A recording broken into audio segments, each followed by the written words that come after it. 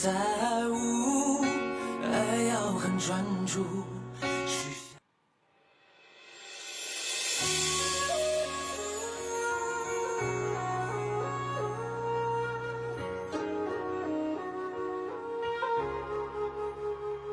北方的北风，有谁听懂？呼啸而过，又是什么内容？后的刻在无，爱要很专注，许下一个远走自己的路。妙句的表情，谁来护送？故事里的人物都在途中，这听到抽筋，问谁还清醒？与一起为邻，我好奇干预。削弱了阴霾，呼啸春来，我在天地间豪迈，谁来精彩？哦，英雄气概，热血涌了上来，这里的故事变成传说存在。Hello， 大家好，我是摩登兄弟刘宇宁，欢迎各位新年快乐！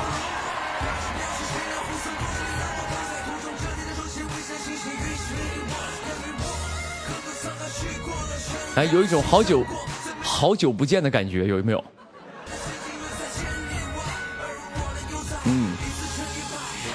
的表情，谁来护送？故事里的人物都在途中。这天道抽筋，问谁还清醒？与一起为邻，我好奇干预。你说几年不见了，是不是？就是有一种一日不见如隔三秋的感觉，是不是？那我算一下，上一次好像是28号直播的吧，10天啊，10天左右，还行哈。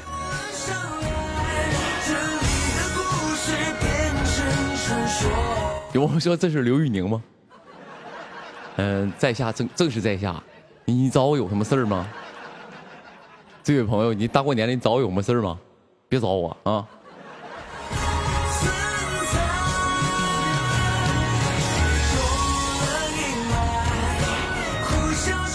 有朋友说你谁呀？有朋友在公屏问说你谁呀？我收电费的，开门啊！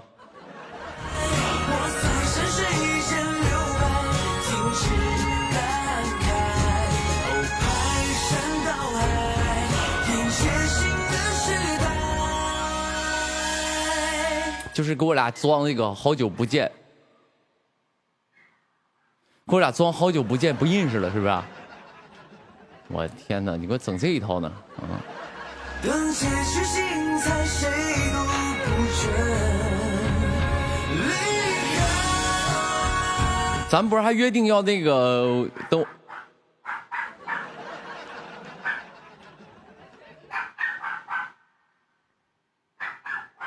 抢戏啊？抢戏在那儿干嘛呢？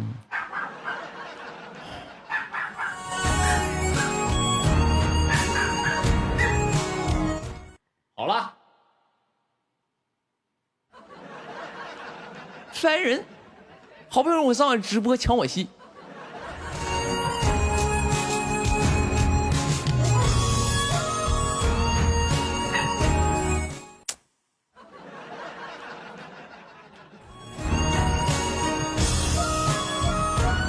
有朋友说老大，你什么时候结束？我什么时候去写作业？你这寒假作业还没写呢，这个有点不太对啊！现在马上关掉我的直播去写作业去，好不好？学业是正事儿啊，我这都是那个不是什么正事儿。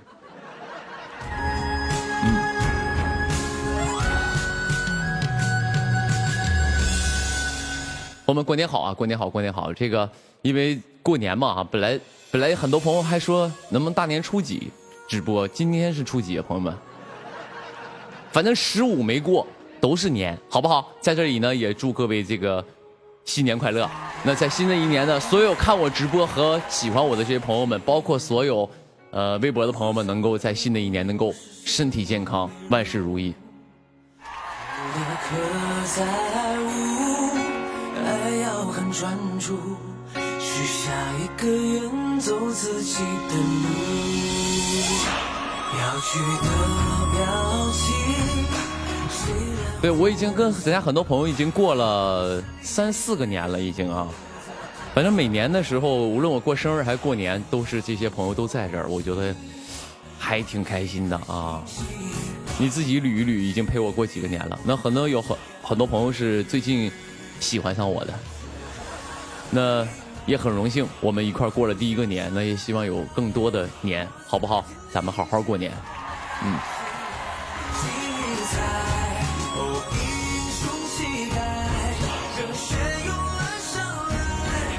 有朋友说你怎么白天来了？我是猫头鹰吗？我一定得晚上才能出没？不是啊，这好像也是白天吧？啊、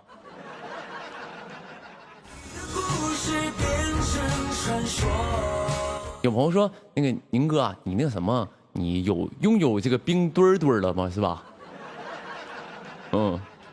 所以希望朋友们在拥有冰墩墩的这个同时，去看看这个小虎墩儿，好不好？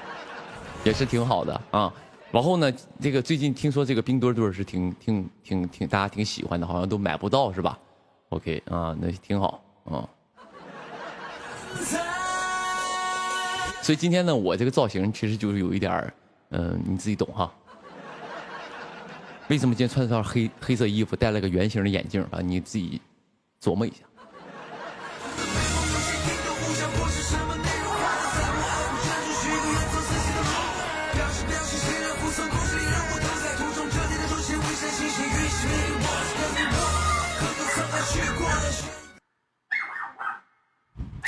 你没完了吗？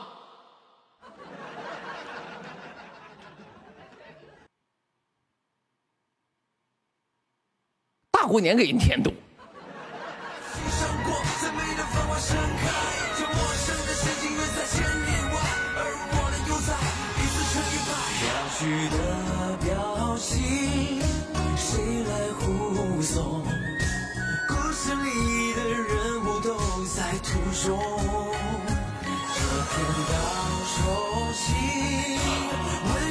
有朋友说你凶呆米，就我自己的狗啊，就是喊2句还不行啊，我得每天从它都得就是有一种就是礼貌待客的感觉，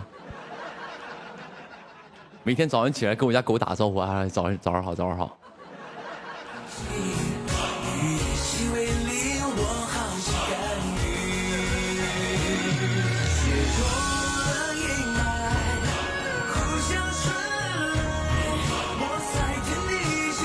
我不知道大家朋友们在这个过年的期间都干嘛去了，我不知道啊。然后也希望大家都能够在过年如果休息的时候好好休息休息，然后迎接新的一年工作啊。有朋友问我牛油果管用吗？哎，就吃那么一次。我上次直播跟大家说了，我说那个吃牛油果好像对皮肤好。然后呢，我说我吃1周跟你们见证一下。结果呢，就是那天我就吃了一个嘛，吃完一个就再也不想拿第2个了。我太难吃了，什么玩意儿那是？那是能吃的东西吗？那玩意儿。我说宁哥，你那个没熟，你懂吗？你宁哥就是一个做厨师的，能知道火龙果熟没熟吗？我能不知道熟没熟吗？然后那个已经熟了，是非常那个熟的一个，熟不熟也那个味儿。我以前也吃过一次啊。就是难吃，反正那个东西没啥可说的，就是难吃啊，不是火龙果，牛油果，说错了。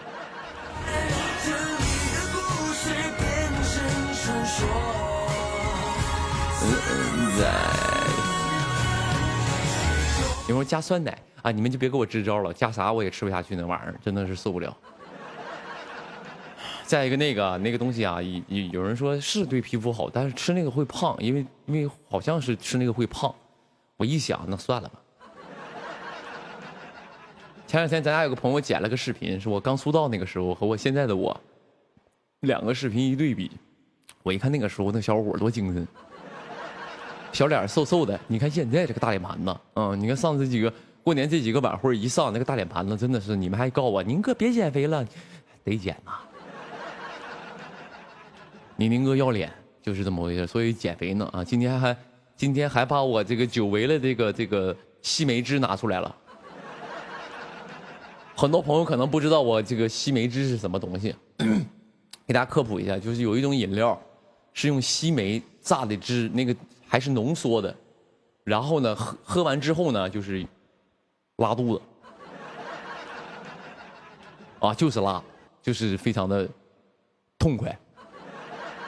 西梅汁，然后呢我好久没喝了，但最近久违了，把这个对大老师给我推荐的，大张伟给我推荐的，然后我久违的没喝了，但最近我觉得有点不像话了，喝点吧啊，看看能不能瘦一点啊，哪怕瘦个1-2斤，上镜也是明显的啊，因为过两天有个还挺重要的活，别到时候上去让人让咱家朋友给咱家朋友丢人。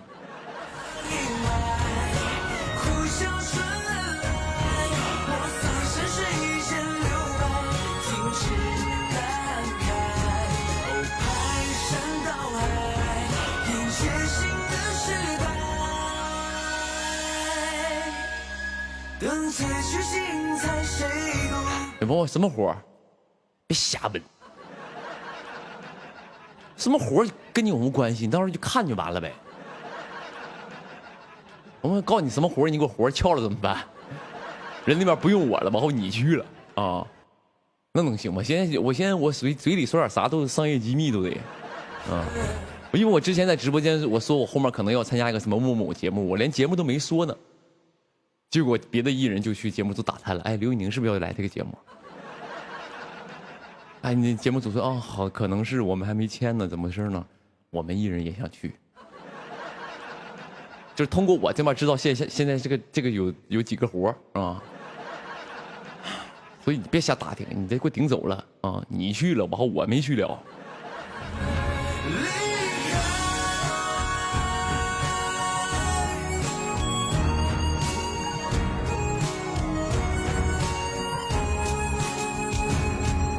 把他曝光，等我60岁的，等你林哥60岁不管不顾的时候，我给你做个八卦号。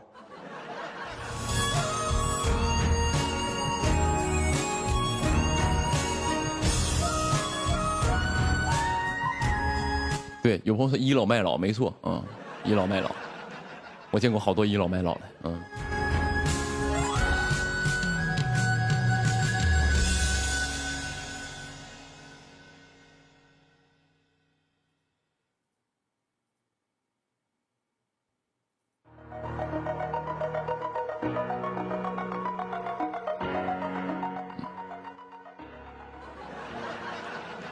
有朋友说：“宁哥，那你现在就做这个八卦号呗？”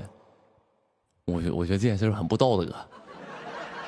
你别以为我没想过，你宁哥就是有点啥事就喜欢琢磨点活干，多干一行是一行。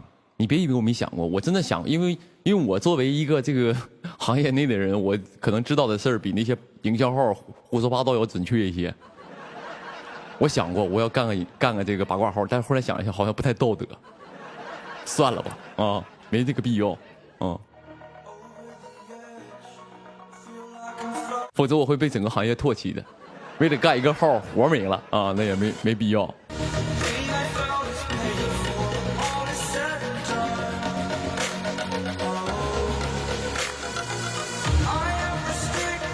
有的时候我真的我看到那个什么我看到那个有一些营销号上面写的说谁和谁在一起了。然后俩人其实怎么样的，他私底下，我看完我都想笑，我看完纯的想笑，因为我们这个行业是有点知道真相的，我就是看完真的是想笑，我真想给他留言，我说你知道个屁，你知道，你懂个六，你懂啊。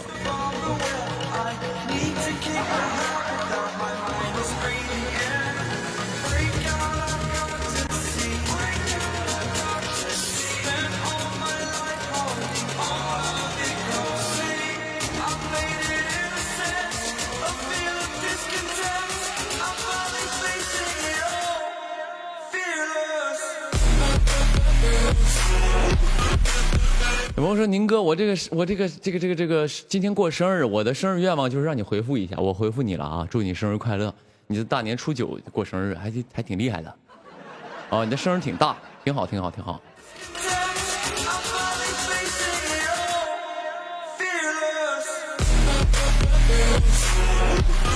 有朋友说你开小号，哎，太不道德了，算了吧，开玩笑啊，我干不了这种事儿，我特别不喜欢不道德的事儿。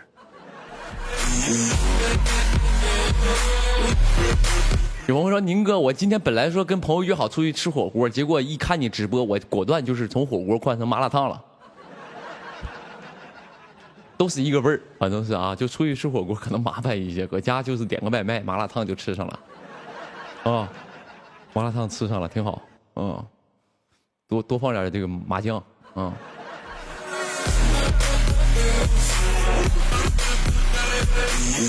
有吗？今天播到几点啊？你怎么事儿？你有事儿啊？你一会儿就是8、9点钟有局儿是吗？要去看电影啊？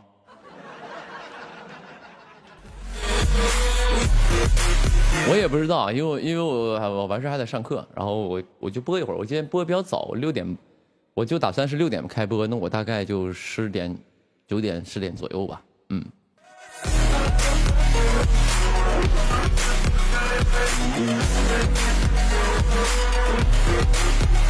你要上课？对呀，我得上课呀，我得学习呀，就是人不学习不废了吗？有朋友，那你上什么课？瑜伽。我在家练瑜伽呢，这个音就是上课嘛，上瑜伽课，就是那种的。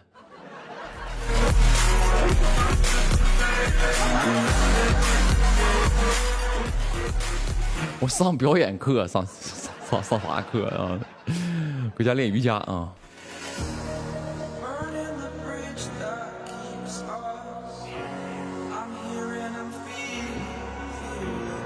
我说宁哥，你消失了好长时间，我干活呢，录我台 ST 呢，一堆活呢啊！我现在欠2首歌没录呢啊。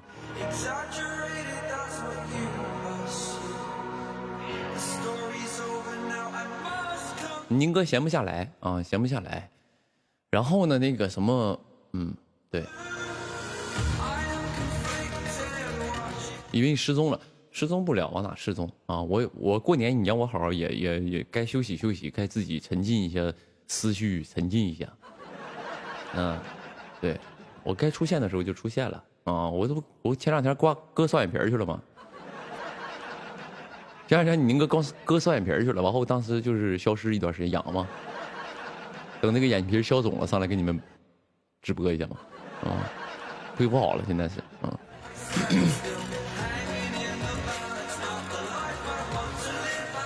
但好像割完这个双眼皮好像还这么小，割失败了啊，完了啊！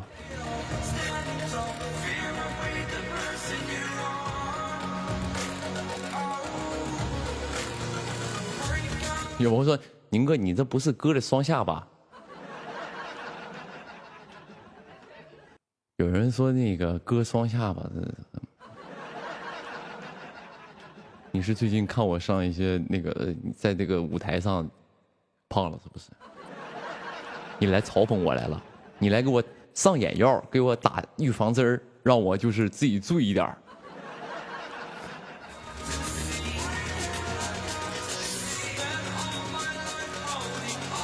今天没戴帽子，为了让你们看清我刚割的双眼皮吗？没有，没戴。我寻思我老戴帽子，大过年的，我觉得别给你们一种太压抑的感觉啊。虽然穿了一条黑啊，我寻思大过年别给你们太压抑的感觉。我本来想后面挂点福字什么的吧，给你们弄一弄，但奈何都贴门上了，没有现成的。我寻思算了吧，我就那个什么，我就我头发也没造型，就是刚才洗完头之后有点湿吧，我就喷了点发胶给它定个型，就是日常就这样事儿啊。上来给你们播一会儿啊，就是。也没戴帽子就不戴吧，难得不戴一次，下次肯定会戴的啊。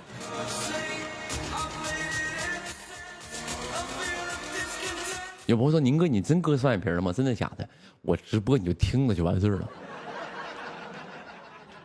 我说的话呀，我在直播过程当中说的话，你就听着玩就行，你别走心。你只要一走心，一过脑子，你就废了，一瞬间这个智商就打折了。我跟你讲，啊，有些话你得听一听，有些话就是我的胡说八道的在那儿，你就。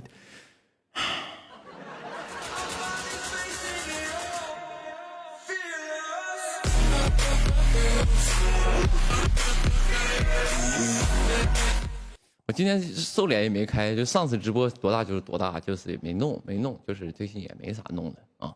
主要是怎么事呢？我这个可能是把头发梳上去了，然后露额头了，显得脸长一点，就没那么胖了啊。是这个道理，从视觉上啊。有朋友说宁哥你这个点播了，然后导致我没有心情写作业了。说我这个点直播就是你没有心情写作业，我这个罪过大了，我也太罪过了，就是直接导致咱们这个上升到已经就是影响那个花朵绽放了。你这样子，你先撤吧，你先写你作业，然后我这边有回放，你回头写完作业好好学习，完事了，你再来看啊，休息的时候再来看，你好好该学啊。先去把那个作业写了，好不好啊？你属于碰瓷儿了，好像不看我直播，你平时就特别爱写作业的样子。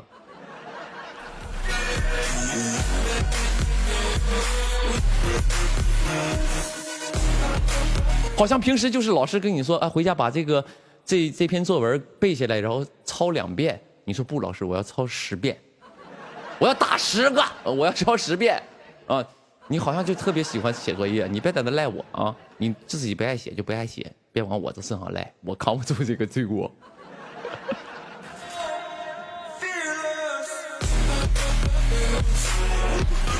有没有来我房间看那个哆啦 A 梦来了啊？你家没有电视啊？你有看我直播这个流量啊？你用手机流量看也是 OK 的啊。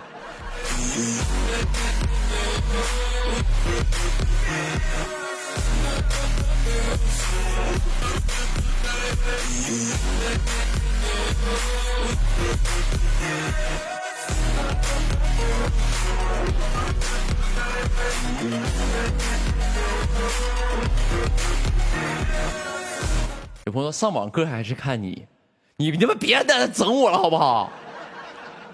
你们是不是在那整我呢？大过年的干啥玩意儿？刚刚又说因为你作业不想写了，这边就说我那边本来要上网课，但是你又开播了，到底是上网课还是看你？你别拿我耽误你正事儿好不好？你赶紧走，你赶紧去看你的上网课，该上网课上网课，你该上晚自习是晚自习，你别拿我受不了，你这样子由于给我逼的下播了，好像我直播做了多大错事似的，你不要这样好不好，朋友们？求你们了啊！现在可得严谨一点啊，可得严谨点，千万别带什么负能量的东西。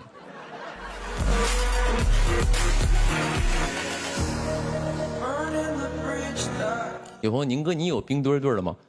我没有啊，我没有啊。你们就是拥有就可以了啊。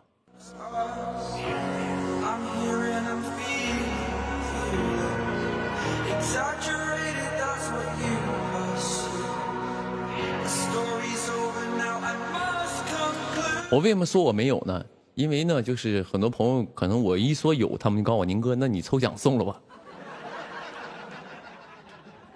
啊，你抽奖送了吧？你我首先第一我不想送，第二我是真没有。哦，我是真没有啊，我也没那么的需要这个，你们去抢去，我也不跟你们去抢了啊。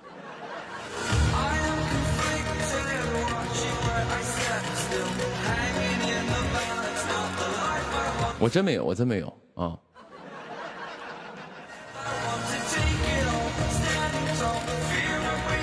因为我看我朋友圈有人发，就是说一个钥匙扣都是卖80多块钱，好像是就还那个什么的啊，大家都疯抢那种的。我是一个就是我是挺喜欢这个小玩意儿的，但是问题是，我一加价的东西我就觉得心里不爽。我不喜欢，不喜欢加价去买某一样东西，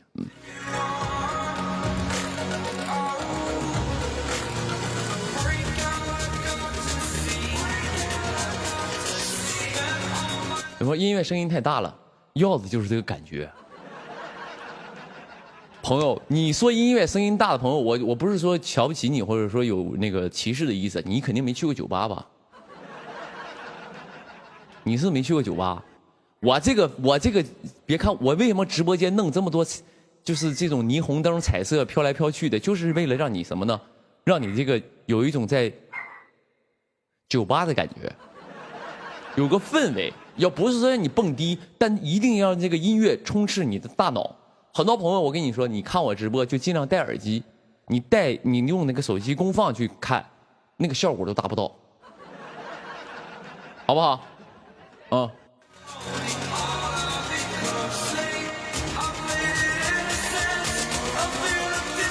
有朋友正经人不去酒吧，那你就有点以偏概全了啊。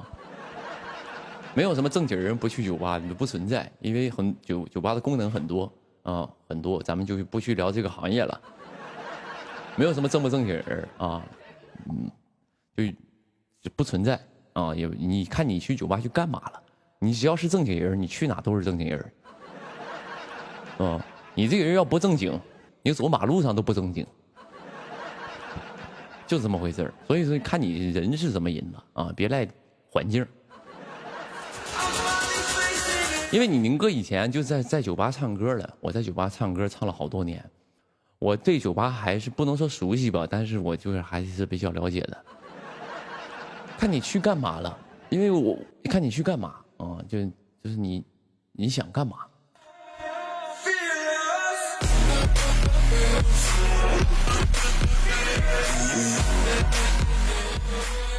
对啊，有朋友说我去酒吧去读书，对呀。为了省家里电钱，拿了本书，拿作业到酒吧去写，是不是？去酒吧写作业去了，也是有这样的好人呢。对呀，这就是，你说正经人有去酒吧，这不就很正经吗？去酒吧写寒假作业去了，都很厉害但尽量不要去写，因为酒吧的那个灯光要不很绚烂，要不是很昏暗，容易对你视力不好容易造成我们这些优秀的青少年这个视力下降，所以尽量还是不要去酒吧写作业，好不好？还有更适合写作业的地方，你不至于说给家里省电费，来个凿壁偷光是吧？你可能现在不让凿壁了不能凿墙了，然后呢，你现在就是完事你去酒吧去借人蜡烛灯去写了，那还不行尽量不要去酒吧练瑜伽，可以，只要你想做，哪里都是你的舞台。心中有梦，哪里都是舞台，只要你想干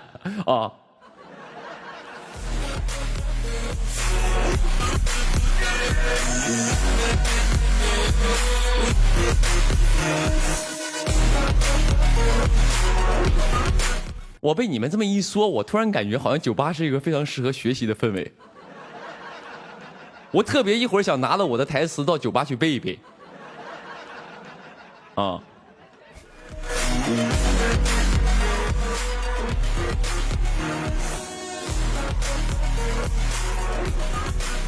有朋友说宁哥，我上酒吧其实给你做宣传去了。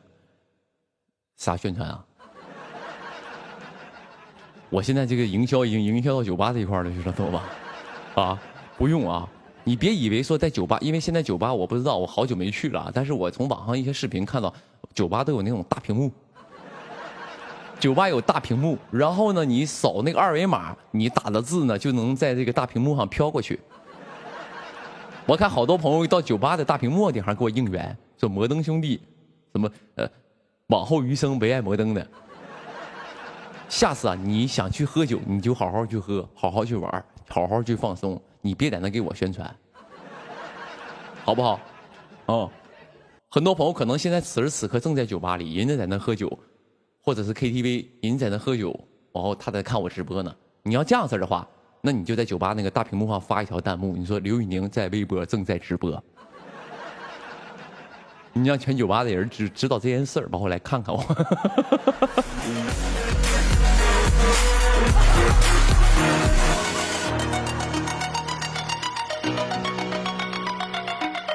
比如说这个酒吧有50个客人，你发完这条弹幕之后，我最起码咱们保守的说我能涨5个粉儿。粉丝就是点点滴滴积累上来的，我跟你讲，就是点点滴滴，一个都是宝啊！有朋友上热搜了，上了吗？啊，朋友们上热搜了吗？没有吧？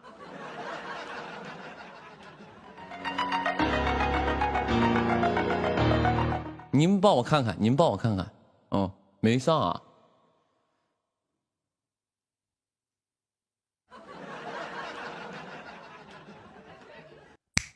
你说本来就是，我觉得这个小子啊，刚才说那个说上热搜那个人啊，他这个在那钓鱼呢。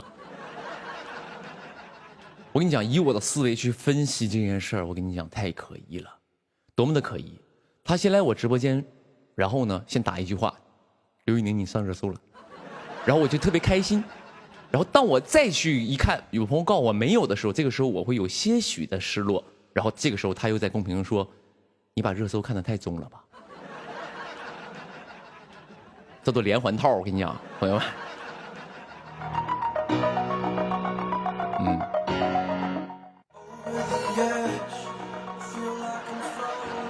你们觉得是不是这么回事？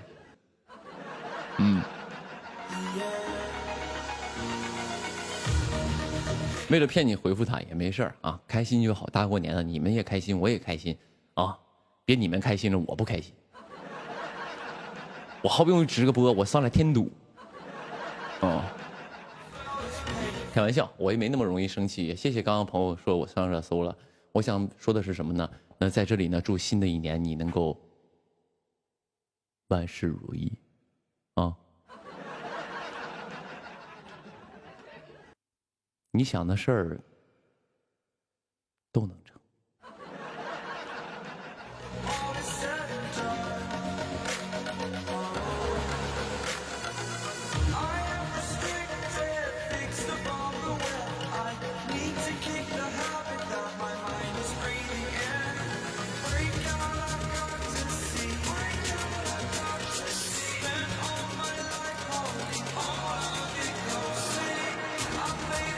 那有朋友说前2天那个什么，我就是那个我们的歌新春特辑不是上了吗？然后呢，那个谁锤娜丽莎和那个薛之谦老师他俩在那个说那个脱口秀调侃我们的时候，然后我突然有个变脸，是不是？我不知道你们看没看到那个啊？有朋友哇，刘宇宁这个变脸，感觉这人好像不太好啊。他这么小心眼吗？怎么急眼了啊？怎么这么小心眼儿？啊？你们刷到那个了吧？好像有人说，就感觉这个人好像是那种的，突然变脸，就是这个人变得好凶。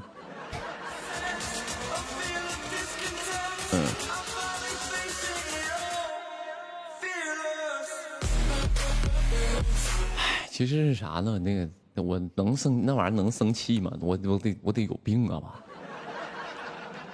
我直播间有朋友叫我儿子，我都不生气，人给我开个玩笑，我生气了。啊，不可能生气，那怎么可能生气？都。但问题是什么呢？因为那个是什么呢？因为自从我演戏之后呢，就知道啊，你到了点儿，你得给反应。你不能 AI 演技，你不能就是在那，你不能就是整个眼里无神，感觉这个人没有投入当中，你明白吗？你到了那个点儿，你得给反应，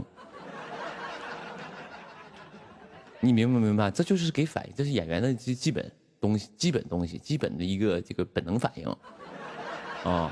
综艺要的不就是这种反应点吗？啊。我假装生气嘛，那我能真生气呀？人家都挺好的啊，我跟人关系都挺好的。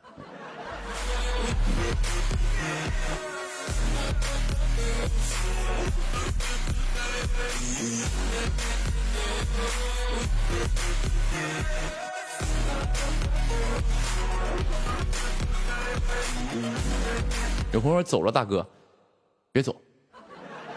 你去哪？你有什么重要的事吗？没有重要的事别走，待一会儿呗，待一会儿挺好的。你去哪？外边没啥意思啊，搁家好好搁家过年挺好的，别出去瞎嘚瑟。天这么冷，再感冒了啊！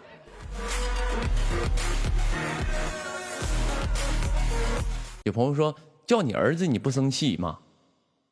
我刚说打比方，我说直播间叫我儿子的我都不生气，然后咱家一群朋友在那刷儿子，我是不生气，但也不能就是人就是这样事儿，老实人不能骑人老实人头上拉屎吧？你不欺负老实人吗？啊？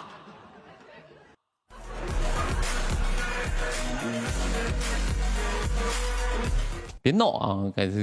别闹啊！也是差不多得了，差不多得了。我是不生气，但是我们这个风格，咱们这个直播间风格很重要，你明白吗？咱们这个直播间的风格和你们的弹幕都是很重要的，因为你现在打的每一条弹幕，都在我微博底下留下生成一条留言。你说有人来看看我微博，刷刷我微博，看看粉丝怎么评论我，看一片叫儿子的。现在我在这个行业年龄挺大，但地位挺低，你不能给我搞这一套啊！就尽量是不要那个什么啊，不要给我弄些不好的一些风气在这里边。看刘宇宁直播都来叫儿子，还行，那不行啊，那别那样啊。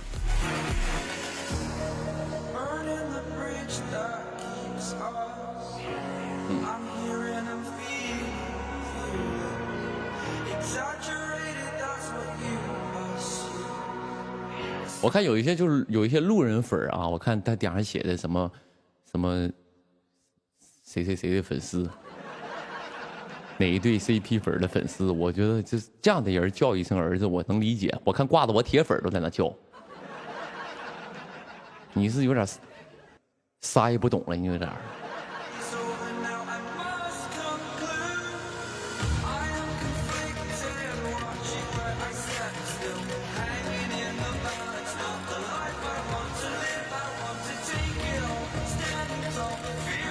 对，咱们这个直播间还是说这句话，就是聊天文明回复，好不好？你作为我的粉丝也好，文明回复，因为我毕竟呢，朋友们，我不是说我是那个艺人或怎么样，我从这一块我觉得没有任何的优势，我毕竟是这个微博的这个直播 king 吧？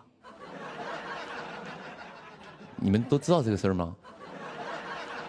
你们知道有我直播 king 懂不懂什么意思？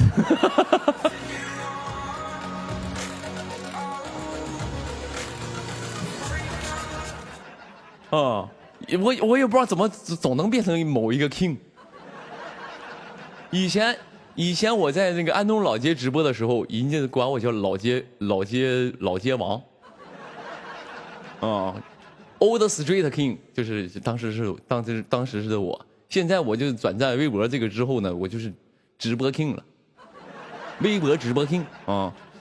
然后呢，我以为就是一个虚拟的头衔，我觉得就是都是微博给面子，人家或者是人家那边也挺好的，给你一个就是至于鼓励，好不好？就是让我就是好好播，也给我点鼓励，是不是？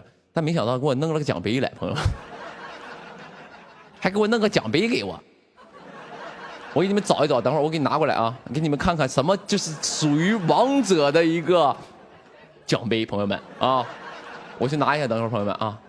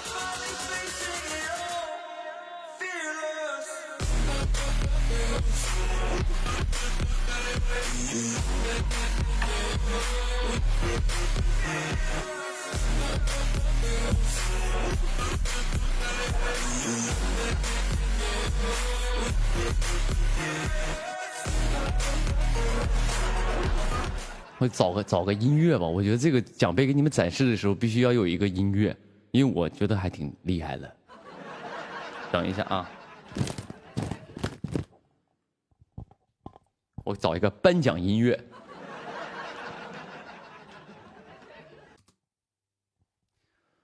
颁奖音乐大气啊！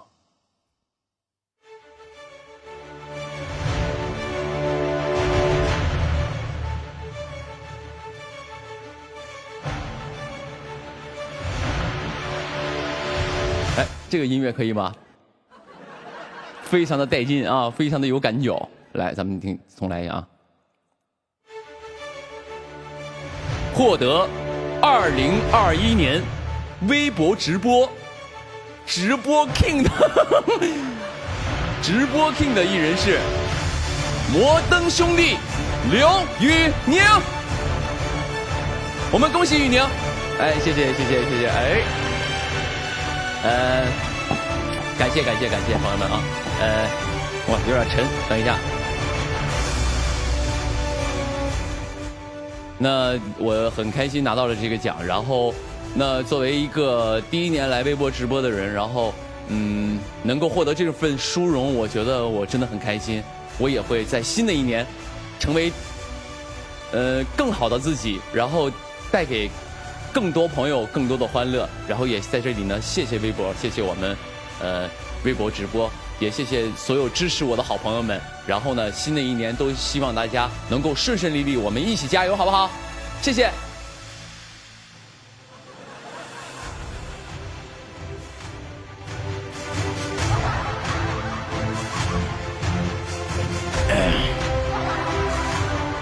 可以啊，也没给一个颁奖仪式，我自己整一个，对不对？咱们自己整一个，就是咱这块儿也是显得这份荣誉非常的珍贵。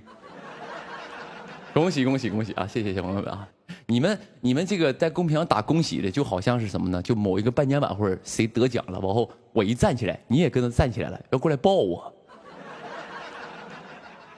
哎，我不知道你们就是这个音乐嘎一响起，恭喜获得直播 King 的那个艺人是摩登兄弟刘宇宁，这个时候嘎我站起来了。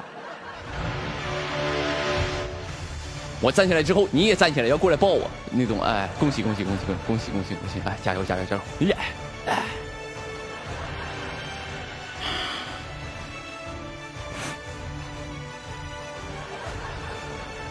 行吧。有朋友说这个奖杯能不能抽奖送了？你开什么玩笑？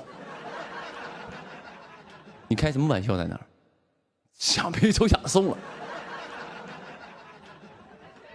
显得那么的，那不这个奖杯就是那得多么随意，好像这份殊荣就是没有什么价值的感觉，怎么讲随随便便抽奖就送了？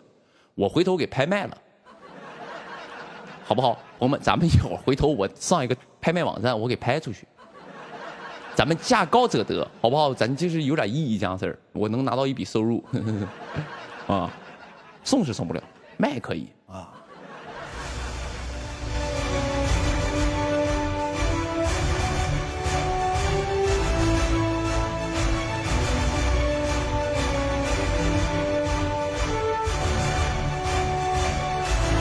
开玩笑啊，怎么可能卖啊？闹呢！你也别想了啊！这个东西呢，我相信就是怎么说呢？这个是永久珍藏，等我60岁的时候再拿出来展示啊！想想年轻的我干过这么一件露脸的事儿。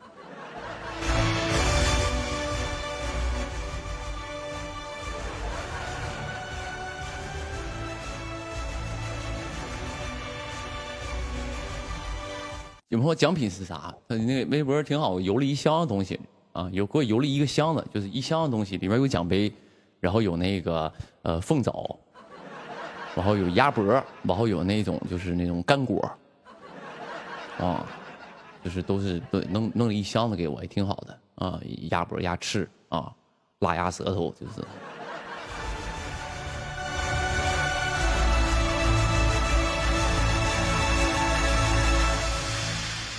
没开玩笑，没有啊，直播必备小零食啊，就是这种的也没有啊，不是零食大礼包啊。我说的话你就听一半，信一半，有一个奖杯啊，后面那些就是废话，别听了啊啊。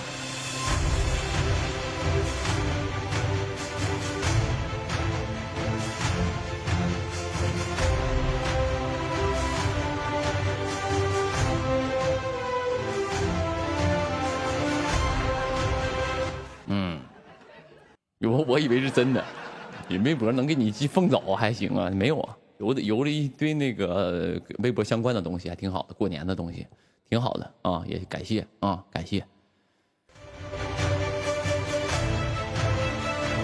好啊，换个音乐，颁奖完事儿了啊，没人给我颁，我自己颁一个，挺好，嗯。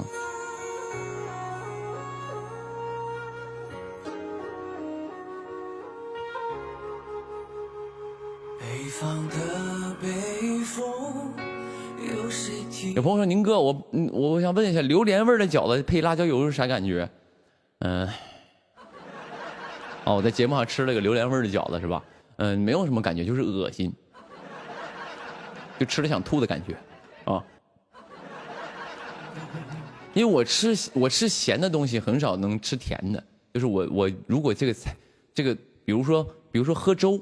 我喝不了甜粥，你知道吗？因为很多人很多朋友喜欢喝那种粥里加糖，但是我喝不了甜粥，我不知道就是那种我一喝甜的粥我就觉得受不了。但有些朋友就喜欢，很正常。当然，如果它是八宝粥啊，我认定它是八宝粥，它是甜的，那我觉得那也可以。但如果是皮蛋瘦肉粥是甜的，那我就受不了了，那我就得崩溃啊，就是这种的啊。比如说馒头如果它里边是甜的，我就糖包什么东西我就很不喜欢吃，因为我觉得那个馒头就是来就菜吃的，菜是咸的，再和甜的吃就有点那个啊。又是什么内容？后的刻在无，爱要很专注，许下一个愿走自己的路。要去的表情。然后宁哥，那你吃面为啥加糖啊？满被人抓住把柄了啊！刚说这个吃咸的东西不爱甜的，结果吃面条加。因为我上次直播不跟你们说了吗？什么叫做红烧？我当时去那个面馆点的面叫做红烧牛肉面。红烧是什么？红烧就是酱油和糖和大量的糖，但它那个糖少，我就给它加点糖进去，让那个红烧的味儿更浓郁。不懂了吧？啊，当然也不是什么面都加糖，比如说我这吃兰州拉面，那就不加糖了。啊，清汤面啊，牛肉面什么的我就不加糖，那红烧的东西就加点糖是更好吃的。哦，你们可以试试，下次你们吃红烧拉面的时候，红烧牛肉面的时候，只要跟红烧相关，你往里边加一勺糖，你会发现那个东西更好吃。真的，你可以试试，宁哥。宁哥告诉你的，你下次放点糖之外，再点一点醋。无敌了，很多朋友不爱放醋什么东西，但你可以试一次啊！吃红烧牛肉面的时候放点糖，放点醋，啊，一丢醋，别太多了就行了，无敌了。谁来护送？故事里的人物都在途中，上天道酬勤，问谁还清醒？与你去为离我好几个月。有朋友说：“宁哥，我如果听完你的不好吃怎么办？不好吃你找我报销。你是希望我这么回答吧？比如说你点了一碗面，这个面我通过我的一个引导说加了糖加了醋不好吃，我这碗面钱怎么办是吧？你的意思啊？我给你报销。啊，我这边要不报你就报警。你跟啊，你只能这么解决。”就只能我只是建议啊。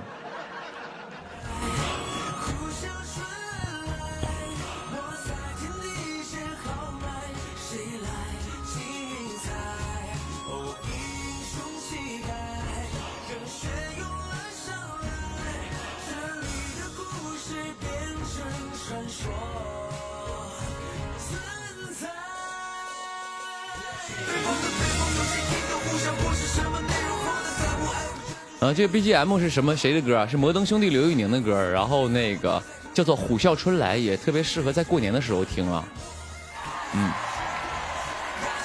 因为今年虎年嘛，虎啸春来啊。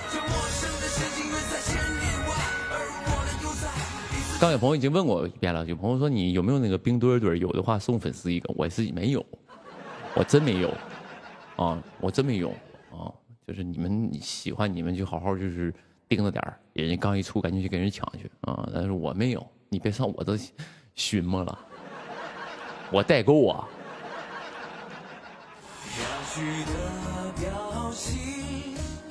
有朋友说那我送你一个，不用不用，到时候我自己会拥有的啊，不用不用啊，也这玩意儿也不是说一定得人手一个，它也不是身份证啊，你留着就行了啊，你留着就行了啊。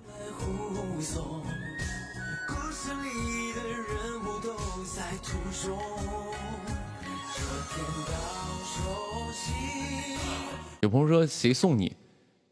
我刚刚就随口说一句，我说有人会送我的，然后你就说谁送你？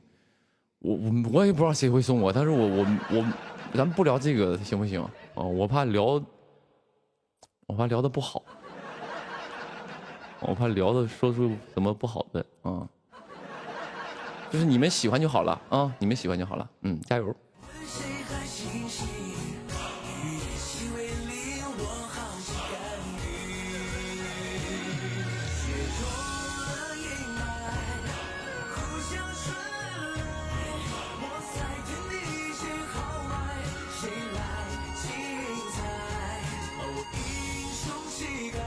有朋友应该是富婆送的，唉，在等呢。有哪个富婆说要送我，你就联系我。没完了吗你啊？行，让戴米上来给你们这个拜个年吧，好不好？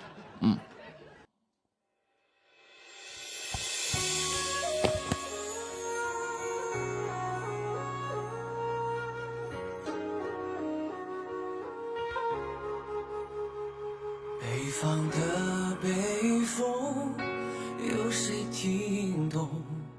呼啸而过，又是什么内容？厚的刻在无，爱要很专注。看这儿，看镜头。许下一个远走自己的路。作为一个艺人，一点镜头感都没有。要去的表情，谁来护送？故事里的人物都在叫啊！刚才不叫吗？你叫一个呀，厉害呀！叫一个厉害一个人。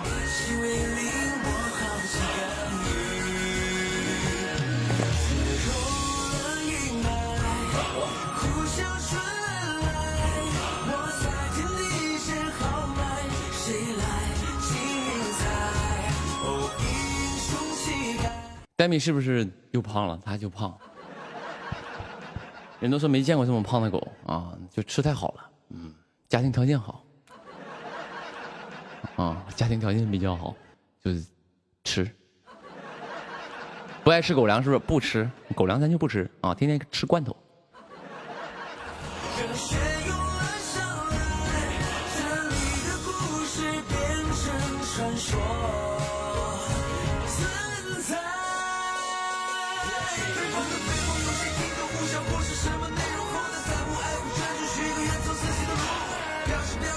有说宁哥你播快点，一会儿有那个比赛要看，你去看吧。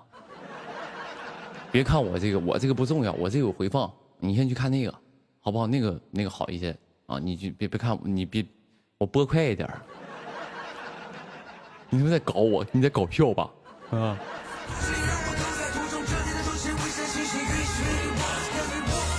叫我播快一点。直播这个节奏还有快慢吗？就是你感觉我这个直播现在就能开1.5倍速，或者开2倍速，我的天哪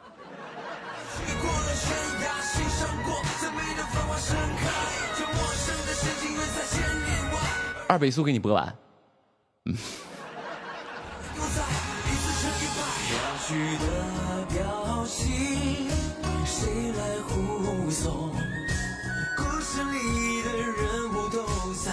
中。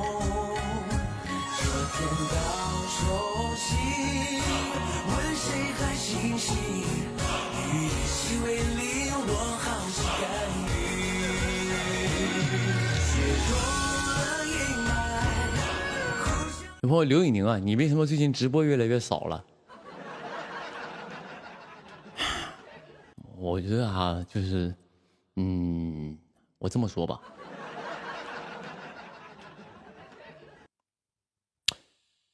当然我这个形容可能不太恰当啊，可能这个形容不太恰当。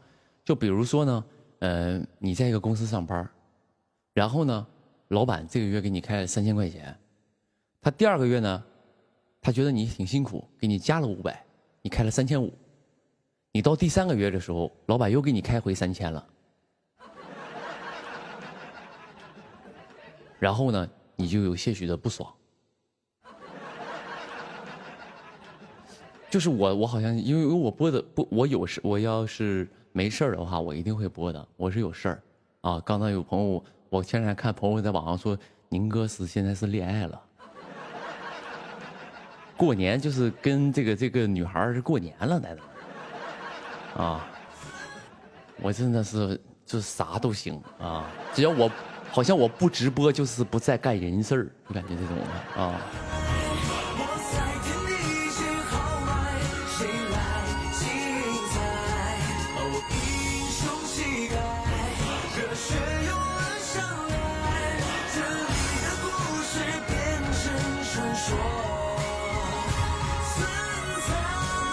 没有，因为咱家会有一些粉丝嘛，就是对我非常的爱啊，非常的爱我，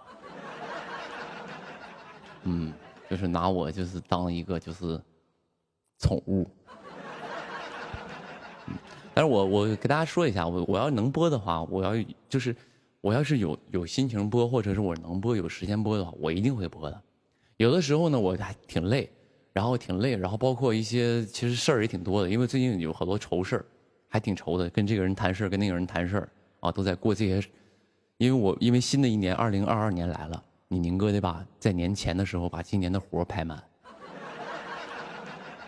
我跟你们想的不一样，因为我这人就喜欢做一些提前准备。我今年2022年来了，我要跟我的团队把今年的活排一排，该聊戏聊戏，该聊综艺聊综艺。因为你们是过年在家休息，我今年还得干活啊，我不能让自己闲下来啊！我跟你们很多朋友心态是不一样的，我也不能跟很多人的心态一样，我知道着急，所以当我有心情能播的时候，我一定会播的，所以不要强求我，我当然会播，我是喜欢直播的，我上来跟你们唠会嗑，胡说八道一会儿，我还挺放松的。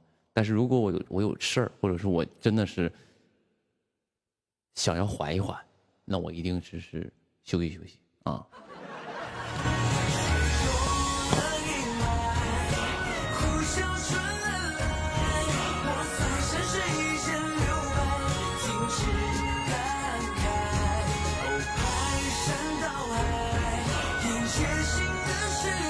我也不是，我虽然直播的时候每天都很欢乐很开心，但你宁哥也不是傻小子。一天跟傻乐，我只是很多时候不喜欢把负能量或者我的一些事儿，就是我哪怕是负能量的事，我也希望是一个开心的方式跟你们分享，然后就是这种的啊。对，但是我也不是个傻小子，不知愁，每天跟粉丝俩玩，就天天直播，啥也不干。你今年的活你自己心里没数，没有着落的时候，你就还挺压抑的。等结局精彩，谁都不准离开。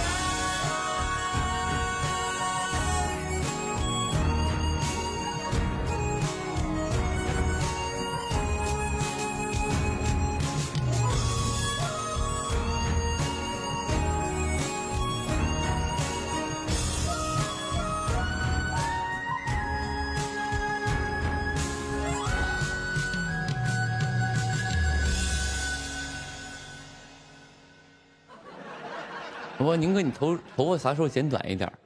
我真的是，我前2天想要回北京去剪个头发啊，把头发剪一剪，结果这个戏吧，定妆的时候就失误了，你宁哥有点失误了啊。那个定妆老师呢就说你头发这么长，要不用你自己头发吧？你自己头发用一半，所以他用了个半头套，就跟当时那个黑眼镜那时候有点像啊，就一半的头套，一半头发是自己的啊，后面黑眼镜是接在后面。但这个呢是接在上面，然后后面头发是我自己的，就是我，然后那个化妆的老师说那个头发别剪了啊，我这不绝了吗？这不是，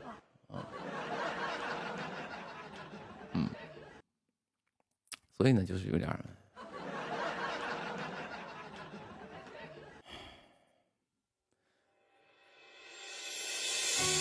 非常的愁人啊。所以我可能过2天回北京一趟，然后就给头修一修，但是长短应该暂时弄不了了。但是这个戏完事我一定给他剪了。那妈，忙到死我了！就是这个头发就是特别忙到，我以前就特别想留个大长头发，留完之后发现就是真的太忙到了，天天杵个脖子特别捂得慌啊。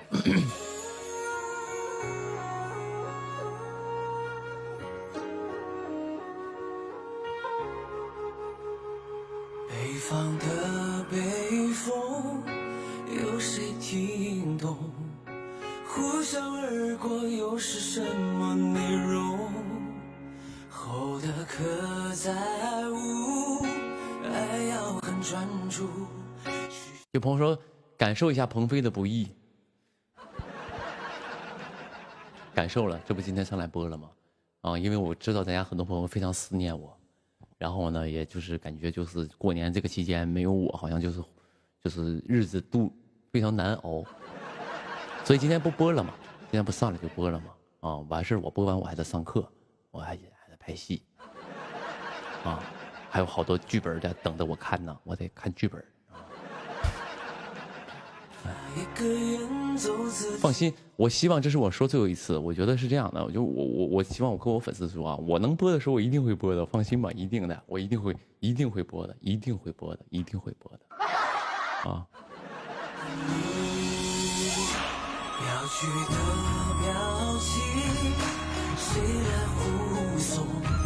有朋友说陪女朋友吗？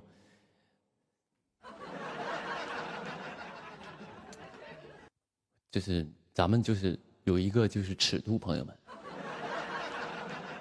啊，咱们就是有个尺度，尽量不要是叫老公啊，或者是玩这一套，好不好？咱们有个尺度，啊。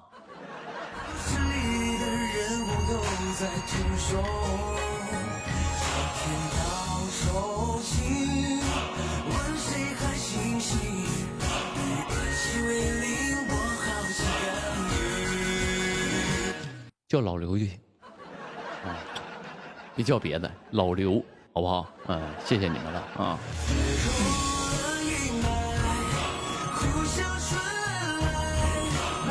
有人说老刘好土，老刘好像就是老刘这个名字一听好像就是感觉我就是一个就是一个司机师傅。哎，我们厂那个司机师傅老刘。前2天他姑娘回来了啊，怎么？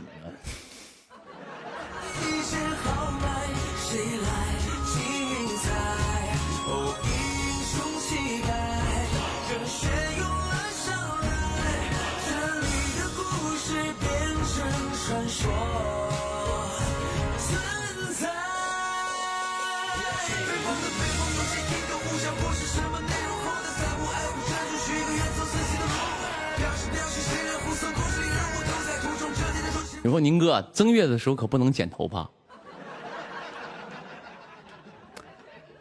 啊，对，因为有迷信说正月剪头怎么样哈，要对自己的亲戚不好。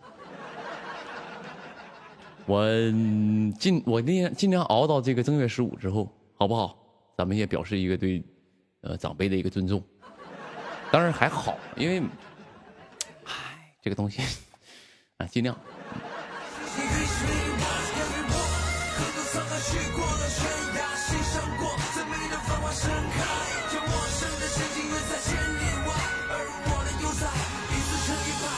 去的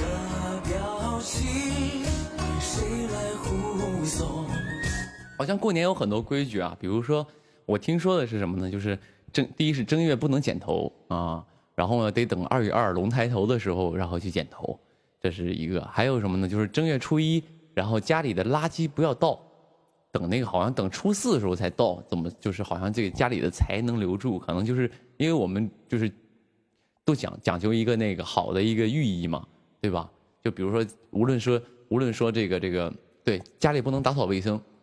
就是那种感觉，啊，这个没听说过，这个反正就告诉你们了，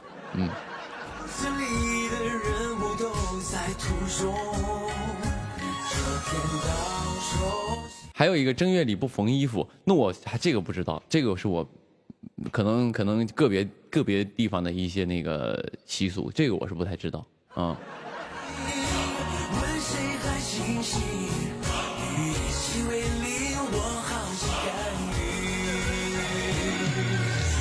我妈说正月不能哭哦，对，就是大过年的你哭什么呀？因为我们就特别讲究过年这件事儿嘛，对吧？我小时候过年也是，每年过年就是希望都开开心心的，对吧？就是那肯定过年开心，你这一年都很顺，就是有一个寓意嘛，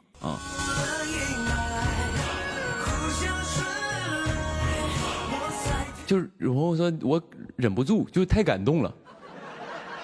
我妈跟我说正月不能哭，但我就忍不住，我太感动了。就是宁哥好久不播了，上来给你们直个播，你感动哭了。啊，这种哭没事儿，这种是喜极而泣，它是另一种，它不能悲伤的那种哭啊，喜极而泣就是这种。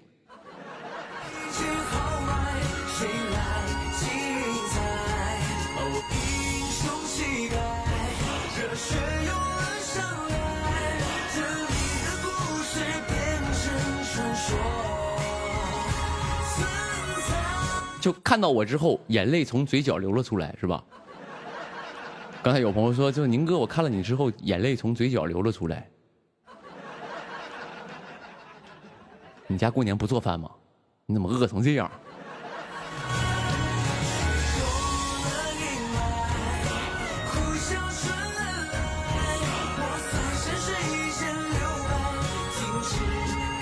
然后丹东有什么过年习俗？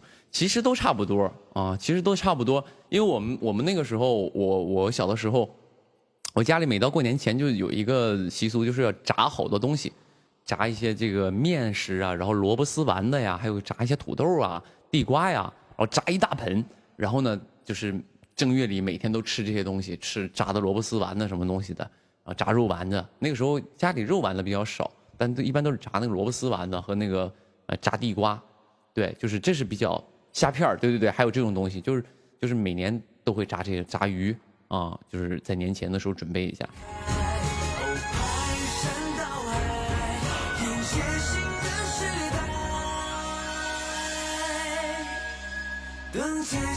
对，而且小的时候，我觉得特别开心的就是可以跟家里这些那个小朋友，我小的时候家里那些小朋友一块去放鞭炮，那个是我觉得最开心的。因为我那个我大爷有朋友可以送他，每年到了过年就会送他好多那个鞭炮啊，送我一些鞭炮，然后我就拿着这些鞭炮跟我这些小朋友出去放去，我就感觉好开心。那个时候觉得每年过年的时候我就是王，因为我有鞭炮啊，然后这些小朋友都要跟着我混呐，他们才能有资格放，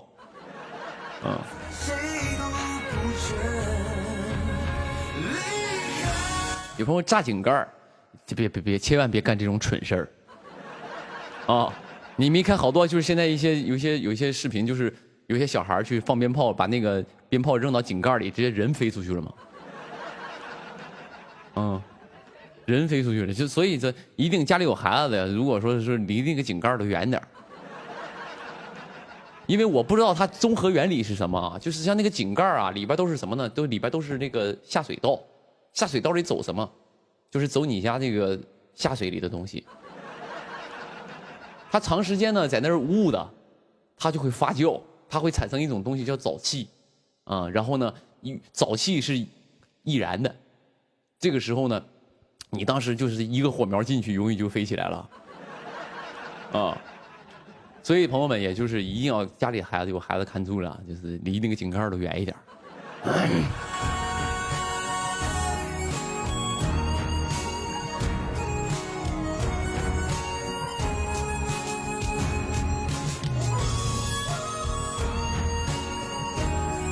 再一个也是从小你得告诉家孩子离井盖远一点，因为什么？还有一种可能会掉进去。我小时候家里人就告诉我离井盖远一点，别走路别踩井盖，啊，就是踩井盖的话容易就掉进去，被黑暗吞噬了啊。再也没有什么太多的了，因为小的时候特别喜欢提一个灯笼，那个时候有一种玻璃做的灯笼，我不知道你们小时候玩没玩过。然后那种玻璃用几片玻璃镶成一个灯笼，然后呢上面画的孙悟空啊、猪八戒啊，然后中间插一根蜡烛，然后把那个蜡烛点着了，提着那个灯笼到处走。啊，小的时候觉得那个灯笼好酷啊，那个是从底下拉起来，然后把蜡烛放下去，然后上面一提就拉上去了，就是那种的。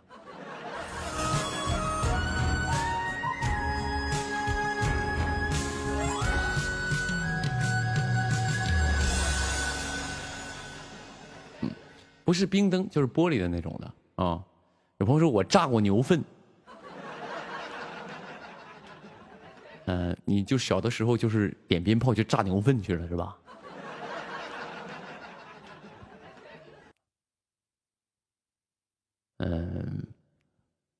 爽。我羡慕你有这样的经历啊，就是我能想象那个画面，那种爆破感一定非常惊人。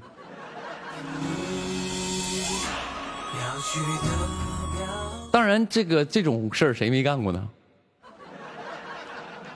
我当时不是炸牛粪，当时是那个时候都是旱厕嘛，啊，我炸过厕所，当然是里边没人的情况下啊，就是小孩就是莫名其妙就有点不懂事儿，往那个厕所里边扔鞭炮。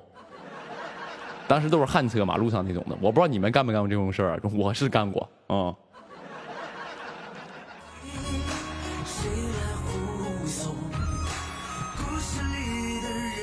上热搜了，真的吗，朋友们？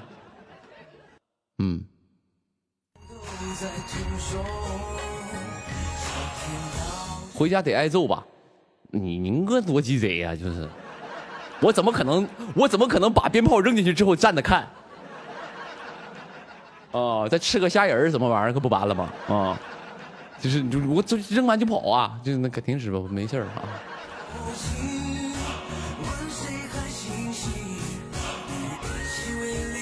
有朋友说我从热搜来的，文娱榜29啊，可以，挺好的，啊，大过年的挺好的，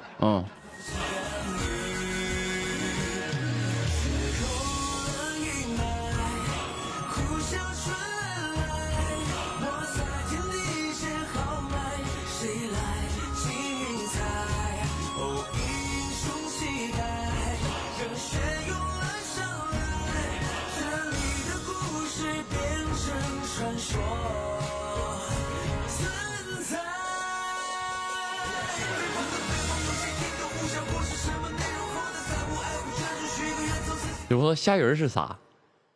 虾仁就是虾仁啊，你没吃过虾仁？算了，很多朋友在吃东西，我就不聊这个话题了啊。很多朋友刚我咬一口苹果，我都吐了，宁哥啊。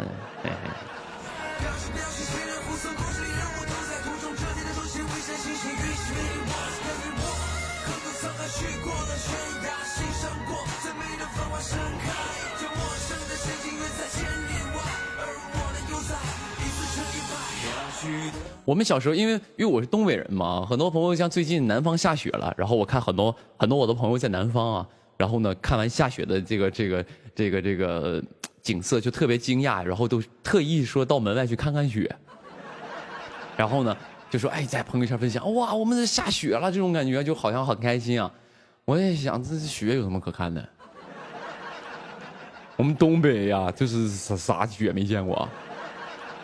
而且我们东北就是我小的时候玩的最多就是雪，就是一到冬天的时候，我就上那个山上，我们那边作呀，就是那个大山上啊，就是那种特别陡峭的山上，然后干嘛呢？山上都是雪嘛，然后有那种陡峭的坡，去找那个当时有那个编织袋子，我不知道你们知不知道什么东西，就装水泥的那个袋子，然后呢找一堆那种空袋子铺在，就是坐在屁股下面，然后呢上面抓着2个角，然后屁股底下是坐着嘛，从山坡往下冲。从山坡往下冲，但那个还有技巧，技巧是什么呢？因为你第一遍冲的时候冲不下去，为什么呢？因为第一遍没有轨道，你得先自己蹭一个轨道出来，哎，蹭一个轨道出来，然后再上来一趟，再往下滑啊，非常的就是刺激。小的时候都穿棉裤嘛，一般玩完之后回去棉花都露出来了，棉裤都磨的啊，回家我奶就骂我。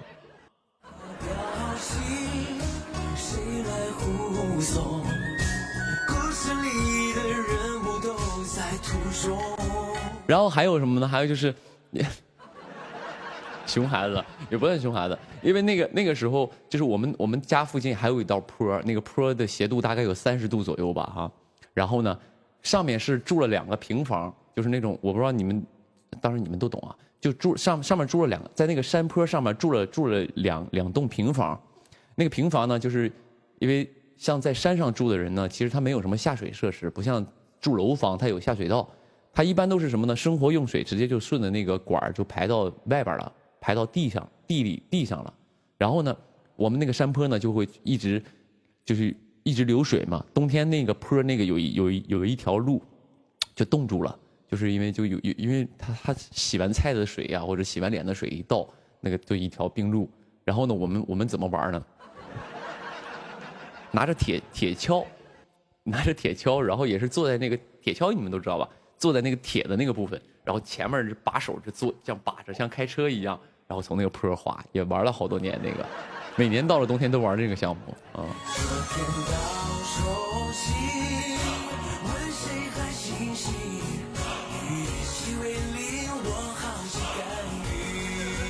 对，那个时候都还没有哈利波特呢，那个时候人就哈利波特骑着扫帚飞，摩登兄弟只能骑着铁锹滑。跟那个哈利波特骑扫帚是一个东西啊，但是我们骑的是铁锹，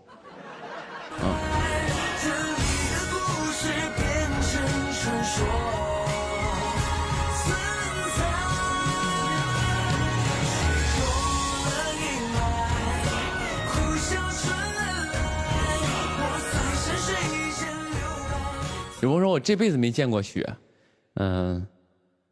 随便找个滑雪场你去看一眼呗，啊，现在看雪也不是什么难事儿，附近都有滑雪场什么的，附近的城市应该都有，然后没有的话就往北方走一走，都会有滑雪场的，来看一看一样啊，早晚会见到的，总有机会见到的啊。我说你玩过爬犁吗？当然玩过啊，咱们有共同的童年，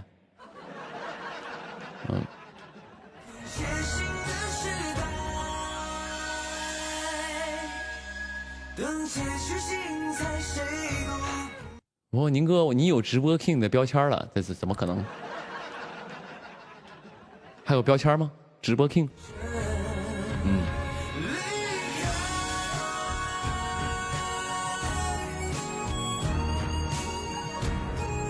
你说过年打麻将了吗？没有，没机会打啊，没打，因为我每年回家都会跟家里人啊打麻将，比如说跟朋友啊在家打会儿麻将，打会儿扑克什么的，但今年是没有机会啊。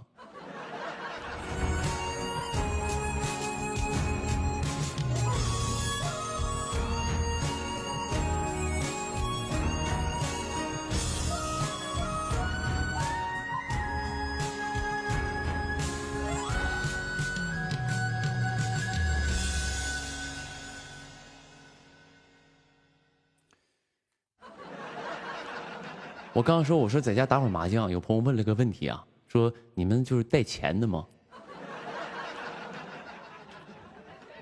就是带钱的吗？我觉得你这个问题问的非常危险，你是不是故意的？你是不是故意的？大过年的，你看我你故意的吧？啊，我们不那个什么的，我们是就是不带钱。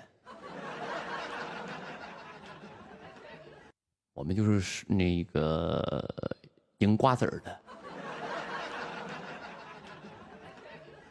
就是输一把 C 就抓一把瓜子儿啊，付给对方啊。后的刻在无，爱要很专注，许下一个愿。有朋友贴纸条的，对我们是贴纸条的。我说宁哥，我想看猫和老鼠，好满足啊。猫和老鼠。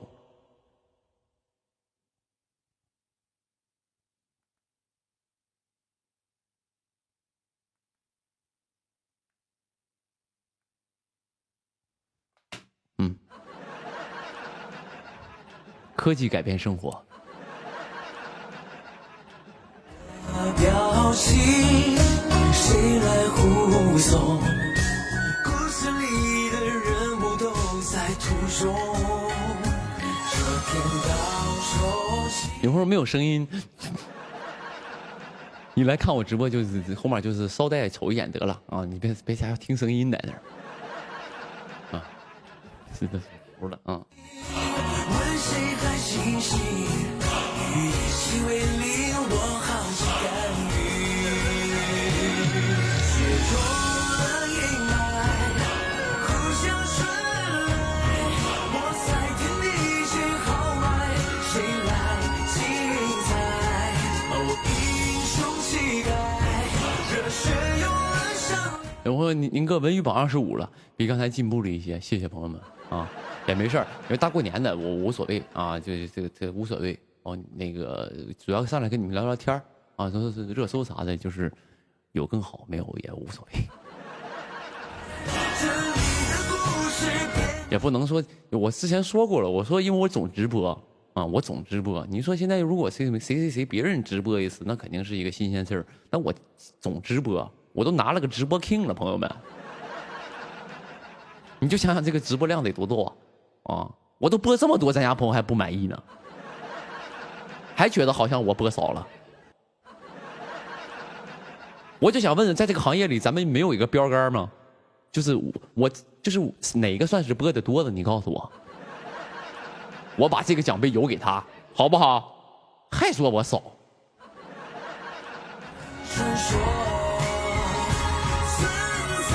我说宁哥，那我不是想你吗？我能理解，我能理解。所以第一，我不是来了吗？第二呢，宁哥也有正事儿，我得干点活，我得发愁啊！我刚才已经跟你们说了啊。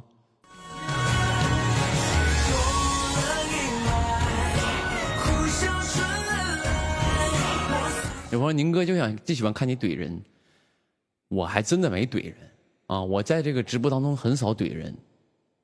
哎，是吗？我没有，我的那些怼啊都是开玩笑，没有恶意的怼。但你如果让我有一天恶意的怼，那就是另一种感觉了。当然也不可能啊，我一般怼都是自黑，或者是跟我看如果他的言语是那种比较友善的，我就会跟他开个玩笑，我相信他也不会生气的啊。有朋友说我慕名而来。这么有名吗？现在是不是就是在这个江湖上，现在已经传言有新出了一位叫做直播 king 的选手，对不对？是不是已经在5公里之外听说了这个名号，特来拜访一下？这位微博直播 king 是谁？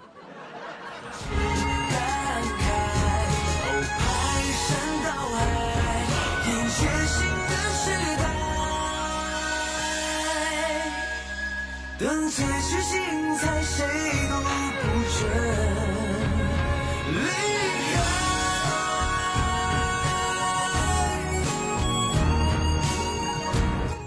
有朋友一直在这刷啊，问我说：“宁哥，你啥时候找对象啊？你啥时候处个对象？”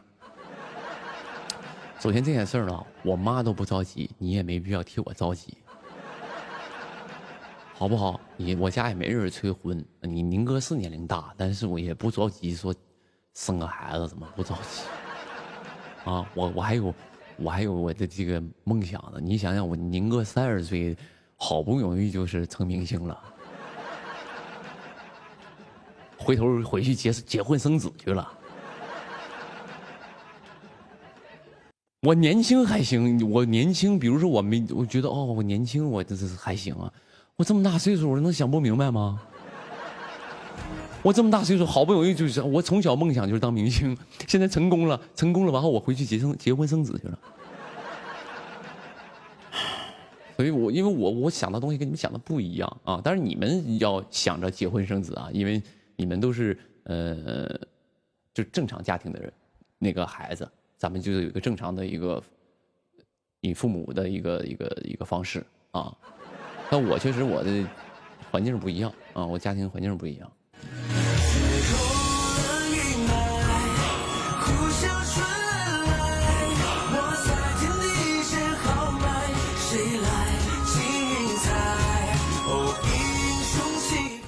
有朋友说你哪不正常，我哪不正常，我就不跟你分享了啊。就是每个人家有本难念的经，每个人的家庭和成长环境都不一样，出来的人的性格和想法也都不一样。你可能理解不了别人，别人也可能理解不了你，但不需要彼此理解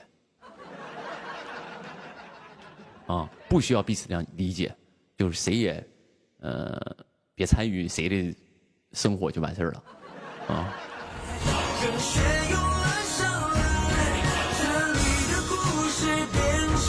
传说存在。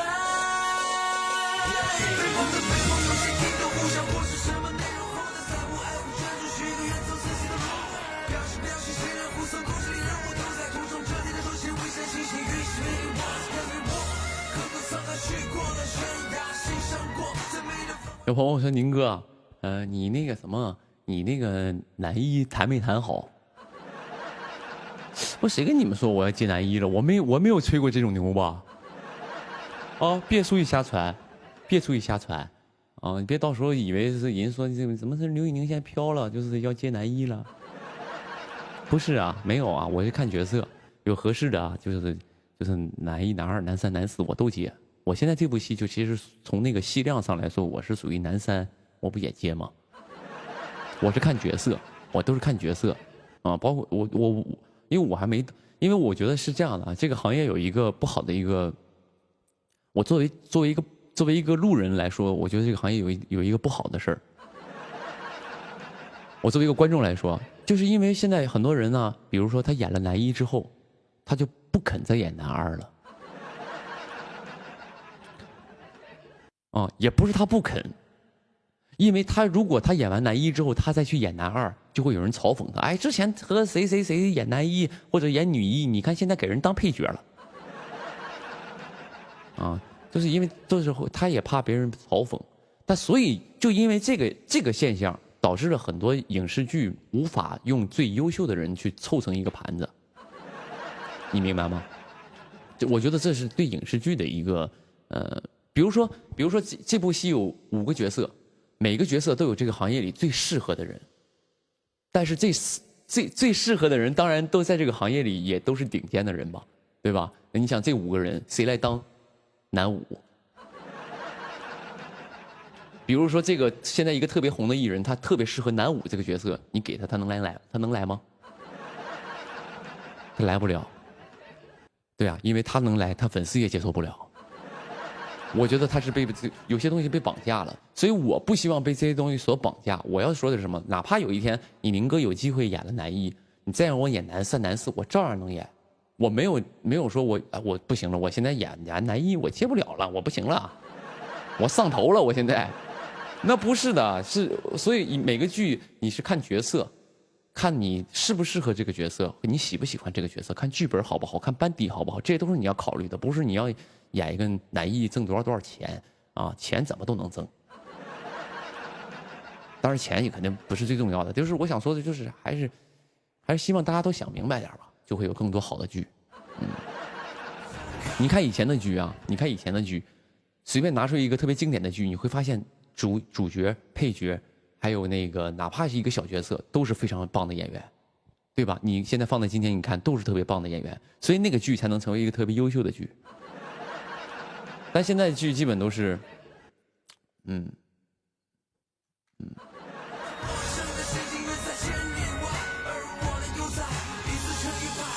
绪的表情，谁来护送？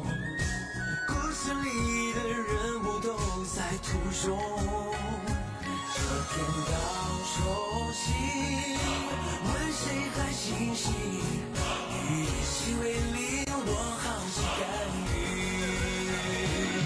雪融了阴霾。所以呢，我希望什么呢？我希望，比如说有一天我真的是接了男一了，然后呢，我再回头接个男四、男五，我希望咱家朋友也不要对我失望，因为我有我自己的一个规划，我有我自己的一个对这个行业的一个理解，你可能理解不了，但你相信我就好了，好不好？嗯。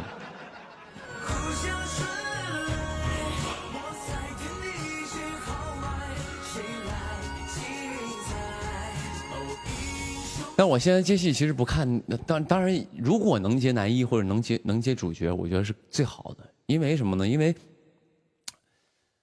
什么？回头再说。嗯。因为总演配角吧，我觉得有些无力。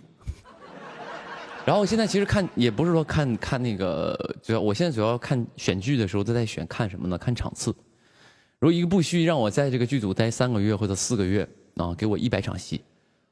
我是接受不了的，啊，4个月我拍100场戏，我自己会觉得我在浪费时间，而且这100场戏拍4个月我也有点受不了，嗯，所以我一般都看场次啊，也看人物看场次，如果这个人物特别好，就2场戏也没必要，啊，这个人是个神，你要去演一个神啊，演一个这个微博直播 king。这个人设不绝了吗？然后当时就告诉你，就1场戏上去发表一段获奖感言，你就撤，那我就不去了啊。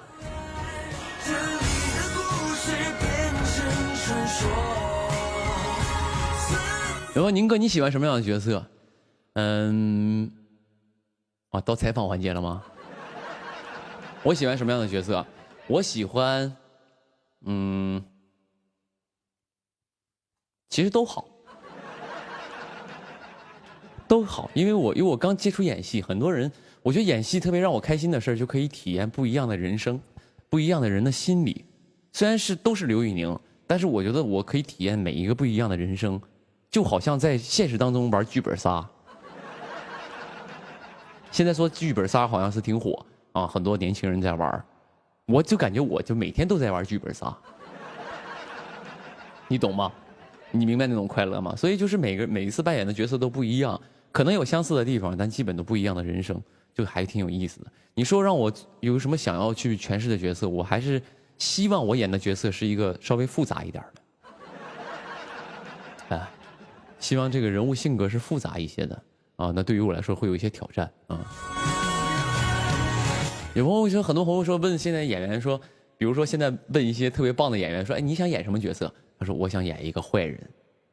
但这种问题问到我身上，说那个你想演什么样的角色？我就觉得我想演一个好人，我想多演一点好人，我想演一个善人啊，我跟他们不一样啊。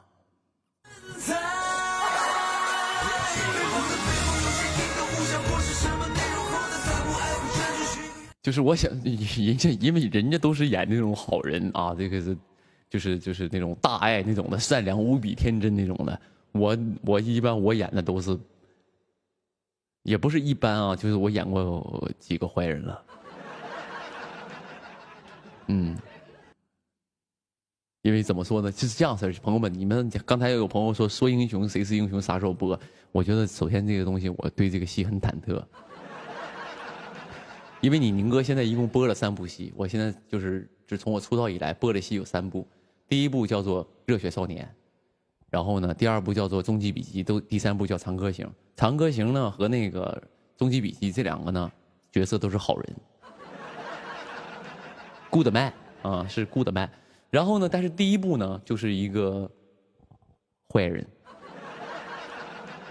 我第1部戏就是演一个坏人，然后呢那部戏就是。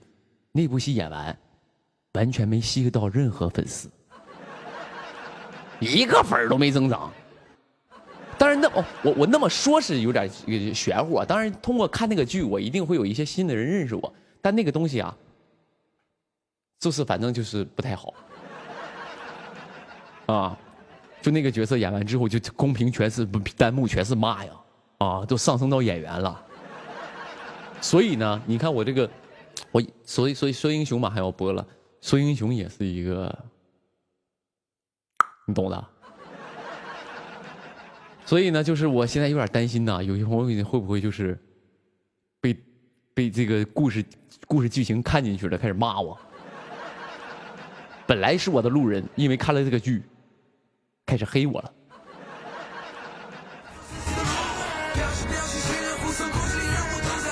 有朋友说代表你演得好，演得好啊，那你就夸我演得好，别骂我。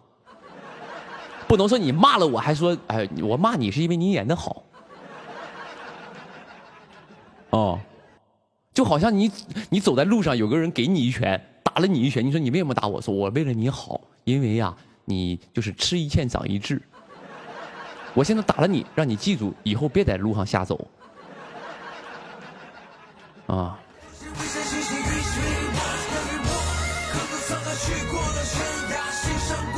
有朋友说骂的是角色，不是你，我知道，我当然知道。但是你去现在去搜那个当时那部戏的弹幕，你看他骂的是谁？他骂的是谁？你告诉我，你去看看，啊，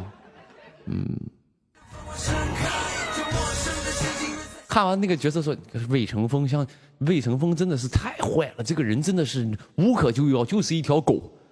我感觉刘宇宁现实当中估计也是这样。你看长那个样就猥琐，相由心生。哎，绝了。所以呢，不着急啊，不着急，就是无所谓了啊。有朋友说坏人涨粉多，希望吧。啊。谁来护送？故事里的人物都在途中。很多朋友说：“宁哥啊，那个什么，你怎么我们看到那个什么说英雄路透了？你那个最后一个发型确实有点让人有点受不了。你那个发型确实让人有点受不了，你就是一个挡一边脸那个是吧？朋友们，我跟你讲，那个戏的3个造型的头发。”是我自己设计的。当时定妆的时候，然后呢，那个老师说，这个弄个啥样呢？你想要什么样的？我就给提了3个方案。我说白愁飞这个角色，我在读剧本的时候，我对他有3个阶段的理解。第一个阶段，刚入江湖的时候，咱们这个角色就应该有点少年感，哎。当这个到中期的时候，他成熟一些了，你这个造型就得成熟一点。到了后面变了，你就是一个就是一定要到极致。所以我为什么说这件事呢？不是显得我厉害，我是希望你们到时候别去骂人家剧组。你别说你我宁哥弄什么这造型是我自己弄的，啊，这是我自己设计的。我告诉老师，我说你给我弄这样，符合人物，弄。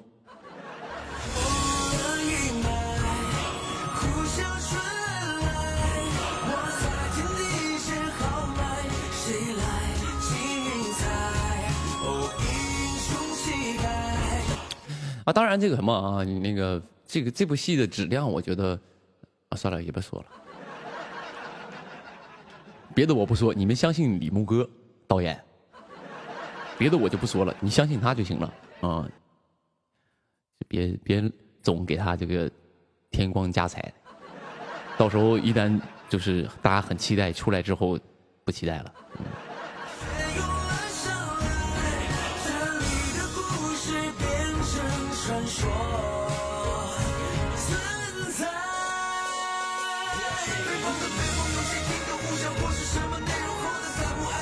有朋友明天播吗？明天可能就会什么玩意儿？明天播吗？早的呢。6K 画质吗？6K 画质。现在摄像机拍的东西都是8K 了。你在那给我俩炫好吗？你给我俩炫专业性，说哎，宁哥你那个戏那个画质是6K 吗？6K 不止6K 了，现在摄像机都8K 啊，都是8K 摄像机。6K 你还来个 OK 呢？啊，不是这个6K 8K 也没有用，你也没有那么高清的播放器啊！你要播啥？你个大荧，你要给电影院播呀？你得上大荧幕啊！我没听哪家影院在播电视剧啊。没有，就是基本你家里的那些设备，就是你家里看的电视，你现在最高清的也就4K 呗，对吧？你再高清你也没有了吧？啊，反正我家是条件是买不起更高清的了，我家电视就以4K已经达到我的这个承受水平的极限了。就哪怕这个影片是8K，你的屏显只有4K，有啥用啊？对不对？也不说24K，24K 那也不纯的呢，还是买这个99寸啊。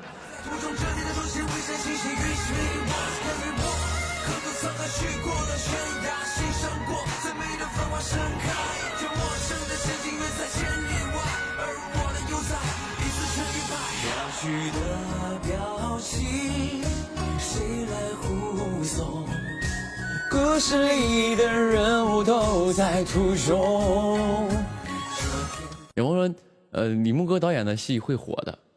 哎，牧歌导演也有，就是我觉得也有一个怎么说呢？咱不从技术这个角度说，技术肯定没问题啊，就是有这个望戏的一个命啊。你看他拍这几个都不错，对吧？相对来说比较出圈的，对吧？一个是那个东宫。也很有名，第二是那个司藤，对吧？我据我了解，就他拍的比较出圈的戏，啊，他拍完司藤拍的我们这个嘛，啊，是不是？咱们就来个试，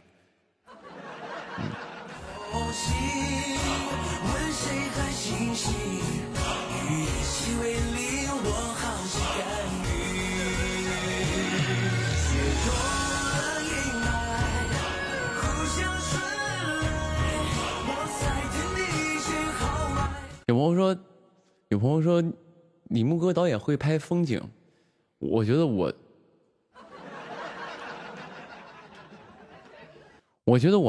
不懂，我没有资格去评价导演。当然，我觉得优秀的导演不只会拍风景吧，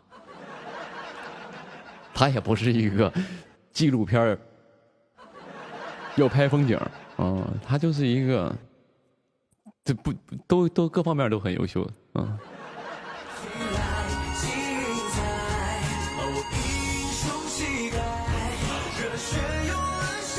有人说，牧歌导演把人拍得很美，那前提是这个人得真美。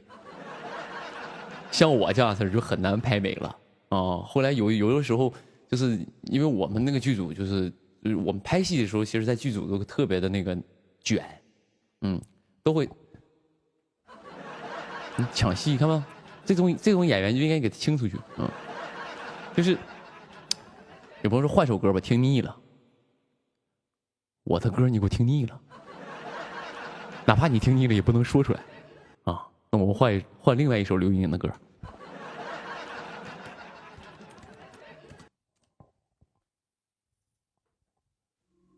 说不散场。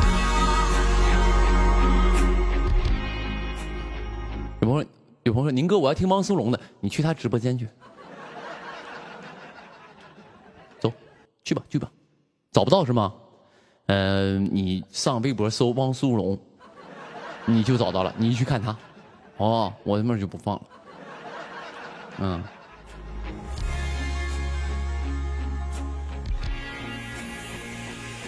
心声的迷茫和碰撞，但那又怎样？无形的黑暗赋予我更无形的力量。不敢相负的心发出信号。对，在拍戏的时候其实都特别卷。啥意思呢？就是演员和演员之间天天看，今天你瘦了，明天我胖了。所以在拍《生英雄》的时候，我是全剧组从这个上镜上来说，我应该是最胖的。但后来就不是我了。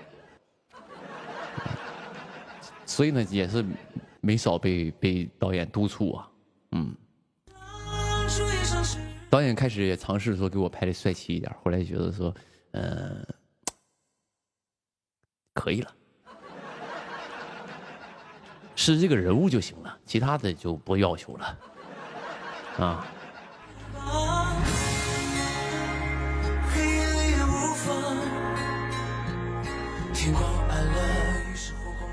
有收音机前的朋友，有收音机前的朋友们打来电话说这是什么歌？那这首歌正在收听的是，您正在收听的这首歌叫做《你好神枪手》的一首 OST， 来自摩登兄弟刘宇宁，这首歌叫做《唯一的光》，送给在场所有的朋友们。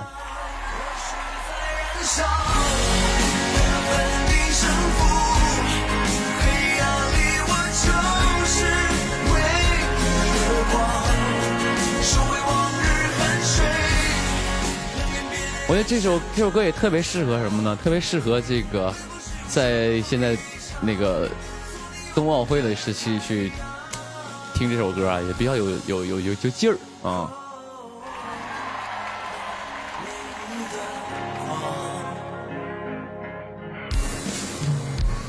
时间的客套塑造了模样，是你喜欢的磁场，就是现在出发吧，借助风的力量逆流而上。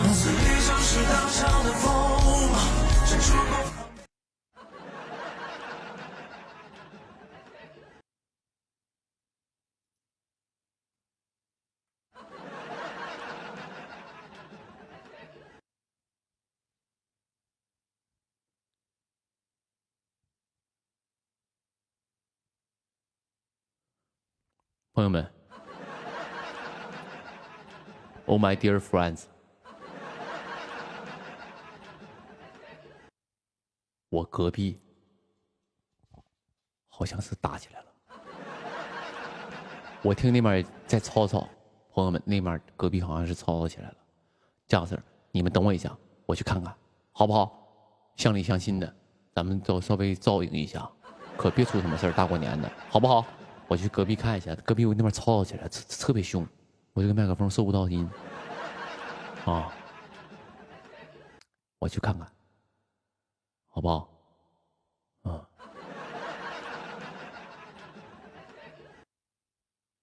你们等我一下，我放个 VCR。有朋友说把 Demi 抱过来，他俩他玩挺好，一会儿让他给你们播一会儿吧，有朋友说 Demi 播，我走了，他就跟我走了。那我，你以为你们能留住他？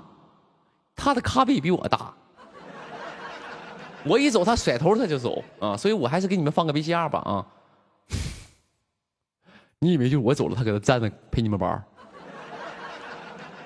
留不下放个这个吧，因为过年嘛，放个这个过年的歌，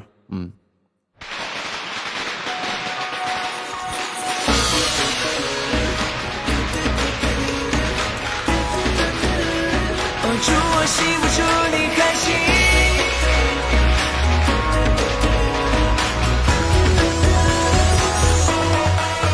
新年到，新年好，又是一年春来早。你对着一句安好，我把红包准备好。你所以我拥抱，好久不见可还好？一口汤圆我睡觉，都是团圆的味道。恭喜恭喜你呀，我这香这香有理呀，你多谁也不曾见，外合照就像他的开怀。恭喜恭喜你呀，没有烦恼打扰你呢，快乐一直与你同在，好运滚滚来。这一句恭喜恭喜，一定会如意如意。也是说我爱着你，每一句恭喜恭喜，表现我有你有你，在一起是最值得欢喜的主题。福要到，福来了，慢慢风起情节好，从我老家的门口贴到柴的长街上，一声多一声长，拿开手机换电脑，今晚熬一个通宵，明天赶紧看热闹。恭喜喜恭喜你呀！我这乡有理啦，你多谁也不算见外，合照就像他的开怀。恭喜你呀，没有烦恼打扰你呢，快乐一直与您同在，好运滚滚来。说一句恭喜，一定会如意。哦，也是说我爱着你，每一句恭喜，感谢我有你，哦，在一起是最值得欢喜的主题。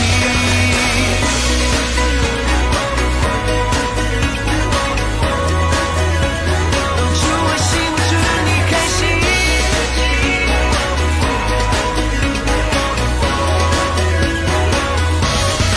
说一句恭喜，一定会如意。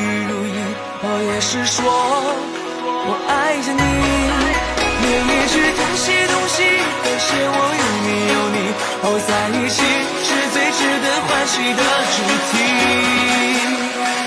说一句恭喜，一定会如意。哦，也是说我爱着你，每一句恭喜，感谢我有你，哦，在一起是最值得欢喜的主题。说一句恭喜，一定会如意。哦，也是说我爱着你，每一句恭喜，感谢我有你，哦，在一起是最值得欢喜的主题。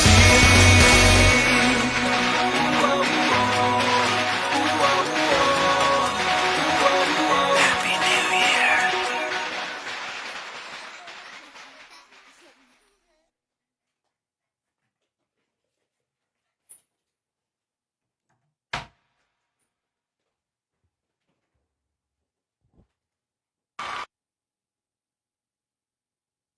很美的，就值得青春不渝的力量，热血在燃烧，它放低胜负，黑暗里我就是唯一的光，收回往日汗水，冷眼变成掌声，奔赴是永久离场，做你永恒的太阳。砰砰的声音代表信号，从心里传递到火中。哎，古诗词来了。天生我材必有用，千金散尽还复来。哎，是不是啊？哦，回来了啊，回来了。嗯。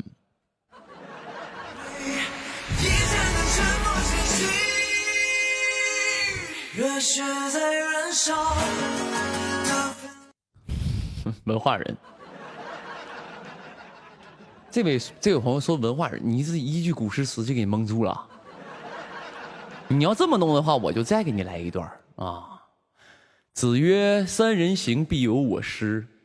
山不在高，有仙则灵；水不在深，有鱼。”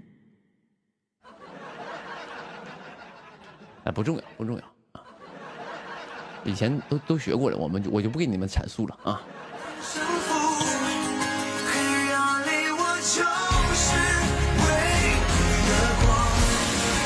有朋友说水不在深，有龙则灵，我知道。我能不知道这个吗？我还知道有一句诗叫做“金陵岂是池中物，一遇风云变化龙”。这句你们听过吗？没听过吧？对不对？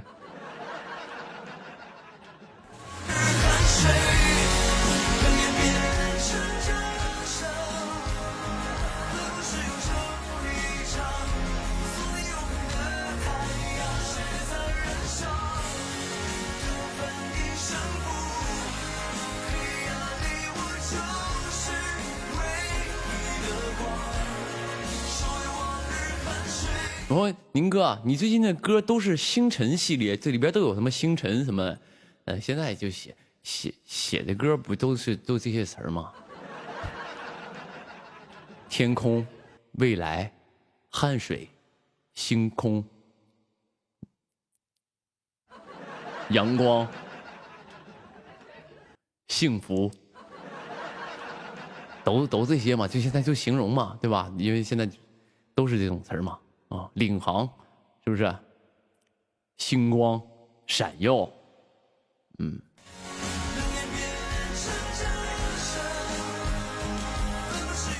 光芒，对对，信仰啊，理想，嗯。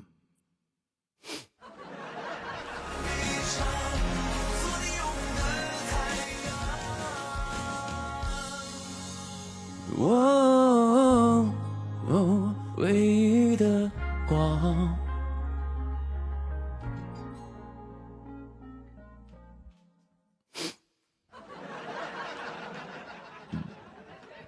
有朋友宁哥，你能当我师傅吗？你也想成为直播 king 对不对？你也想成为这么优秀的一个人对不对？微博直播 king，不行，咱们讲究就是一个教会徒弟饿死师傅啊。拜师来了还行啊，帮不了你啊。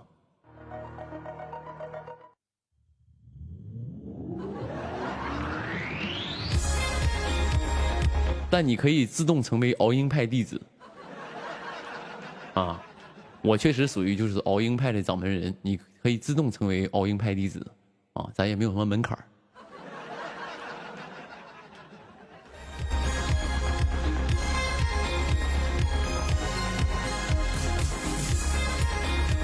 然后老大，最近你直播怎么没有艾瑞克师了？最近没上什么节目。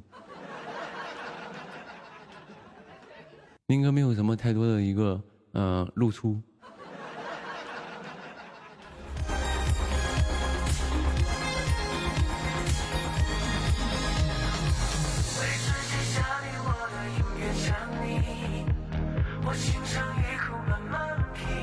有朋友让我评价一下其他朋友的这个唱歌怎么样，我评价不了。我咋评价？别闹了啊！我评价不了别人啊，我自己损我自己两句还是行的。不是酒和咖啡，而是你浅浅的笑语，不是你的浅浅的声音，是最动人的旋律。今晚的夜色，你都令我深深的着迷。我们要 fall in love at this moment。我今天跨年吗？我9点播的，应该跨不了，因为我晚上在上课，我跨不了年，就不跨了，反正也不能总跨啊，也时常6点播的，我播到12点跨年，我播6个小时。朋友们，你们想想，你们一天上课时间才多长时间？一堂课40分钟，你一天几节课？一天9节课，4、9、36，正好是。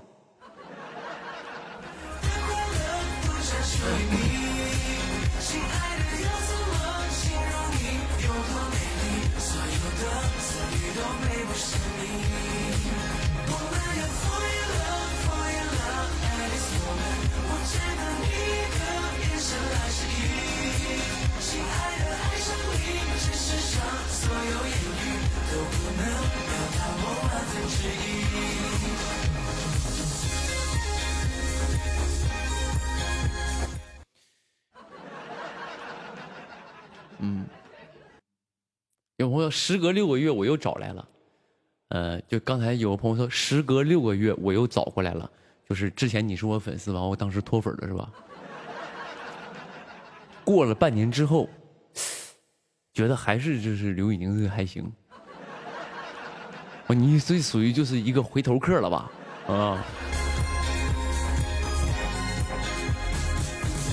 咱还有这回头客呢，挺好。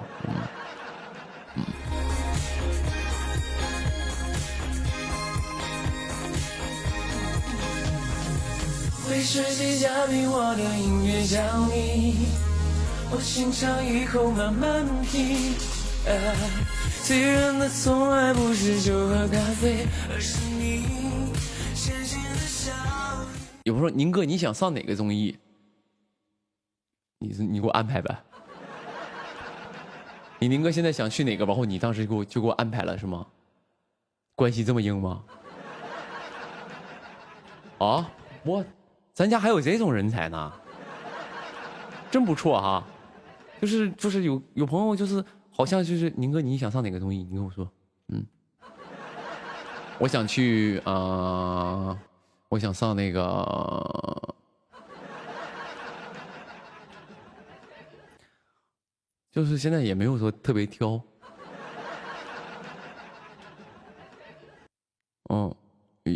就是现在没有特别挑，就是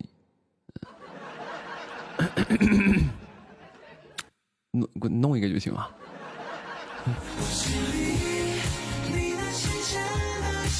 你说宁哥，你想演什么样的角色？我给你写个剧本。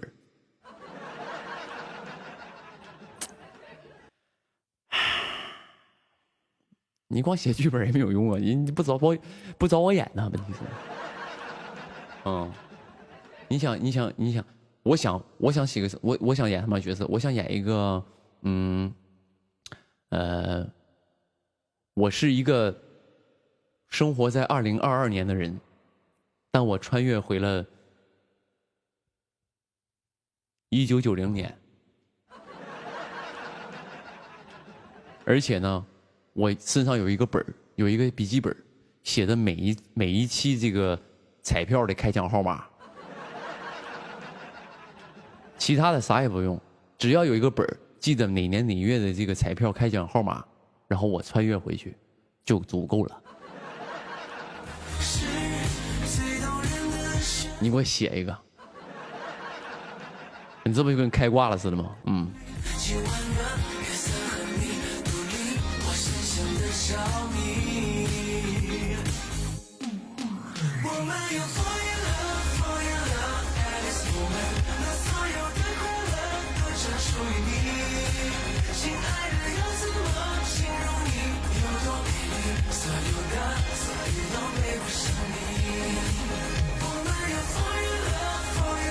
人生重开模拟器，哎呦我这剧名都想好了，这个剧就叫《人生重开模拟器》，是不是？其实我真的我不知道你们会不会平时有这种胡思乱想啊？我真的会想说，哎，我突然有一天就是可以穿越回好多年以前，但我的记忆还是现在的记忆，但那个时候的我只有7岁或者8岁啊，刚刚有一点那个懂事儿。我不知道你们会不会有这种胡思乱想，想重过一遍自己的人生，包括自己的选择，你们会有吗？我会有，你们会有是吧？有朋友想到大学，看看你当时处的那个男朋友是吗？你有朋友说我天天在想，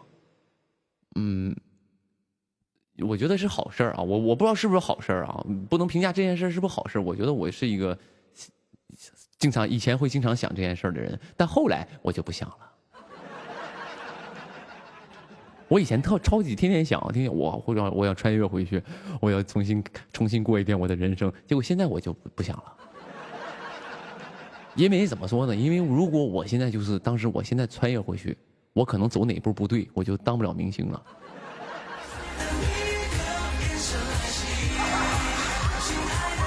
哎，就错过现在这个好时光了。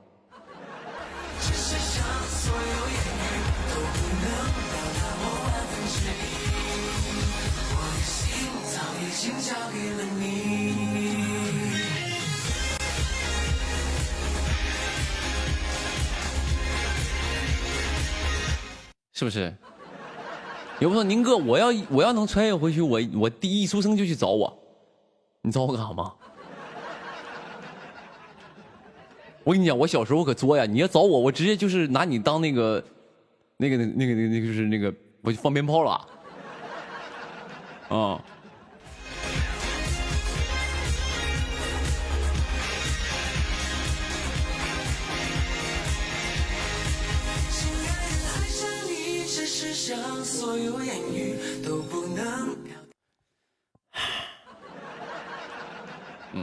我也去找你，你别找我了，求你了。我穿越，我就咱现在就属于这种的，就是哪怕我穿越了，也有一些就是私生粉呗，就是也是要上你家门口敲门，给你要拍你，穿越都不放过吗？我觉得这是不犯不上吧。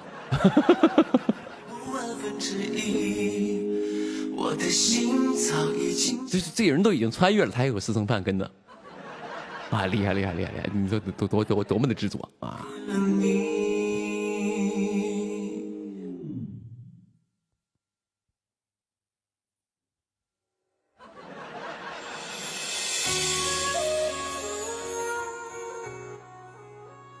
有朋友说，我穿越回去当你女儿。那你往回穿是不太行，你得等我先有女儿，你往后面穿呢，你啊，你往后穿，你别往前穿，我觉得你这穿错了吧，你是吧？你别穿完之后跟我妈一个岁数可毁了，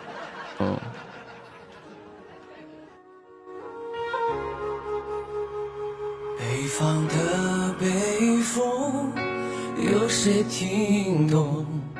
呼啸而过，又是什么？有朋友，万一是儿子呢？儿子也不是不行，我没有那么的，就是反对，说我如果有儿子我怎么样的？因为我毕竟我们家就是我爷爷那一辈儿到我这一辈儿，到我爸那一辈儿，再到我这一辈儿，那我爸那一辈儿呢，我有个大爷，然后但是他是他家的孩子是女孩，是姐姐啊。然后呢，我到了我就是我是这老刘家的就是唯一一个这一代的一个男孩，你明白吗？我是这一代男孩，所以呢，就是有儿子，那么就儿子就是这属于就是家里老刘家的苗嘛，但还好，我现在也不太讲究这些东西，因为我们都是新时代的年轻人啊，这些东西不太讲究。可在乎，爱要很专注，许下一个远走自己的路。要去的热搜了吗？我不是在做梦吗，朋友们？朋友们，你们赶紧上来给我大嘴巴子，快点，快过来扇我个大嘴巴子，快点，让我知道这不是在做梦。把手伸过来，快扇我！我不是在做梦吗，朋友们？我看一眼啊。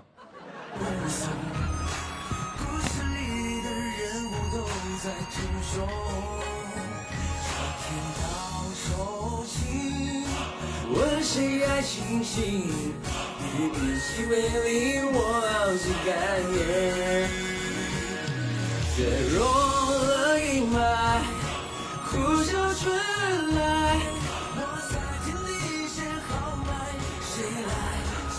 嗨，朋友们，上了。我看了啊，这个是热搜24啊，热搜24啊，我谢谢今天所有在我直播间这些朋友，我是因为有你们在这给我呱呱留言，在这呱呱看我直播1秒不离开，我才有今天这个东西，我才有这个热搜，也谢谢今天所有的朋友们，感谢你们啊！凡是现在此时此刻在看我直播的朋友，你们可能不太知道，以前呢，就是我的粉丝都形容我的嘴开过光，因为我说的事儿基本都实现了。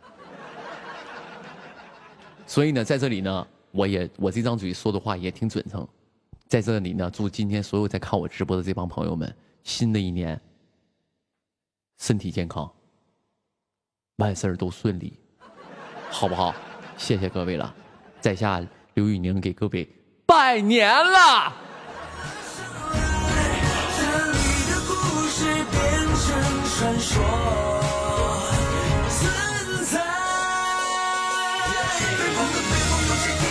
有朋友说，宁哥，我想要暴富，就是突然间富起来是吧？我觉得这个吧，都没有身体健康来的实惠。我跟你讲啊，再一个什么呢？你在那公屏上打暴富，你不怕你今年得到一些报复吗？尽量不要，因为有一些就是比如说你许的愿，某一些就是这个神仙没听懂，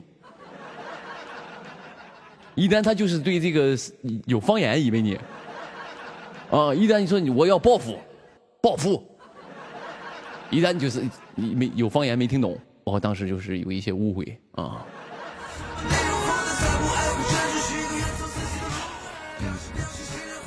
也不一定，因为有些神仙也不一定就是都说普通话嘛。啊，所以你也是，反正你小心点啊，就身体健康这个东西啊，就是没问题了啊。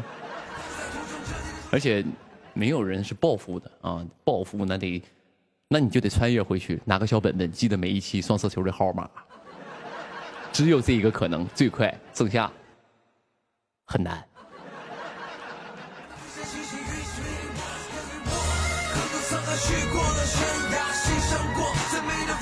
有朋友说我要长生不老，我新年愿望是我要长生不老。你跟那个秦始皇当时就是好像都一个愿望啊，你跟特别很多特别厉害的人都有同样的愿望，长生不老啊。你厉害了啊！那你去吃个那个什么吧，吃个那个叫什么？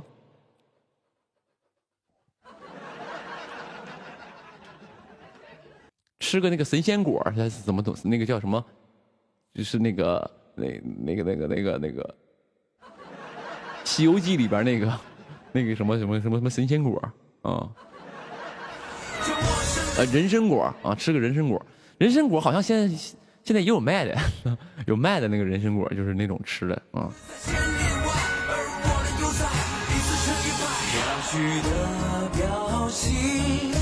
谁来护送？故事里的人物都在途中，这天到手心。有朋友说吃个尸鳖丸，你不记得里边有句台词吗？那东西不能吃，记住了好吗？谁还欣喜？以其为邻，我好心甘予。雪融了阴霾，互相顺来。我在天地谁好坏，谁来精彩？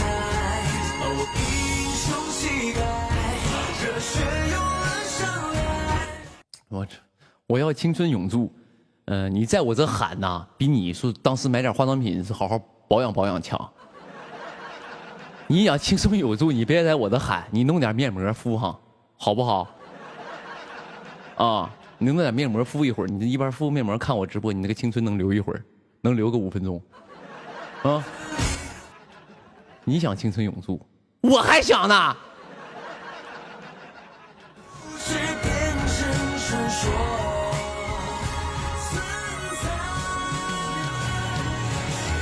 然后热搜掉了。哪怕掉了，你也不要告诉我，好不好？哪怕掉了，你也不要告诉我，咱们就是保持荣誉。哎，有朋友吃晚饭没？我今天不吃饭。宁哥，过2天有个很重要的活，我要瘦一点。我今天吃了，我今天起床的时候吃了一碗叉烧面。哦，吃了一碗面，然后呢，我晚上就不吃饭了，我就瘦一点，我瘦一点上节目，我卷死他们。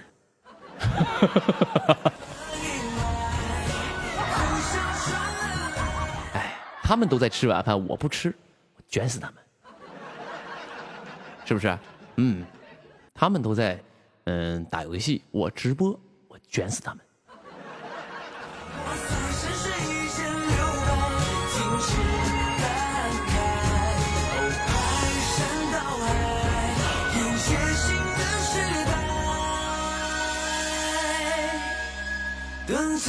哎，怎么给心里话说出来了？刚才不小心给心声说出来了啊！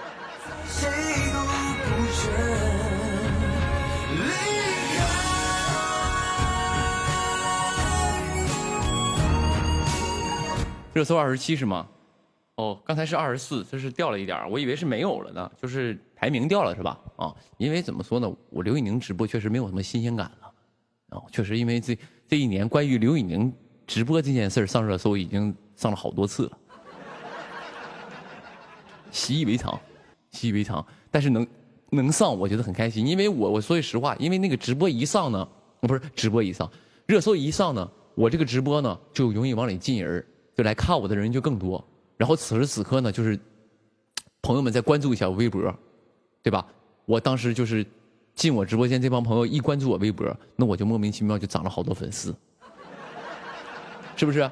起码以后就是说怎么说呢？我的剧上了，或者我的歌上了，哪怕这个人不是我粉丝，但是他看我发了微博了，他起码点开那是一条浏览量啊，对不对？是不是？所以就现在就是有热搜，就是人乌泱泱往里进啊，就是那种就容易就是挤的那种往里进，嗯。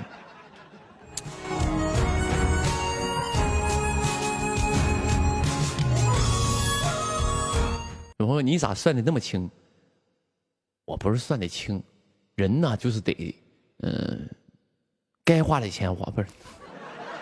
为什么扯到上面来啊？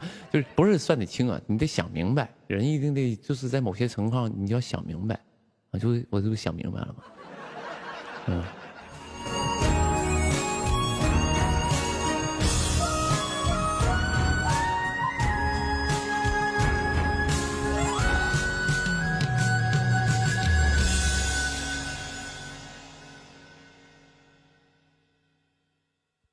有朋友说唱歌更涨粉。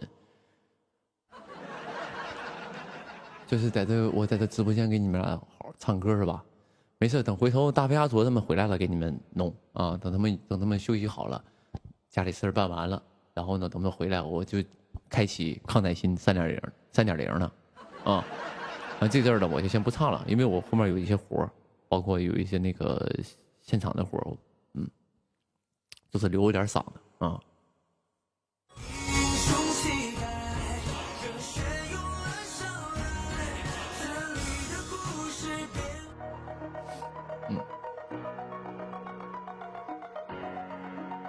有朋友说我不是粉丝，我是来听你唠嗑的，那你倒是跟我唠啊，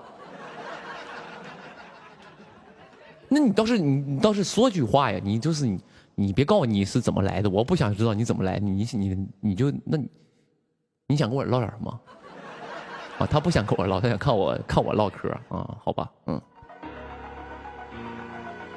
我也不是，你们不用重复。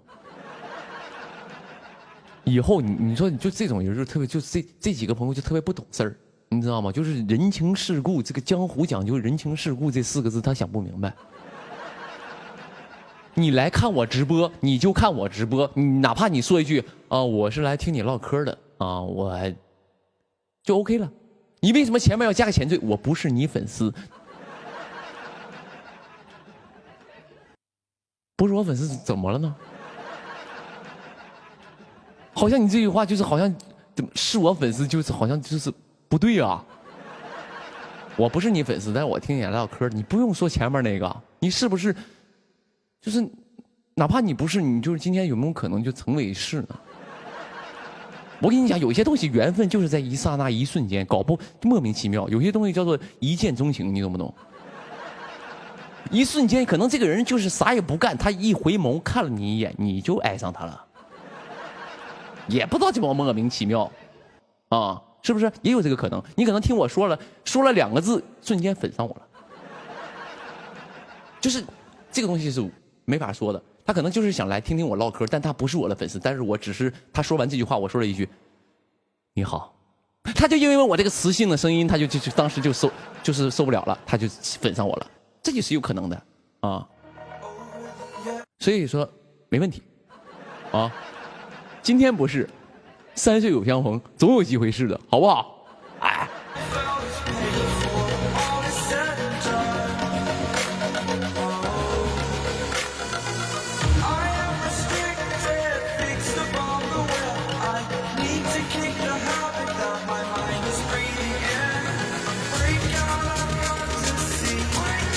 比如说宁哥，你过于自恋了吧？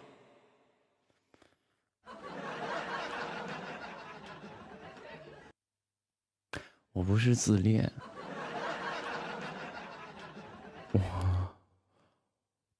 我怎么会有这么如此的自信呢？我只是就是开玩笑，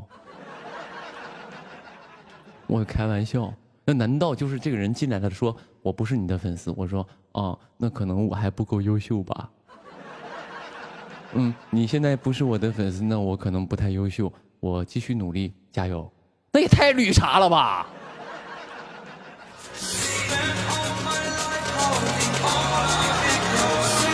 那能怎么回答？如果你想想这句话落在你身上说，比如说，你班来了个新同学，你那个新同学上来就跟你说，我看你这个面相不太喜欢你，但是我想跟你做朋友，你怎么回答？我看你这个面相就是欠揍，但是我想跟你做朋友，你怎么回答？你告诉我。如果有这样的同学跟我说话，说你小宁，你这个面相看就欠揍，但是我想跟你做朋友，我说那我一定的回答是，你跟我做朋友，你一定不会挨揍，你就跟我成为朋友，好不好？我一定是这种回答，我不会说，可能我就是欠揍吧，那你打我吧。你有这样回答的吗？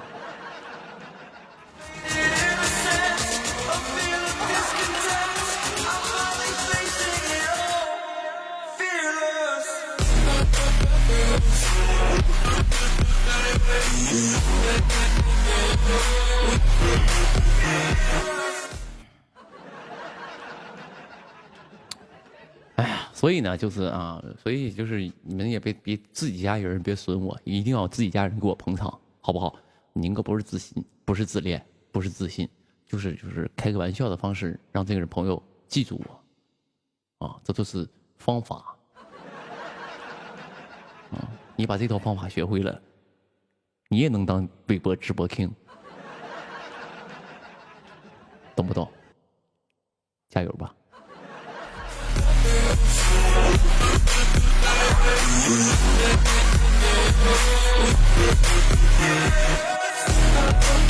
此时此刻，我刚才看了一下那个界面我看这个地方好像是有一个微博直播 king 的一个标签，这是微博对我的一个认证。这一块我想说，就是这个微博直播 king 这个东西是微博直播这块给我的。我这样式这个东西能不能不要？你给我就是1年的微博会员，咱们就是稍微能不能就是有一个兑换性？我这个可以不要，这个标签可以不要，但给我1年的这个微博直播会员，微博会员，我可以领15张补钱卡。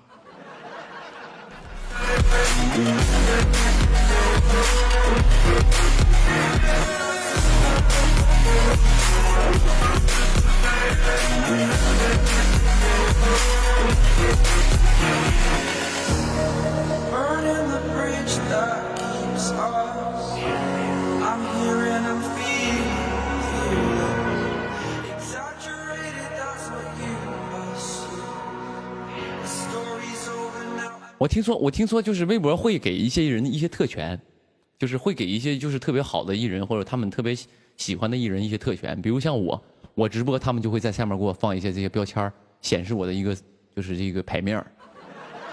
但比如像一个黄子韬，我听说是什么呢？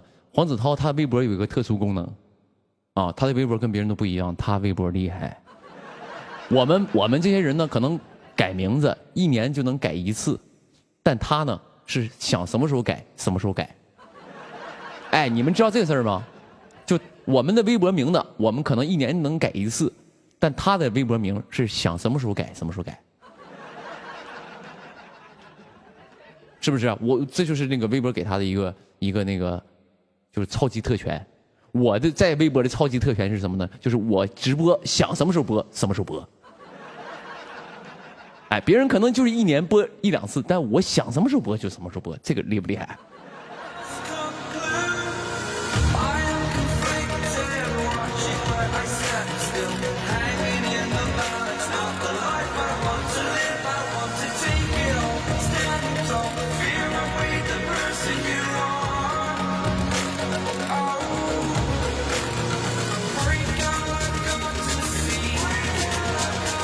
就我实现了直播自由。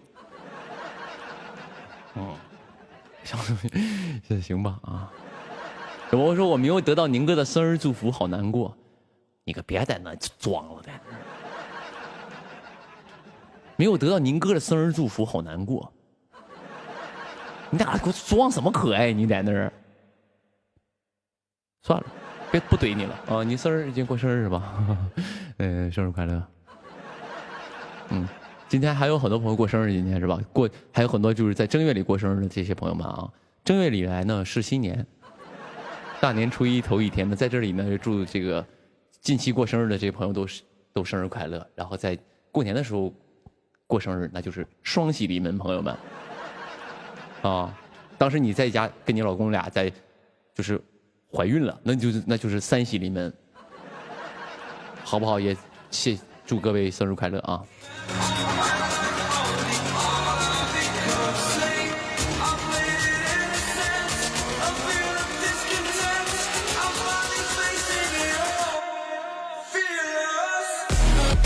有朋友说我爸后天过生日，我替他谢谢你，谢谢。我表示感谢，我表示感谢，有朋友宁哥你怎么不怼人了？人过生日去怼人家，你是人吗你啊？就是骂人也分，骂人或者是怼人也分时候，你不能人家结婚当天你去骂人家去。不就是人家开心的时候过生日，一年就这么一次，就让他心情好一点嘛，也祝这个。过生日的朋友生日快乐啊！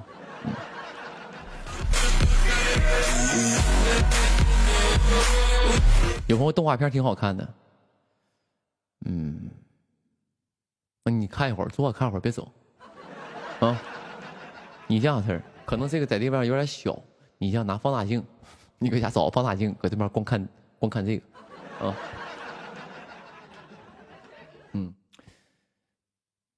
宁哥，咱热搜22了，没事够了啊，就是热搜上了就行，你太往上冲也不太好。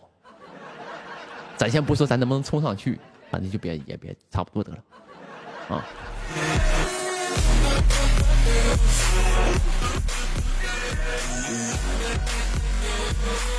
然后这是东北话吗？是东北话的一种，但其实朋友们不要误会啊，因为很多朋友现在可能在场有很多朋友在看我直播的人里边有一些就是那种老板，第一是那种老板，第二可能就是品牌方啊，或者是这个剧方啊，或者是某一些制片人老师啊，或者一些导演呐，就是都在看我直播，有这个可能啊，都是有可能的啊，幻想嘛，对吧？在这里给大家说一下，因为我直播呢是直播。我直播的时候都讲的基本都是不标准的普通话，但其实我本人普通话是很标准的，千万不要因为我就直播的时候可能说的话就是没有那么标准的普通话，你们就觉得好像我这个人好像是演不了戏，千万不要有这种误会啊！我这普通话是挺标准的。800标兵奔北坡，北边炮兵并排跑，炮兵怕把标兵碰，标兵怕碰炮兵炮。4410是10，14是14，40是40。说从南边来个喇嘛，手里提着2斤塔吗？对，就是我还是能说普通话的啊。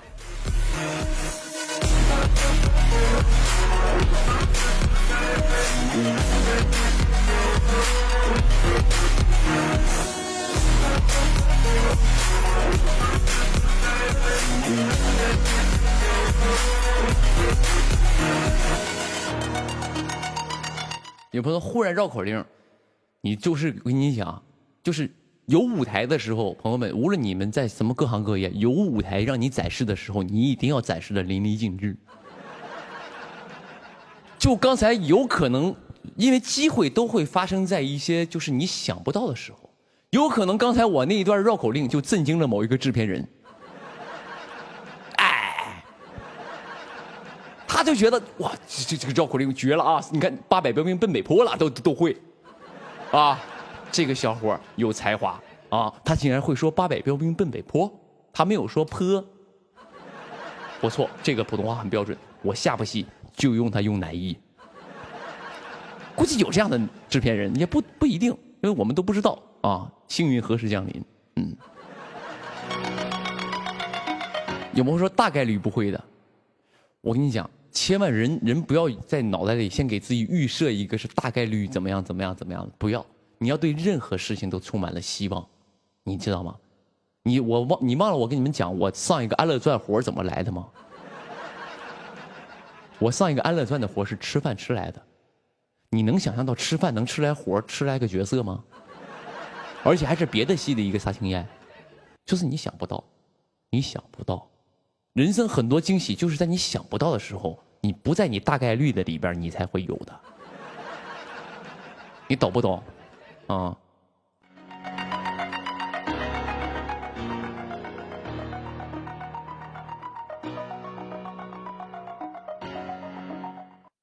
有一首歌不是叫这个名吗？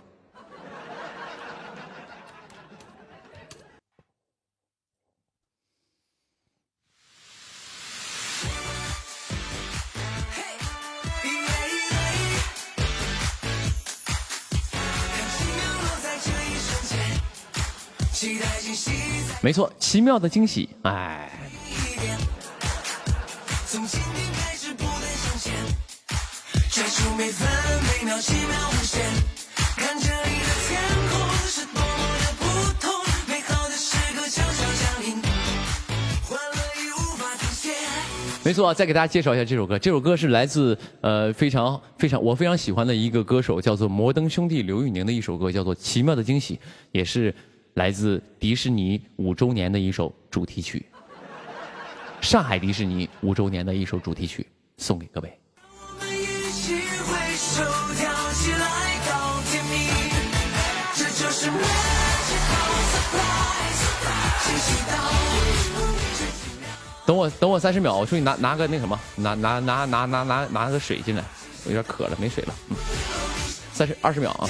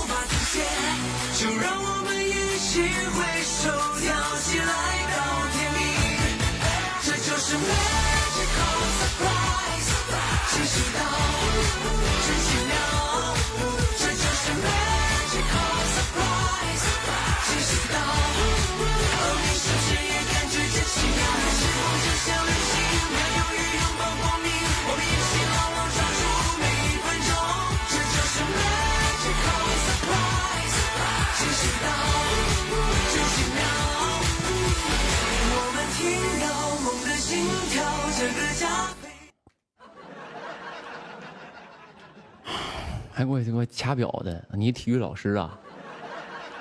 爱的味道就是爱的味道，灿烂的烟火像彩虹划过，多希望能够时间永远停留，只有 surprise，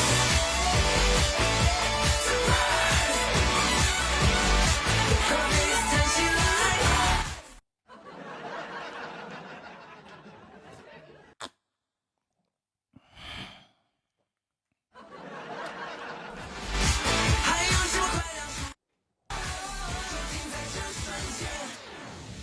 有没有这是谁的歌这么好听啊？正是在下的。哎，朋友们，这回不是我自恋啊，是真正是公屏上这些朋友夸的啊，好不好啊？有朋友慕名而来，欢迎。最近真的是有好多慕名而来的朋友啊，就是我跟你讲，这是应了那句话，叫酒香不怕巷子深。只要你这个酒够香，你这个巷子再深也没有用，也能飘出去，对不对？是金子总会被人挖走，哎，就是永远是这样的，行，慕名而来的朋友啊，然后宣传的好，宣传这一块呢，确实也没咋做，因为没有作品的时候，我基本也不做什么宣传，啊，一般都是我粉丝出去给我宣传宣传。所以呢，就是走过路过朋友们不要错过，就是如果你现在此时此刻正在看我直播，然后你关注还没点的朋友，给我关注点一下，可以关注我的微博啊，我叫摩登兄弟刘宇宁，谢谢各位了。下次我直播的时候，就会给你提醒你说我直播了，但你看不看是你的事儿，也未必说一定要看，但是你有一天如果无聊了，就可以来看一看啊。它就像一个什么呢？它就像一个我这个直播好比一个什么东西啊？我想想一个恰当的比喻啊，可能也不太恰当。我这个直播呢，就好像什么呢？你这个你自己买的这个轿车里边的一个叫做玻璃锤儿，啊，就给玻璃弄碎那个锤子，就是那种玻璃锤儿。你可能那个只有这开车掉水里那一刻，你才能用那个，或者是严峻的情况下，车门打不开了，你可能能用到那个东西。你虽然100年用不到，但你一定得有一个，是对你是好事儿，啊，你可能是好事儿。我的直播也等同于那个，你可能100年不想看，但是你关注的我的微博，有一天你想看了，那就能用得上，啊。安全锤儿是的，奇妙的比喻，就尽量嘛，尽量。对，我也可以。刚刚有朋友说了一句话，说你的直播就是一个调味料，我觉得这句话特别恰当。什么叫调味料？调味料就可能就是有一个东西叫做郫县豆瓣酱。我这个人就很痞啊，不是，就是我说那个意思，就是我是一个郫县豆瓣酱，这个是一种辣酱，但是做川菜基本都要用，但像我们东北不怎么太吃辣的情况下，很少用这个酱，但只要你可以不用，但你家里得有。如果有一天你想做水煮鱼啊，你想做这个水煮牛肉，你就得要，你就得有，对不对？就属于我就是直播就是一个郫县豆瓣酱，哎。酸菜鱼不用郫县豆瓣酱啊，酸菜鱼是用酸菜和鱼，废话，这废话吗？啊，对，酸菜鱼是用酸菜和鱼啊。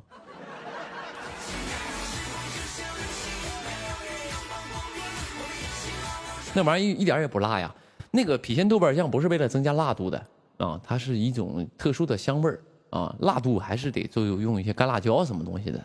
啊，那个郫县豆瓣它其实是酱香味比较足的一种辣酱啊。不是回锅肉一定得放郫县豆瓣酱。这同行啊，你也是厨师吧，对吧？咱俩同行啊，你对这个菜肴非常了解啊。这小子刚才说那个做这个回锅肉一定得放郫县豆瓣酱的朋友，他要不他家开饭店的，要不他就是跟我同行，哎。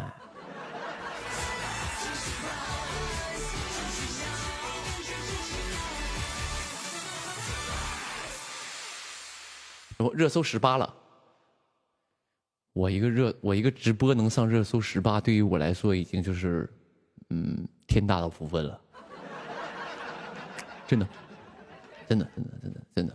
啊，非常感谢今天所有的朋友啊，热搜进来的是不是？好的，那给我微博关注一下啊。反正我的直播呢，很多朋友慕名而来，其实我听我讲点什么段子。其实呢，我的直播就是没有什么段子，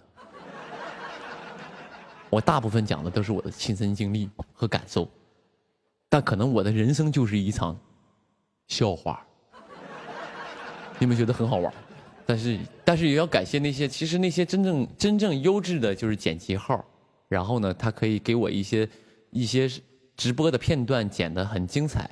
然后哪怕我讲的没那么精彩，但是经过他一个剪辑，其实讲的就是很好笑，而且他又给我加了音乐，加了一些贴图什么东西，很棒。而且有很多有良心的那种剪辑号，他不会把我想说的关键词剪掉，就是他会把我解释的词，比如说我说那个其实啊，这个时代很残酷，但我后面会补一句。但这都正常，因为我们年轻人就是要在这种，就是我会有一句找补的话，但有些人就不把我那个找补的那句话就是给放进去，他只剪前面那一段，所以我觉得像把我完整想表达意思的人剪进去，我觉得那个是还挺棒的啊。他也不是恶意剪辑的，他就是想说，可能那一句话单独拎出来会有一些话题吧，哪怕我被骂一骂，他的流量也会稍微高一点。但是也感谢那些正常给我那个剪一些搞笑的那些号，也是真的非常感谢啊，谢谢。所以很多朋友也是看了你们的视频，所以慕名而来到我这里啊。很多朋友看完一些视频都说，哎，刘宇宁在哪直播？啊，刘宇宁在哪直播？总看到剪那小视频，但是看不到他在哪播，啊。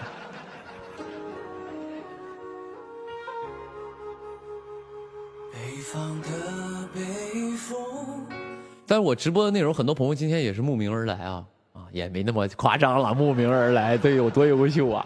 我只是借着你们的话说啊，慕名而来啊。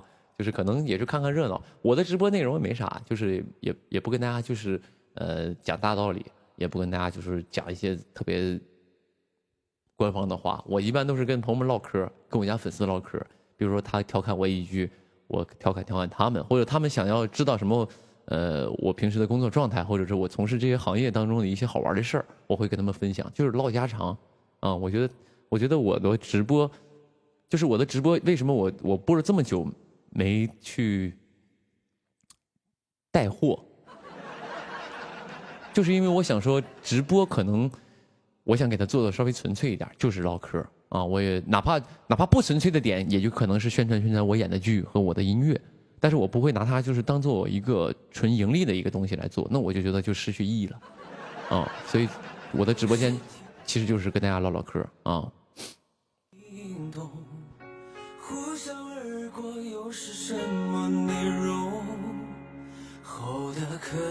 有朋友，宁哥，你的皮肤为什么这么好？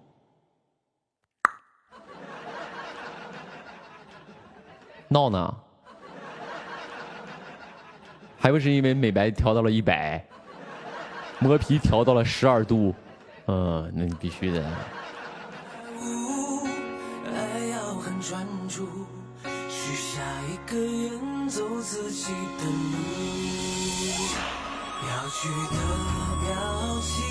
有朋友说滤镜关一下哥，不可能。我们大过年的不要提这种无理的要求好不好？啊，你也开心，我也顺心啊。有朋友还不是因为牛油果，还真不是啊。皮肤不好啊，皮肤就一般啊，也不能说不好，就一般啊。你说我皮肤有多好，那个肯定不是，我这是美颜开的啊，磨皮开100。让你感觉是看不出来毛孔啊！牛肉果就吃了1天，实在吃不下去了。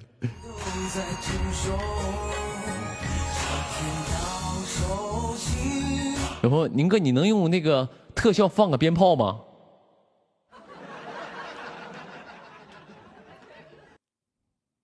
不是，就是现在虽然是很城市不让放鞭炮，但是网上都有视频嘛，你到我这来就是看鞭炮来了。你当我就是我直播间啥内容都有，往后就是又能看雪，你现在看都是雪花，我在这里看烟花在那儿。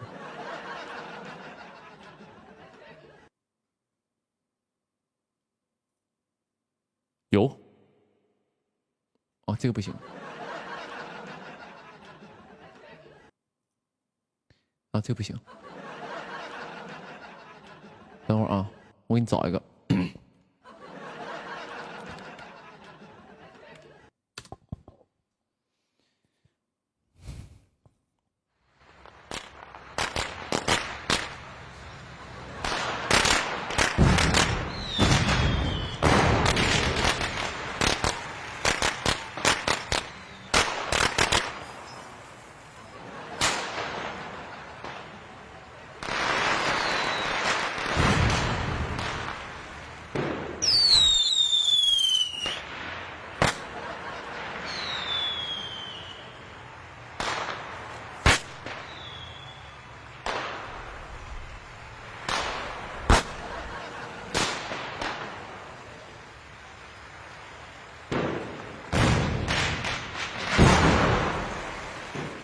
行吗？看不到，听个动静吧，好不好？听个动静。有朋友问我尬吗？不尬呀。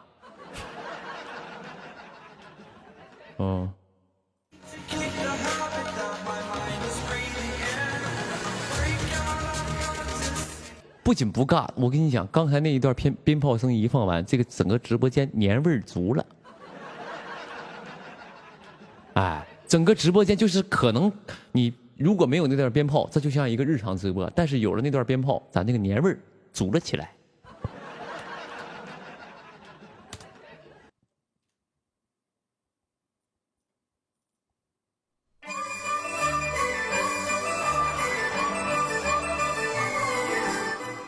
有朋友刚刚说那个 Siri 会放鞭炮啊？嘿 Siri， 在呢。放鞭炮。我给你来段烟花吧，蹦蹦蹦蹦蹦蹦。别等了，后面真的没了。嘿 Siri， 在呢。你尬不尬？这个我还真不知道。你尬吧？嘿 Siri， 你自己放了段鞭炮，你自己尬不尬？我试试，砰啪砰啪砰啪砰啪砰啪砰啪。别等了，这下真的放完了。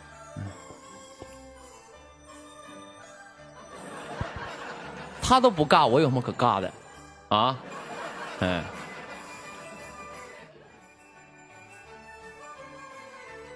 有朋友说，我妈让我滚出去笑。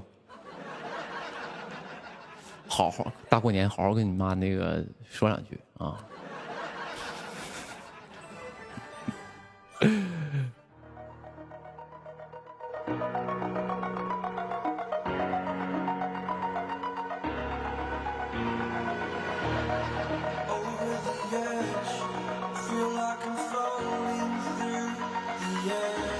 刚有朋友说，华为比苹果厉害，对，你说的都对啊，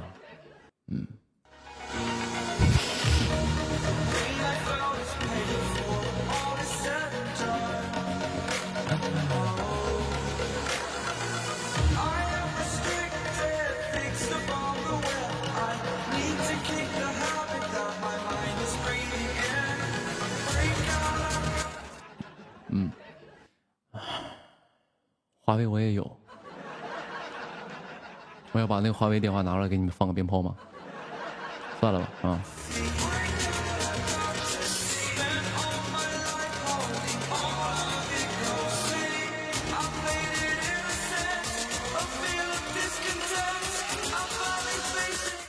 有朋友问我下部戏的这个事儿啊，我不方便透露啊，不方便透露，先不能说啊。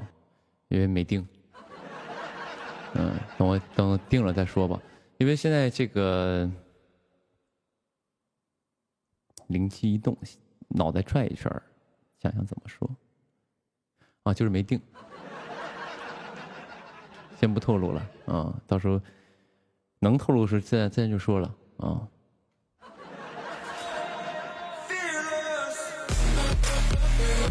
然后下部戏现代剧吗？这个。我不一定，因为是啥戏都不一定，因为现在过年大家都休息呢，年后估计会谈一些具体的事儿，到时候再说吧，也不着急。现在我还有戏拍着呢，也有活干着呢，但是得想一想，因为有好几个剧本，然后得看一看，得看看剧本，然后角色适不适合我，啊，就是都是得去思考的一件事儿。很多朋友说，我把这口水喝了啊。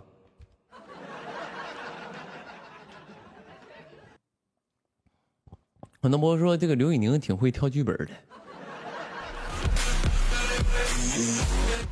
刘宇宁，你没发现刘宇宁挺会挑剧本的，挑这几个角色都挺好。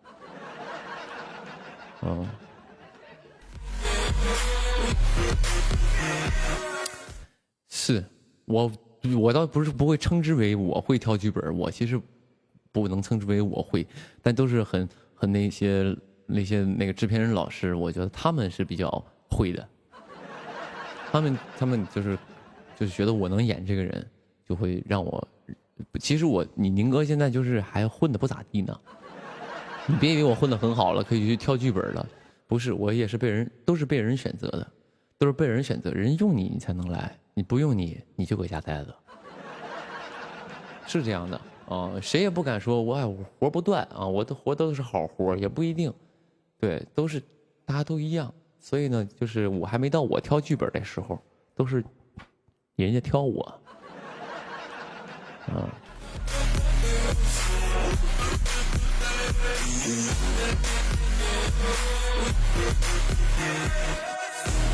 我还没到那种就是，我可以挑剧本，因为毕竟我就是，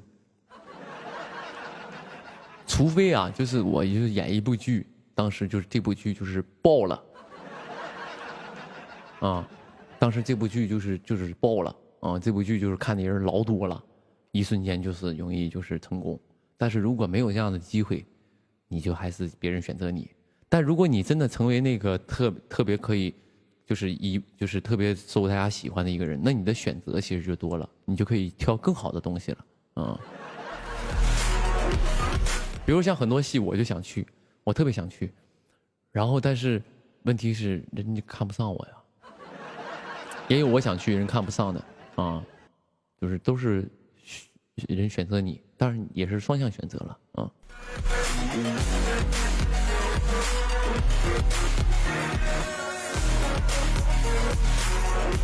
有朋友《长歌行》爆了，《长歌行》算是播的还不错的，播的已经非常不错了。虽然有很多人去嘲因为我就是一个网上冲浪比较多的一个人，然后呢，很多人嘲啊，但是你不得不承认，《长歌行》播的不错，播的已经非常不错了，就是已经非常不错了，就一群里是非常能打的了，已经。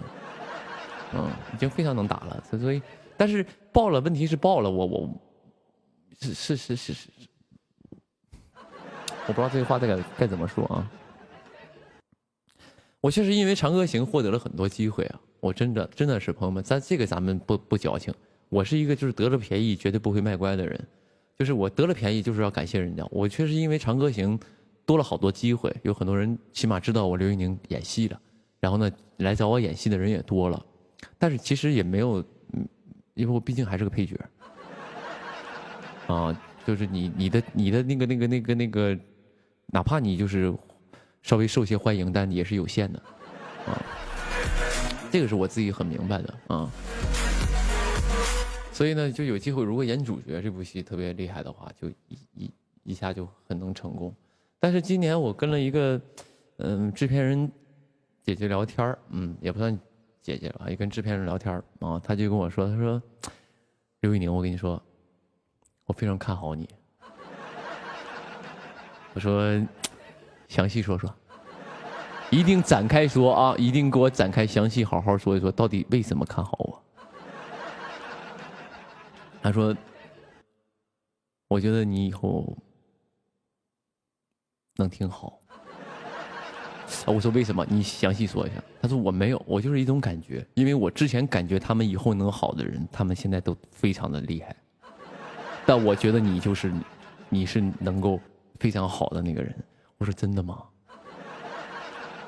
这个话，首先我想说什么呢？无论他是有朋友说客套话，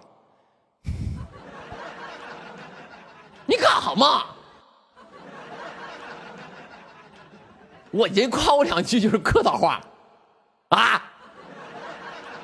哪怕人是客套话，开玩笑，我稍微有点激动啊。哪怕人说是客套话，但是你听了就会开心，是这样的。所以呢，我觉得是这样的，就是哪怕他说的未必是未必是心里话，或者是未必是一个能够实现的一件事，但我听了这句话，我就会往这个方向去努力，我就会努力。我觉得这是好事。有朋友说人家姐姐就是客气客气，那不然呢？人家肯定是客气客气啊。我们正在吃饭呢，我们在一个桌上吃饭呢，他跟你说刘宇宁，我觉得你不行啊。我觉得你真的是不行，你别干这行了，你退出这行吧。啊，你也别唱歌了，你就回去跟你那些粉丝就天天直播得了，你也别拍戏了。啊，人能那么说吗？也不能，当时我做就走了呀，对吧？那人肯定是客气客气，但是我觉得是好事儿，是好事儿啊，就是他给我一个怎么说呢？给我一个目标啊，我就多多加油呗，所以我做了先了啊。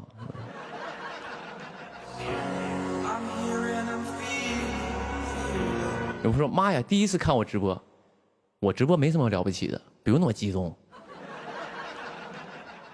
哎，坐下看，坐下看，坐下看，别站着，别站着啊，坐下看，没事，不用激动。我直播没什么了不起的，就是一个傻子在这胡说八道，你就坐一会儿，坐会儿看啊，别站着，别站着，别那么客气，坐下，坐下，坐下啊，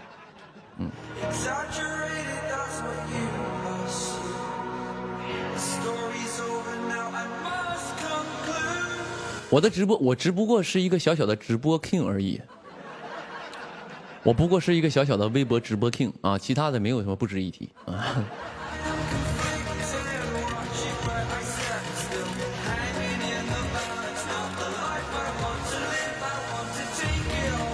有朋友说我非得站着看，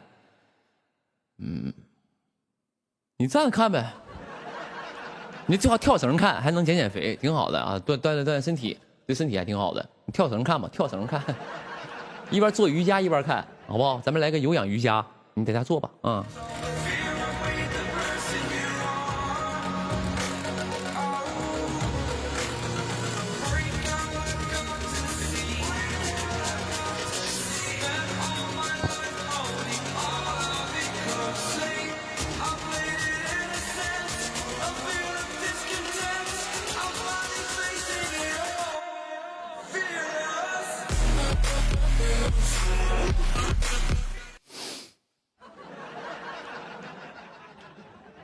我后面手办能送我一个吗？不能。你好好学习，好好工作，长大了自己花钱买，好不好？啊，咱们这块确实不能帮到你太多。我从小就有一个东西，自己脑袋里有一个印象，就是我无论想要什么，都要靠自己的努力去得到，明白吗？也希望你从小也有这个习惯。无论你想要什么，你都得靠自己的努力得到。你如果工作了，你就自己工作去买，啊，家里这块帮不了你太多。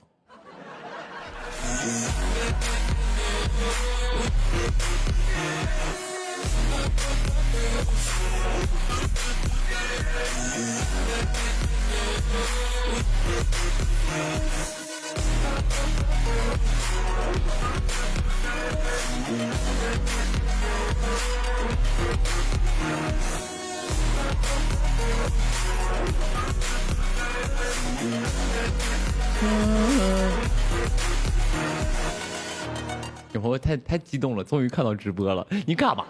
我今天来了这么多新朋友吗？哎呀，不可思议啊！我这一会儿朋友们就是海的，我这一会儿看到3个人说今天第一次看我直播，好激动。这3个人起码代表了300个人的心声，我觉得他们就能够代表。就哎，我的天哪，我好兴奋！我终于看到你直播了。你不也？我刚刚说了，我直播没什么了不起的，我只不过是一个微博直播 king 而已。啊，当然这个很多朋友第一次看是吧？你也第一次看，有朋友说我也第一次看啊，这么巧我也第一次看。我平时都是直播，但这一次我确实搁这坐着看刘宇宁直播，我也在看，咱们一块看啊，来，咱们都在看刘宇宁直播，咱们也属于同行吧？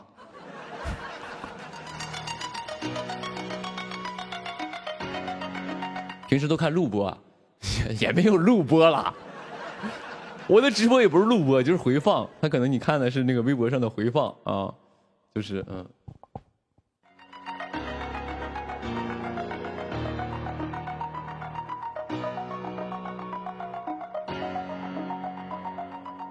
有朋友特别逗，说宁哥，你给我们讲一讲这个迪丽热巴这个他的一些事儿呗。你是有病吧你？就是然后我直播内容在讲别人艺人的事儿，他最近干了什么，他想要干什么，他即将要干什么。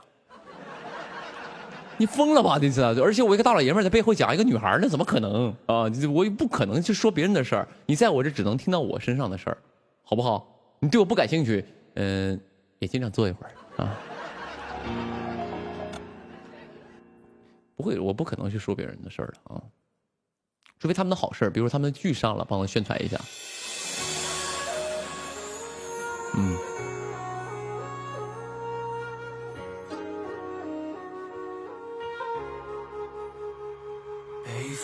说说你自己的趣事儿，你们可以有什么想问的，可以就是跟我聊聊天儿，然后因为我就正常我的直播都是聊天嘛，你们有什么想聊的，就在公屏上打字就行。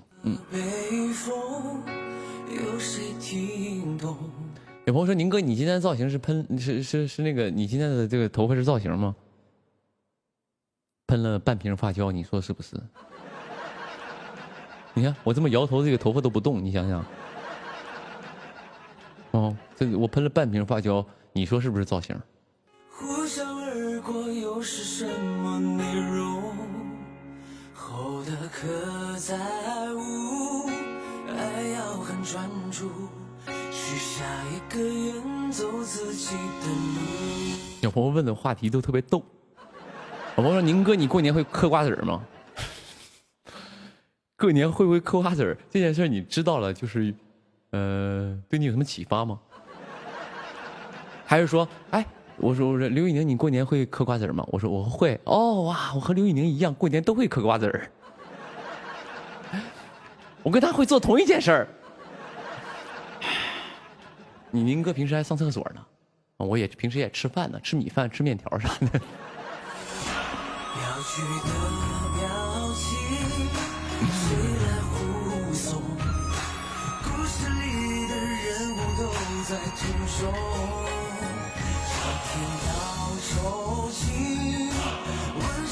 我说宁哥，你吃砂糖橘吗？砂糖橘啊，我不敢吃，也不是不敢吃，我不太爱吃，就还行，我不太爱吃小的橘子，我觉得不过瘾。这是第一点。第二点，我前两天看了好几个新闻，就是有些朋友在过年回家吃砂糖橘，一吃一筐，吃好几筐那种，一吃就是搁那闷的，一直吃住院了都。哦，我不知道你们看没看到那个新闻啊，就是吃那个砂糖橘吃一筐嘛，吃完住院了，而且就是人就是吃完会变黄啊，你少吃是可以的，但是你吃太多肯定是不太行。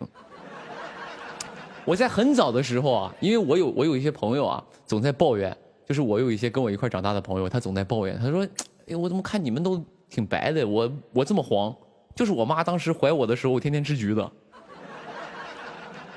哎，好像是啊，好像就是他，我不知道他是总跟我说这句话，我当然没有科学依据啊，但是他就是这么说的，我记住了这句话啊。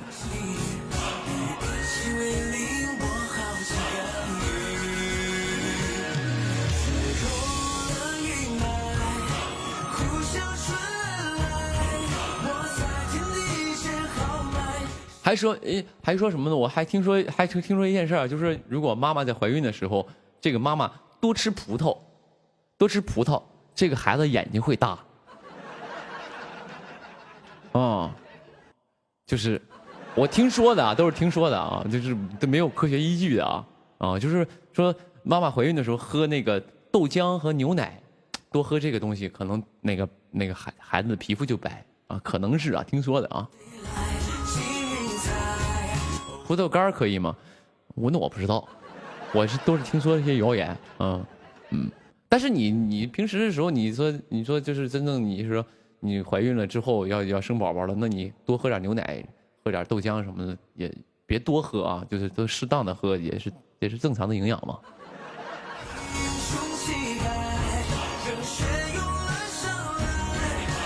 有朋友说，宁哥，那妈妈如果吃葡萄吃多了，孩子会变紫吗？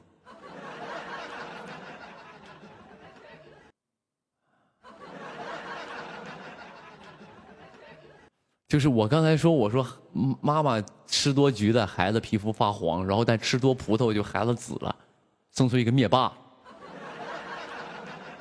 参加复仇者联盟去了。那应该这位妈妈应该是吃葡萄不吐葡萄，不吐哎，刚才还说自己绕口令好呢，因为这位妈妈可能吃葡萄不吐葡萄，因为这位妈妈吃葡萄不吐葡萄皮儿吧，好不好？葡萄皮儿咱们吐一下。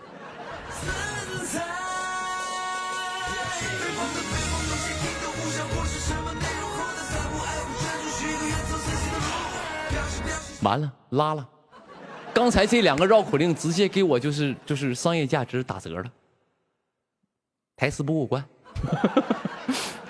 一下就看出来，就台词就这边就露怯了，就是啊，台词这一块不过关。吃葡萄不吐葡萄，吃葡萄不吐葡萄皮儿，不吃葡萄倒吐葡萄皮儿。那你意思，如果就是妈妈就吃这个提子，就孩子变绿了。这水果这玩意儿也不是燃料吧？你不可能是就是咱们真是来一对葫芦娃，七彩的都是，那也不可能啊，就可能是没有什么科学依据，就是开玩笑啊。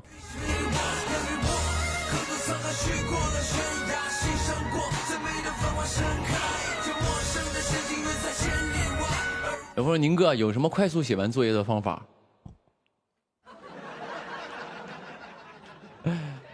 有什么快速写完作业的方法？你当我是那个就是百科全书是不是？我都能给你一定解答。首先呢，快速写完作业的方法之一是什么呢？就是好好学习。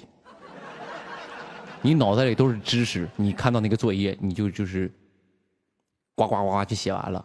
你上课不听讲，你当时作业肯定是写的慢的，对不对？所以说，第二是呢，就是你把作业邮过来，我帮你写，写的超级快啊。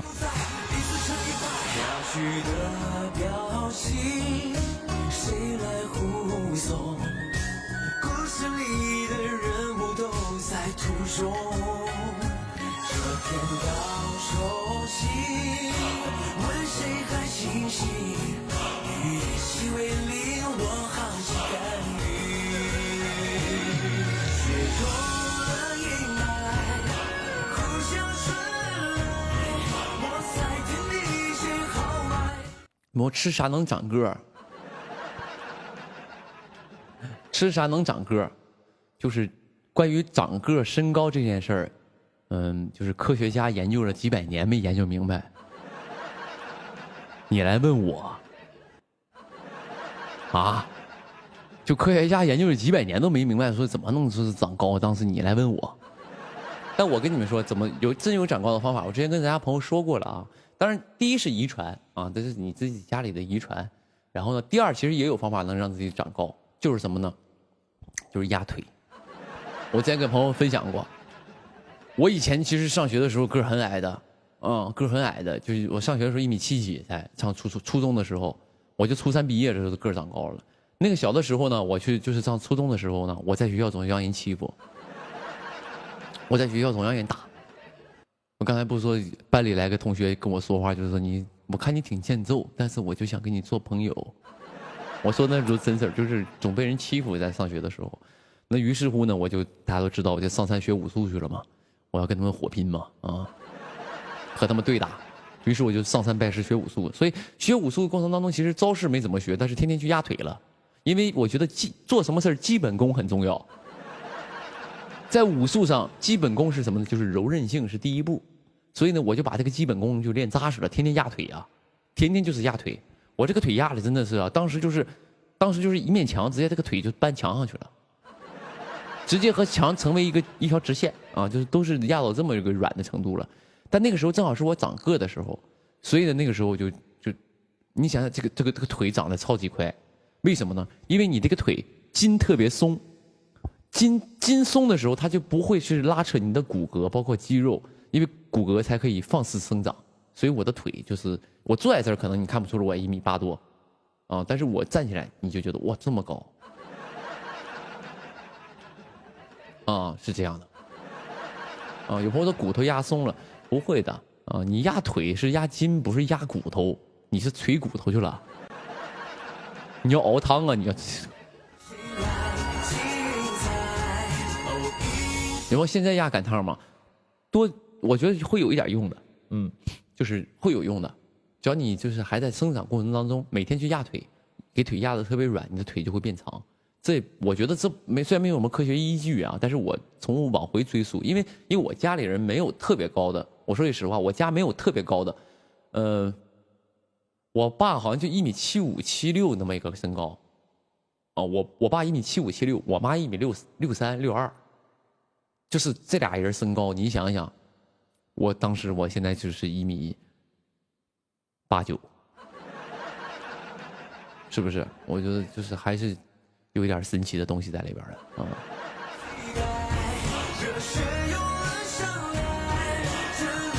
真事儿啊，真事儿。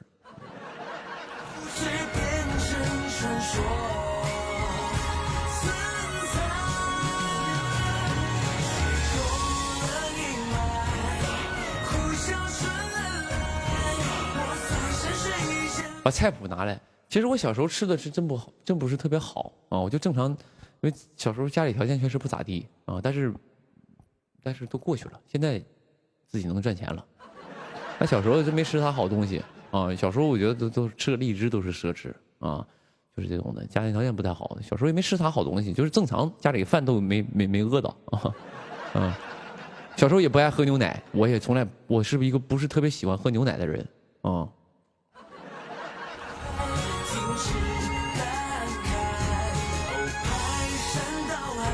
但是我爱吃酸奶，那小时候吃酸奶吃的比较多啊，对，就是那种有点好吃的那种奶。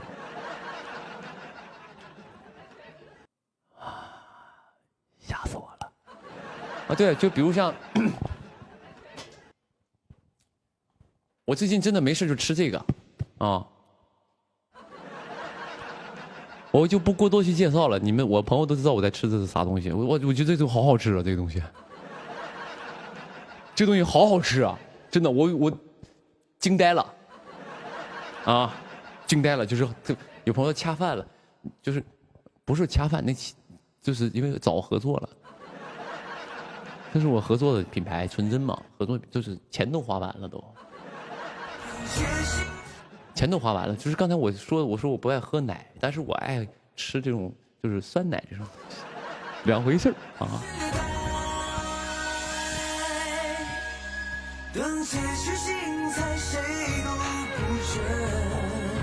就朋友，就比如说，其实我跟你讲啊，就是作为一个艺人，因为你身上有一些合作或者怎么样的话，你说话可得严谨一点啊。刚才有朋友说什么呢？有朋友在问我说：“宁哥，你有这个脱发的困扰吗？就有宁哥，你有这个脱发的危机吗？就是你对你掉头发这件事儿困不困扰？”这话题我都不敢回答，你懂不懂？我都不敢回答，我都看到了，明明我看到了，我就不说。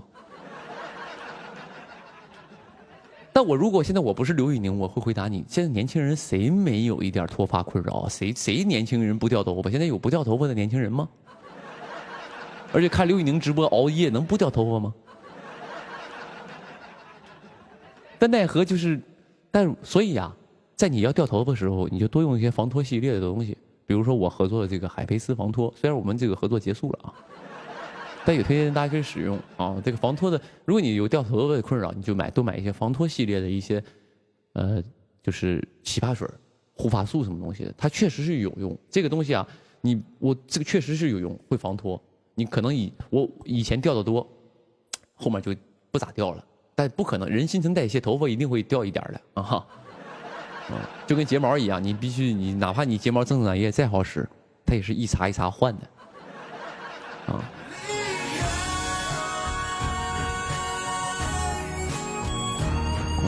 所以经常做点发膜什么东西的，保养，这所有的事儿都得付出啊。行，不提这个话题了，有点敏感。不提。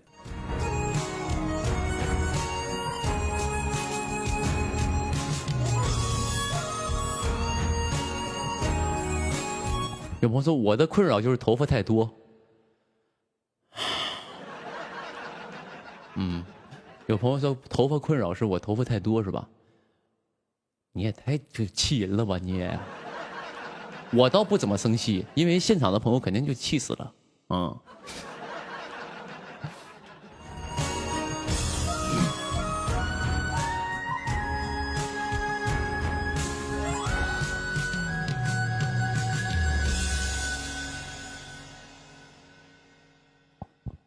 你头发多的话，这样式你留着，到时候卖给我们剧组。剧组现在做那个头套都是真人头发。你卖头发能卖点钱啊，可以去给家里贴补一些家用。有朋友说宁哥，那个什么，你要不你合作个这个口红啥的呗？我们就是感觉你好像就是也出道3年了，合作里面没接口红。我其实之前呢，差点接个口红。差点接个口红，就是已经都聊差不多了，但那活让人撬走了。有让人撬走了。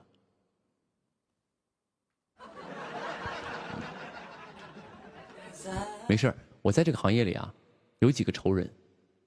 我说的仇人是我心里记着的人。当然我不会去黑他们怎么做什么，但是这样的人我就是以后碰到有合作什么的，我就避而远之。专注许下一个远走自己的路，要去的表情很正常。这个其实这是不是说这个圈子？我觉得现实当中也一样。你们平时像很多朋友做销售的话，他就做那个，比如说卖车，对吧？你卖车的话，那也有别家4S 店呢，对吧？也有可能就是很正常啊，很正常，就是这么回事儿。就是别的销售把你的单呢，就是给你弄了嘛，都是很正常的。像我以前在服装店卖过衣服嘛，对吧？我比如说我上午来了一个大姐，哎，为什么是大姐呢？大哥不行吗？啊，给大姐生动一些啊。上午来了个大姐，然后呢试了一上午衣服，试了一上午啊，就是试大概我给她试衣服试了这个2个小时，她要这件拿这件找号，然后给她试完之后，她说行，我下午来买。结果我下午呢，我就出去吃了个饭，回来让我同事就把那个单买了。我们就是卖衣服都有个规定，就是什么呢？就是都有你卖多少钱是你自己的提成，你明白吗？比如说你卖1000块钱衣服，他给你提这个25块钱，啊，或者是250块钱，都是%多少提的啊，他都有提成嘛。这个如果干过销售都知道，所以那个时候你就属于我就单子让人撬了呀，很正常啊，各行各业都有这样的情况。所以就本来像有一些品牌找到我，然后后来就也不能说，就是我觉得是这样的2种情况，一种情况是人家2个人在同时比较选择的时候，你选择了他是 OK 的，但你不能就是人家，算了不说太详细了，对，包括 OST 市场其实竞争也非常激烈。你们好像感觉你宁哥接了好多活，但其实也有好多活就被别人接了，也可能也不是因为，我不知道，反正因为我听说，就是有些人是挺那什么的，就是为了干活，然后会说，哎，我想要唱这个剧的，那个我只要多少钱，已经低于市场价非常高了，低于市场价，低于他平时的价钱很高。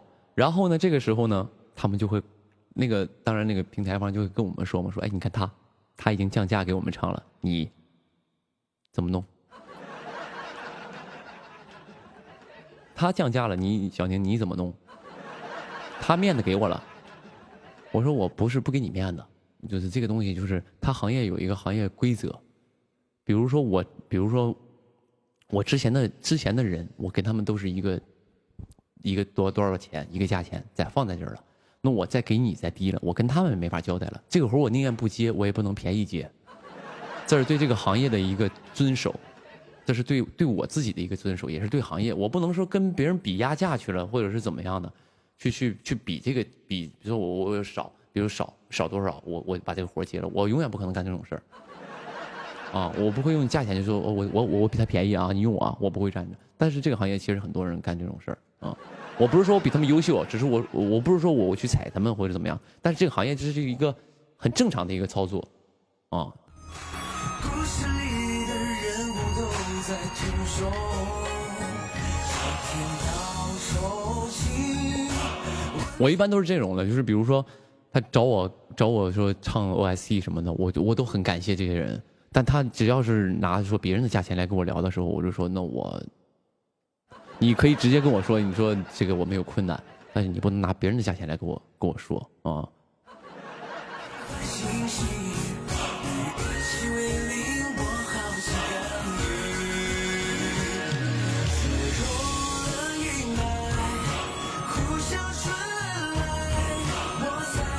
所以我希望各位做销售行业也是这种的，也会遇到这种问题。我们都是销售，你们在销售车，然后销售一些产品，那我是在销售我自己嘛。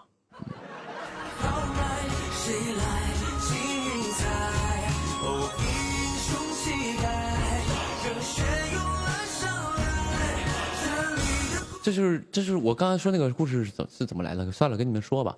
就以前是因为什么呢？是因为以前我不是给人唱婚庆嘛。以前我总接那些婚庆活，然后呢，就是谁家说结婚了，然后开车给我拉农村去了，然后弄一块给人院子里接2个音箱，就呱呱给人唱。当时确实是什么呢？当时确实我价也挺高，我价是在那个唱婚庆这一块属于就是一个高端价了。但也不是最高的，最高的一天是200，我当时已经能拿到一天100块钱了。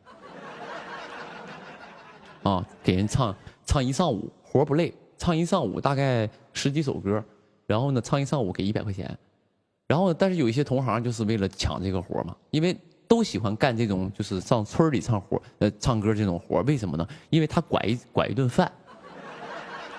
因为像我们就是我们家那边农村结婚的话，他都会在院子里摆那种席，然后呢大锅菜，我觉得炒那个大锅菜特别香，我觉得特别好吃。就是我会特别想吃那个席，你知道吗？因为那个是在平时吃不到的，所以那个时候就有的时候就是我本来是100的活能去，就很多人就拿50就敲走了。说哎那个刘宇宁100是吧？我要50，你带我去，我这个活给我。啊。就是都这样，都是这么抢活，很正常。但是我到了最后我也没降过价，我也没降价，就是我说100，我是100唱一天就是100。你说啥没用，你说你看他都50了，我说他50你找他去，但我这边一定得送你100。但是我可以就赠送一些别的东西。比如说就是搬设备什么东西，我就可以出个立功这一块，但是100块钱我肯定要拿到手。啊，可能以前我100块钱只唱歌，但现在我100块钱呢，我唱歌加搬音箱、搬设备，啊，放碟都能干，但是100块钱不能少，就是这样事儿的。嗯。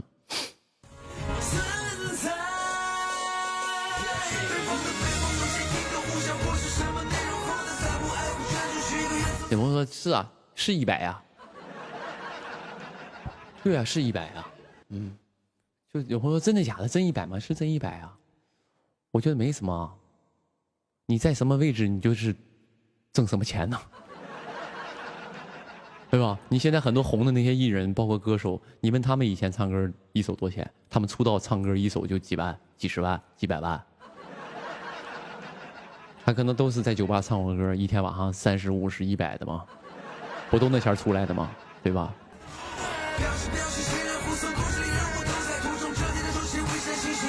所以我是从来没有觉得我唱歌有多么了不起。比如说我在直播间，很多朋友说宁哥，你给我们唱个歌吧，我从来不会认为说，哎，我是一个这个艺人歌手，我在这唱歌我便宜了，我不会。我真的是，我包括在演戏片场现场，他们说刘宇宁唱歌，我都唱。你明白吗？我就是这种的哦，只要我觉得我舒服，嗓子舒服，我不会觉得我唱歌多么的值钱，但是一定得给我钱。啊，哪怕是100，啊，我说那个意思啊，就是对吧？就是比如说比如说现在片场，我有时候也唱歌啊，你们看到那个视频了，对吧？人都说，哎呦啊，雨宁，我们都可喜欢你唱歌了。我的天哪，我们这些人都可喜欢你唱歌，就想听听你唱歌，你能不能就给我们来一首？我说那你想听我什么歌？直接问住了。那你想听我唱什么歌？就那个叫什么来着？那个叫什么来着？我们都喜欢。你随便来一首，给兄弟们一个面子，随便来一个。我一看也别深问了，问太深吧，就容易自己没面子，就唱吧，是吧？很正常。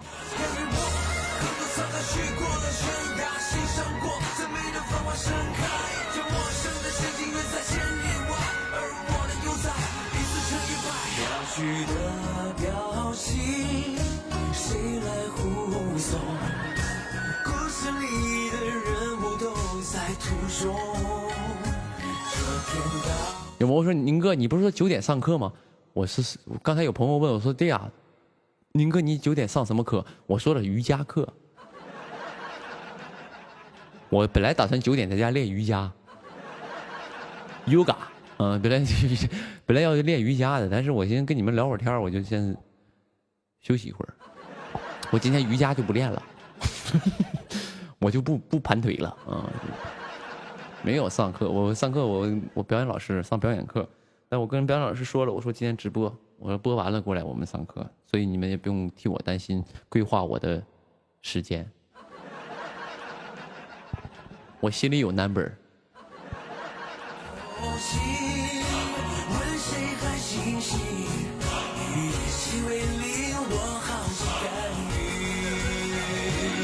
雪落了阴霾，呼啸春来，我在天地间豪迈，谁来精彩？你说好喜欢这位歌手，行吧。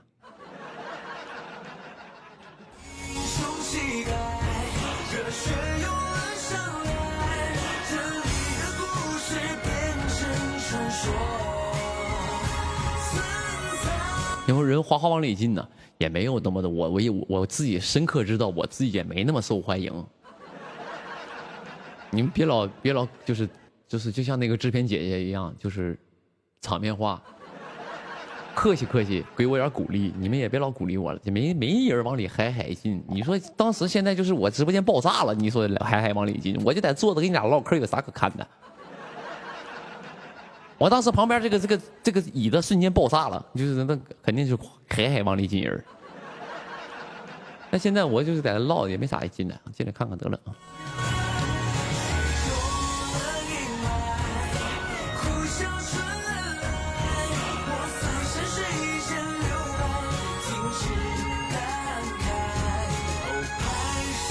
然后我匹诺曹看完了吗？我没看完，没看完，最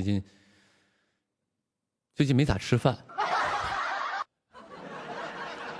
一般我看剧都吃饭时候看，然后最近没咋吃饭，因为就是没有说坐下来稳稳当当好好吃一顿。比如说点2个菜、3个菜，然后我们几个人工作人员一块吃，然后那个时候可能看看剧。但是我自己现在就是我自己吃一口得了，我就点碗面，我自己吃一口，3口2口吃完就没有时间看。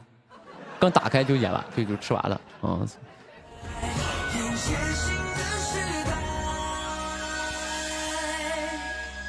等结局精彩，谁都不准离开。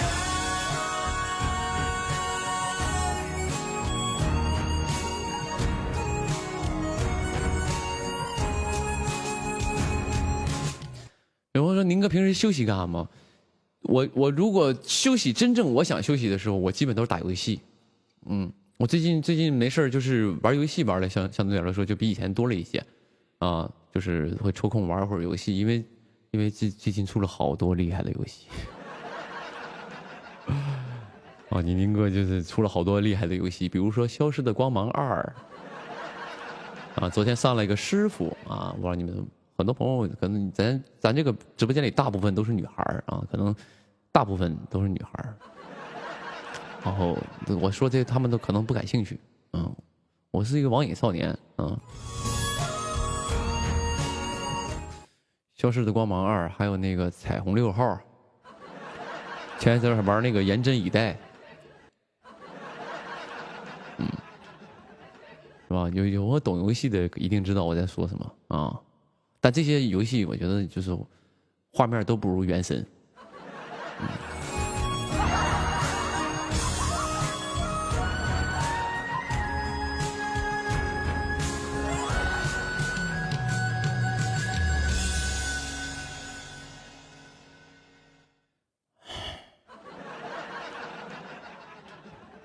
没有，我最开始知道原神这个游戏的时候，是你知道谁告诉我的吗？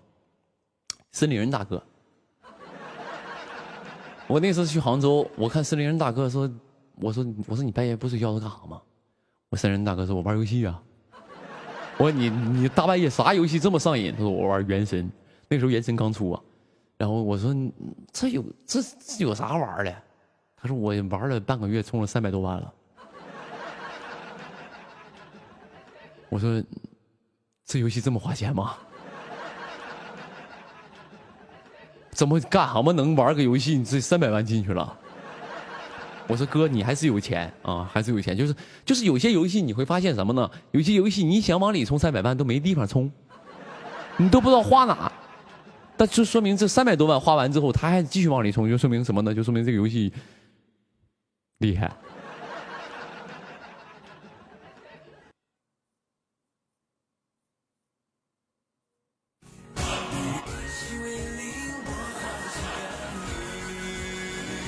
所以像这种太花钱的游戏，我是承受不了。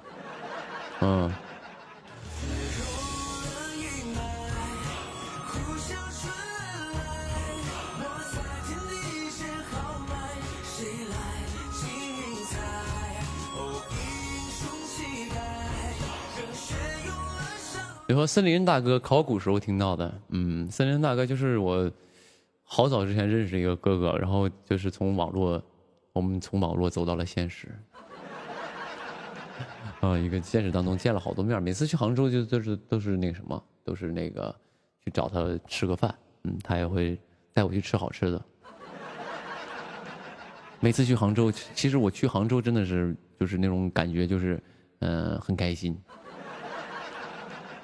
我只要一去，我森人大哥就带我去吃好吃的，一顿饭都是那种挺贵。就一顿饭都挺贵，就是这种感觉。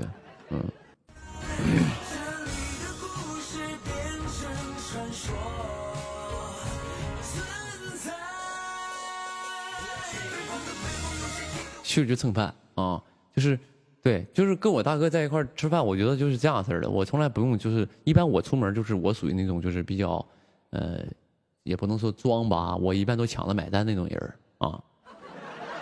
因为我觉得我是个爷们儿，我就是一般我不知道，我出门在外都抢着买单，但是跟他吃饭不用思考买单的东西，就是吃完抬屁股就走。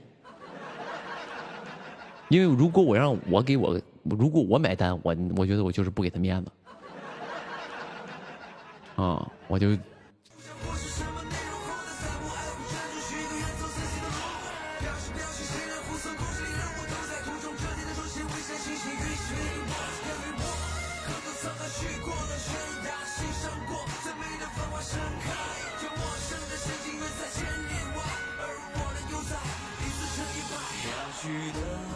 有我说好想认识森林人大哥，跟你有关系吗？是不是都想认识？你也想蹭饭是吧？蹭不了帮不了你。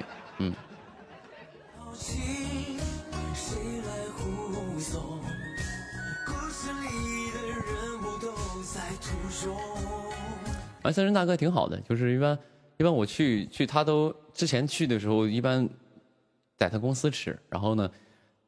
他会有一些特殊渠道拿到一些特别好的酒，就比如说一瓶这瓶威士忌，然后威士忌，然后一般都是什么呢？一般都是1年只有100瓶，就这种的，都是就是一个酒庄特定的那种酒，他就给我拿，他就说那个来1瓶吧。我说我不喝，我能不能拿走？就拿走。那个酒可能就是那个酒本身不贵，但是买不到。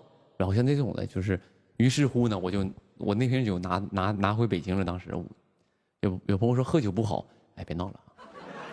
当时我们那个什么，我们那天是演唱会北京演唱会结束，我们几个人干了给那个。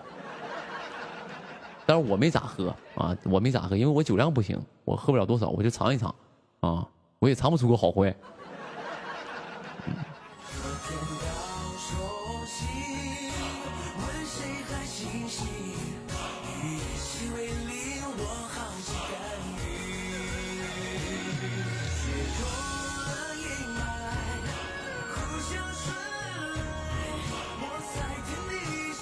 连吃带拿，也没有连吃带拿了啊。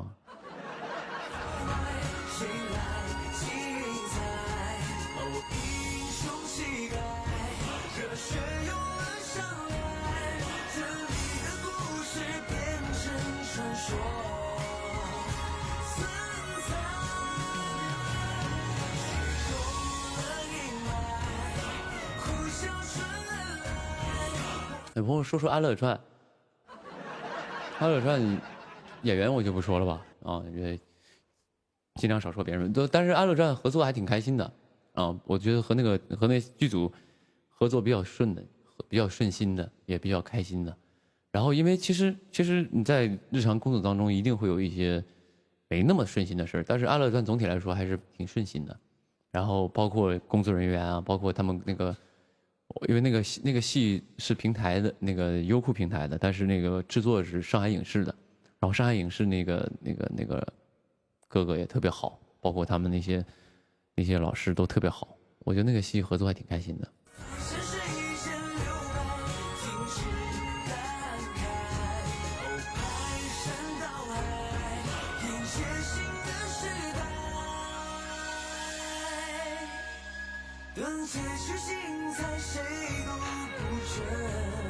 自己配的音吗？还没到配音的时候。然后如果配音的时候，肯定自己配啊。因为骆明熙这个角色没有太多词儿，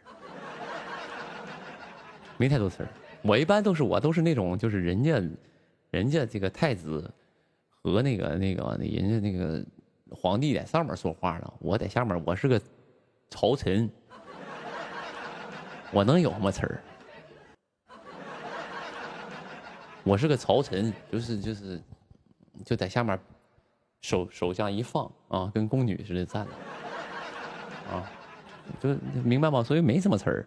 你插嘴给你嫁出去，给你砍了，你怎么可能啊？你是一个臣，你就听着就完事儿了。所以在那个《安乐传》当中，没有什么词儿，所以我自己配也是没问题的，最多也就配一点那种，就是在大殿上站着睡着了。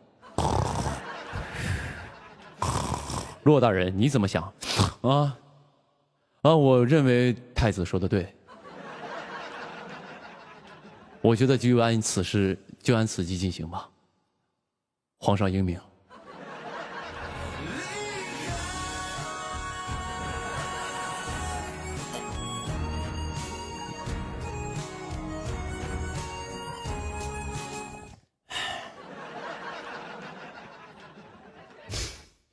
你是70岁老臣吧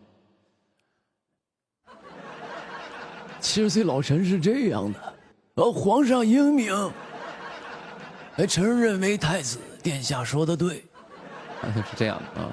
刚才那个就是一个30岁左右的一个青年男子。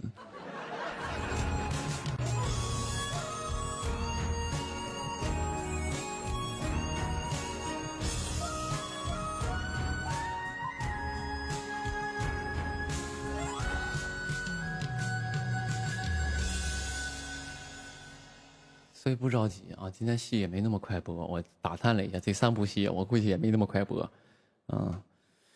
别着急啊，宁哥还拍新的呢。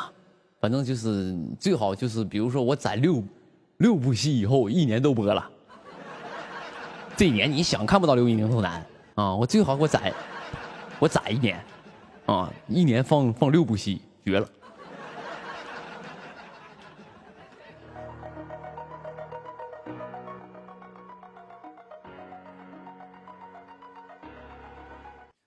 然后《安乐传》唱不唱 OST？ 我觉得应该会找我吧，我不知道，应该会唱吧，因为就是一般都会找，对，一般都会找。然后《说英雄》都唱了嘛，《说英雄》唱2个的。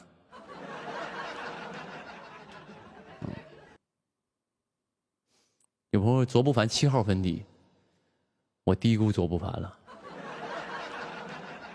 7号粉底都不行，朋友们，你们听说过13号粉底吗？你们在这个世界上听没听说一个粉底的号叫13号？我钻见识了啊！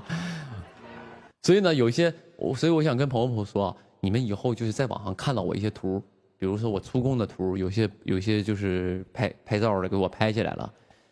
这些拍照老师啊，我就跟你讲，哪怕你说给我宁哥修帅一点，我非常感谢你，但你千万别让我白了修。原版多黑，原版是多黑，你给我再加1个度，好不好？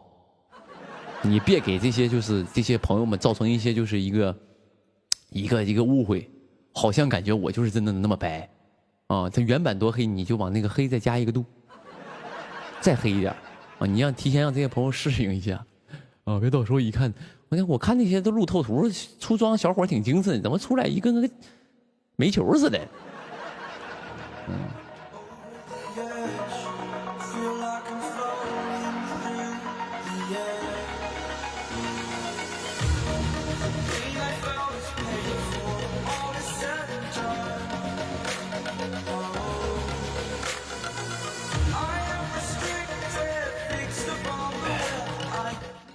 有朋友说那个什么，有朋友说那个，你这个妆化完之后，为什么？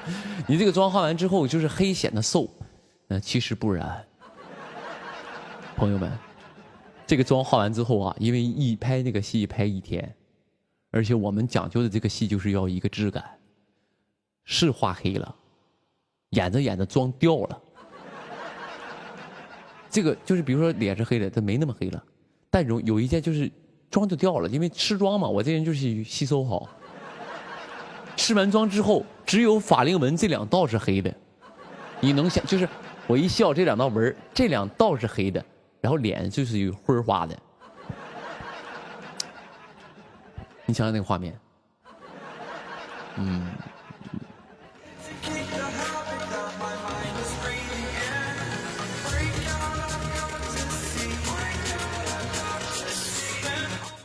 姜饼人，但这个戏确实不错啊。我觉得就是首先这么说吧，我觉得起码白老师做这个剧，我觉得从质量上肯定是没问题啊。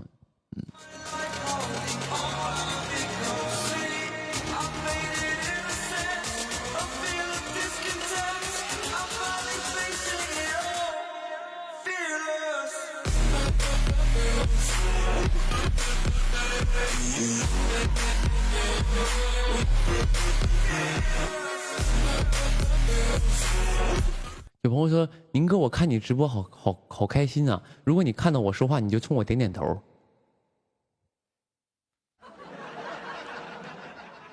就给你个暗号，是不是？就现在上我直播给我对暗号啊！如果你看到我说话，你就点点头。没看到啊，没看到。”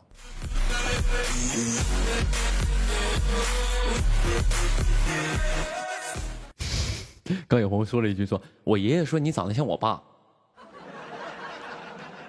啊，你爷爷他老人家客气了啊。在下很荣幸有这个福分啊，就是跟你的父亲相像。我觉得谢谢这位这个爷爷这位长辈的一个夸赞啊。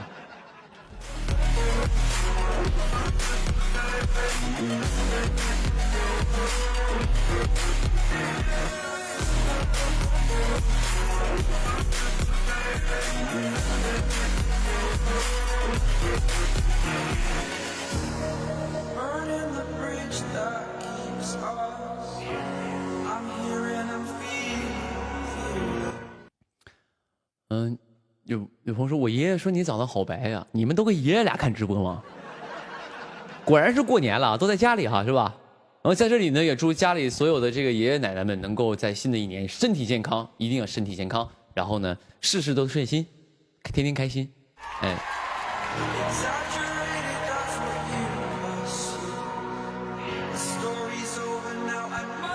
就是你说我好白啊，那个爷爷，我这是擦粉了啊，我那个就是化妆了，就是刚才就是弄了点那个 BB 霜，涂了一下，但不代表但是那个不代表我不爷们儿啊，我是为就是演出，我是一个就是一个微博直播 king， 不知道你能不能听懂，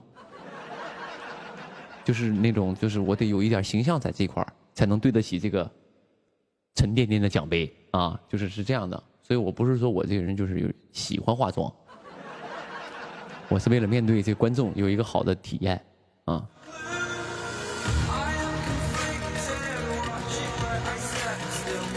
有朋友是真人吗？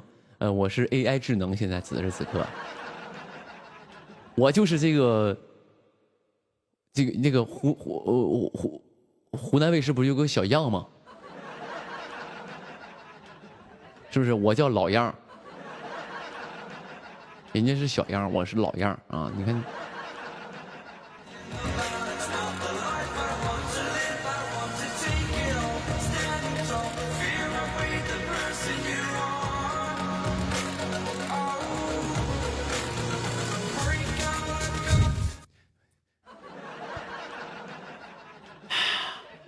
微博直播听的时候，我妈在我旁边说。看谁直播声这么大？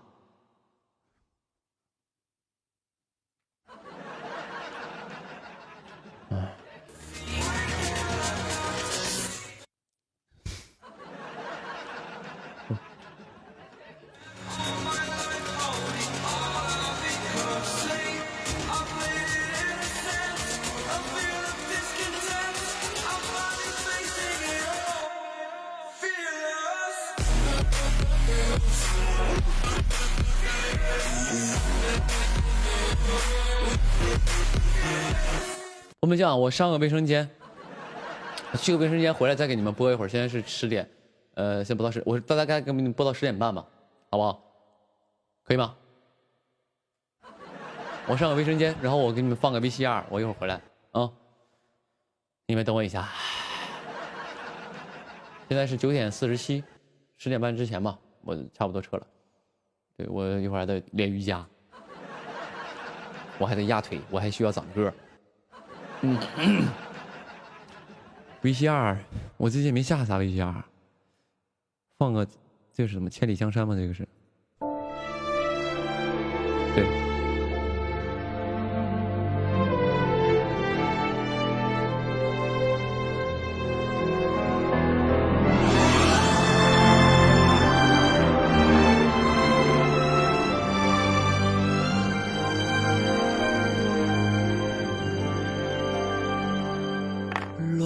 青山漫如风，不忘记行这一生，谁扛得住山河重？千里翩翩如画中，见少年鲜衣怒马勇，凭海望峥嵘。敢舍命，万里江奔涌，一月清波扁舟，心怀难收。日月浮江流，千年已如旧，怎知我身已腐朽？收回情侣愁。山川已如旧，恨朝夕画不尽江山锦绣。我心已如旧，任岁月消瘦，待人间风雨不休。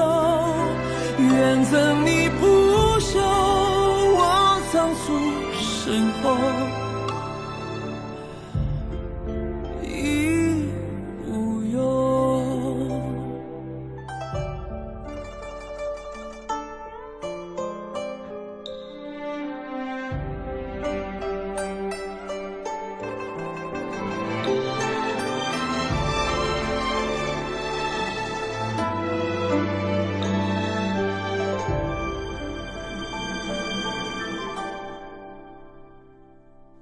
落笔青山漫如风，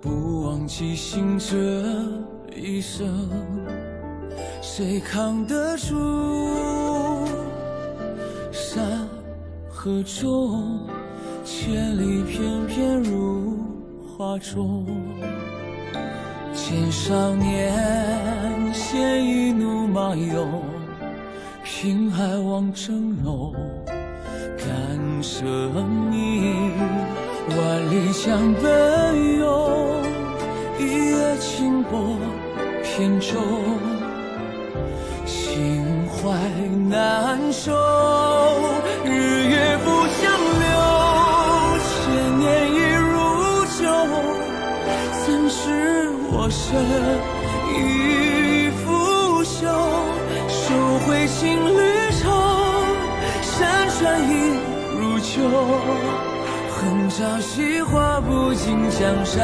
锦绣，我心已如旧，任岁月消瘦，但人间风雨不休，缘分你不休，我仓促身后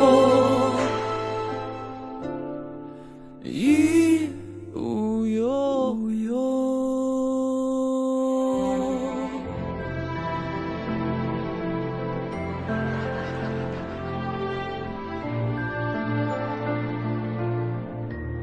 我这个直播间啊，我总看到一些朋友在那说谁谁谁别看了别看了，就是刚才有个朋友叫周彤，是不是？说周彤别看了，我觉得是这样，朋友啊，我觉得是这样式的，你不要这么对待我的粉丝好不好？别管着他，年轻人有年轻人的想法，他可以自主，他可以自立，他有他的自由，好不好？哎，人看会儿直播也不干啥，我这面确实也是，我也正经人，我也不说些歪的邪的，他对他这个身心健康没有什么影响，放心啊，不带给他教坏的啊，看我直播给他教坏了可还行，别喊了啊。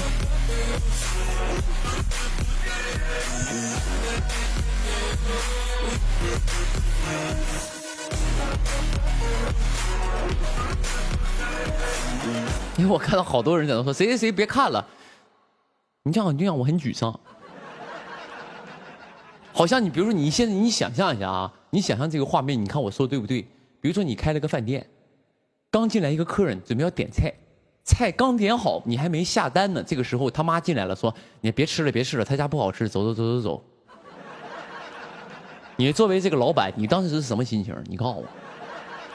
现在我这也是一家店，啊。你想想你如果你是这家店老板，你什么心情？走走，别吃了，这同一个道理啊。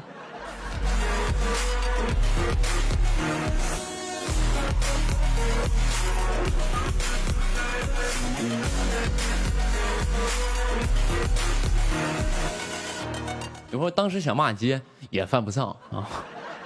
人只是不吃你家饭，你骂人，你想骂街还行，也犯不上啊！千万别这么极端，人不吃不吃呗，下次也会有机会来吃的，就他不吃，总会有人吃的，所以我也不是，我刚才也没生气，我就是调侃一下，因为微博有个功能啊，微博有个功能就是，比如说你关注了我，或者你在看我直播，你正在看我直播，然后你就会给你朋友推送。你的关注你微博的朋友给你推送说某某某正在看刘玉宁直播，他会有这种东西，啊，他会有这种的一个提示，所以估计他朋友看到他在看直播了啊。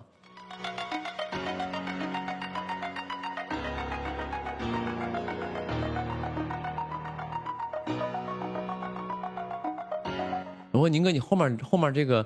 电视能不能放一个这个电视剧啥玩意儿的？我都放不了，因为现在有些东西就是我这块是属于就是我这个窗口是没有这个版权的，因为很多电视剧需要你用 VIP 才能看，对吧？你用 VIP 才能看，但是你没用 VIP， 在我这就看了，用我的 VIP 看了，也可以用我的 VIP 看，但是我不能就是在公众场合放出去这个东西，因为它存在一些版权啊。你说一旦就人告我一下也犯不上。当然我放猫和老鼠这些东西可能就是也犯不上告我啊。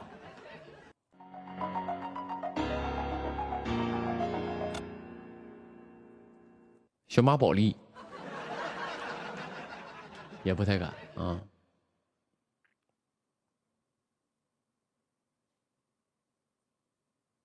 宁哥，你杯子断货了。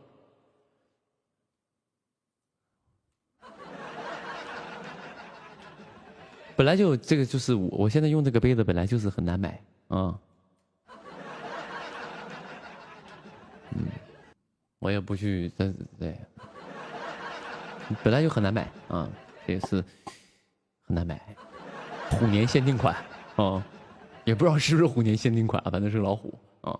它英文写的是这个，这边写的是英文就是 tiger 啊 ，tiger 是啥意思？就是您太哏儿了，就是 tiger 的意思啊。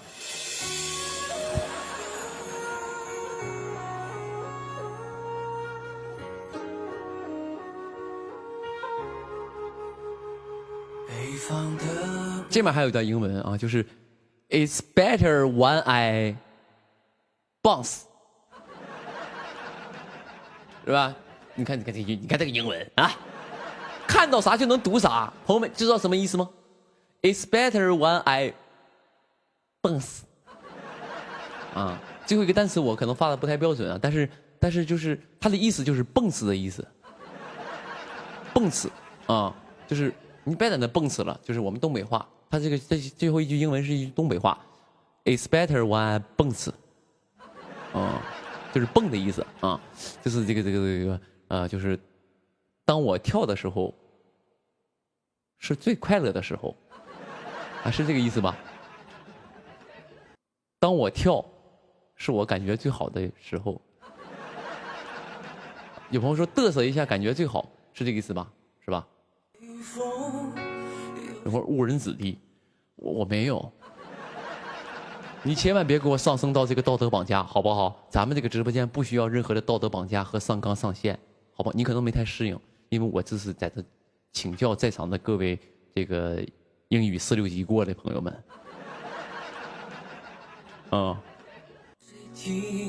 咱这也不是网课，我不是给传授你们知识，我只是给你们胡说八道在这儿。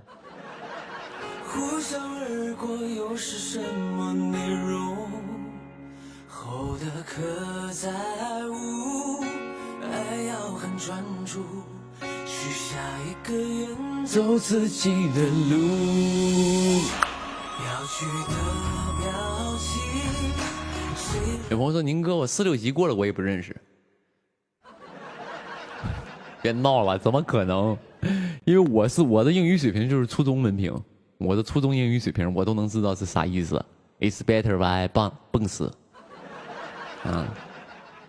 是不是？故事里的人物都在途中，朝天道酬勤，问谁还清醒？有朋友说，什么张某某你真绝。就一个男孩在那呼喊一个女孩，说他特别绝，在我直播间里喊。你俩就是有点闹情绪了，你别在我这造成一些负面影响，好不好？你俩有什么事出去说，别在我这就是打扰到这气氛。什么叫你真绝？我估计说这话是个爷们儿啊，男人有个男人样，出去解决，别在我这说。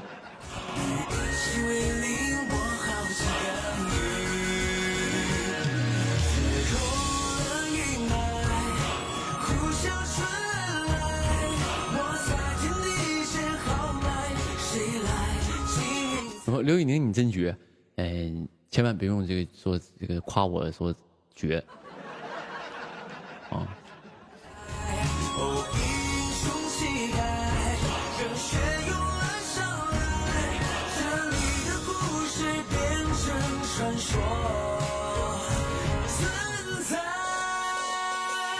北方的北风有谁听懂？呼啸过是什么内容？行，我还得剩点时间跟大家唠会儿嗑吧。我就不放太激烈的音乐了，咱们就来点那种就是心与心的交流。咱们就此时此刻，从此时这一刻起，现在10点钟了，咱们沉浸下来，因为一会儿你们可能要去睡觉了。咱们现在呢，就是聊的话题就稍微的就是一些走心一点，好不好？哎，有什么朋友想要问一些采访我的话题，可以说一下。咱们可以聊一会儿。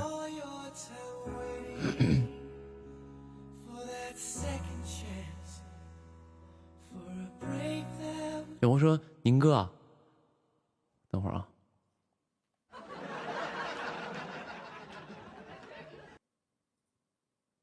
喂喂喂喂喂喂喂，Hello， 宁哥。喂喂喂喂喂喂，哎，有朋友说那个宁哥啊，有没有就是人给你递那个男一的剧本？啊，这位朋友的问题呢，非常的敏感啊，当然是有啊，很感谢这些瞧得起我的人啊，当然是有。然后呢，就是也有几个戏的男一来找我啊，然后呢，都在聊的呢啊，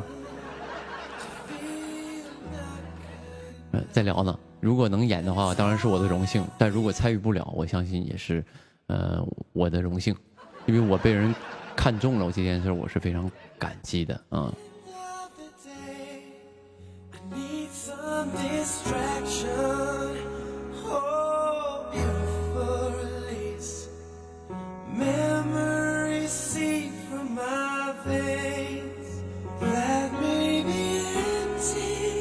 我说宁哥，你这个为什么总喜欢把手放在嘴边上？啊，我总喜欢这样是吧？啊，这个其实是我的一个小啊，这个其实是我的一个小习惯啊。当我这个的时候是在思考的时候啊，因为我直播呢，直播其实我觉得是，你说它简单吧，它很简单，但你说它难呢，它非常之难，因为它需要你脑袋飞速的旋转。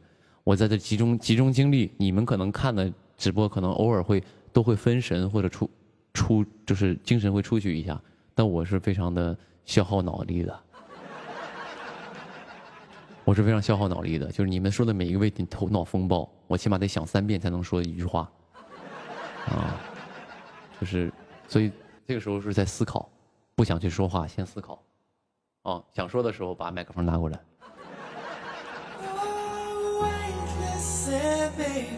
我现在放在这是在想，我刚才说的那段话说的够不够严谨？不够严谨的话，再补上几句。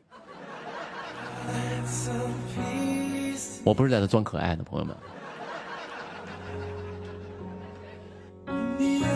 我说宁哥，你能不能接几个古风男？我现在拍的都是古装，我现在拍的都是古装，因为以前是什么呢？以前有好多人啊，就是我见过的演员，我跟他合作，然后呢，他就说，哎，雨宁，你现在拍过现代戏吗？我说我还没有。他说，哦，你拍现代戏可好了。他就做演员，作为朋友跟我分享嘛，说拍现代戏为啥好呢？就是相对来说轻松一点，就是轻松，不仅仅是环境轻松，而且就是你就是不会像古装戏会稍微，当然也不辛苦啊，不是说我们这个行业辛苦，就是相比之下，现代戏会稍微轻松一点，而且你会觉得你活在这个世界当中。比如说你像很多像包括像之前。他们跟我分享，他们在北京拍戏，拍完之后呢，白天在北京拍完之后呢，直接收了工，开车回家了，跟上班一样，自己开车回家了，然后早上起来就开车就来了，就在北京在家附近拍，或者然后中午那个想吃啥就，他是很好，但是我呢，现在其实我没有说想过拍现代戏和古装戏这件事儿。但是现在基本演的都是古装。我最开始的打算就是，我不想拍的特别杂，也是一个姐姐给我的建议，就是说你先拍古装，先把古装拍明白，你先让大家知道你刘宇宁能演古装。你做什么事儿你不能就是东一头西一棒子的，你哪一棒子打不到。你现在就先拍古装，你把古装拍明白了，比如说某一个剧有一个什么样的角色，他一想就能想到你，这种程度，我觉得你这个古装就算成功了。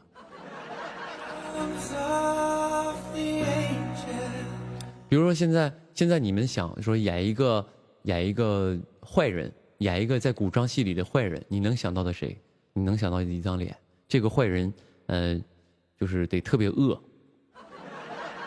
对，所以他就是他只是给我一个比方，就是说你先把这个古装演明白了，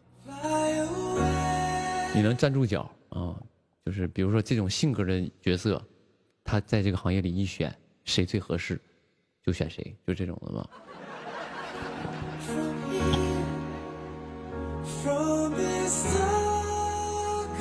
容嬷嬷是不是？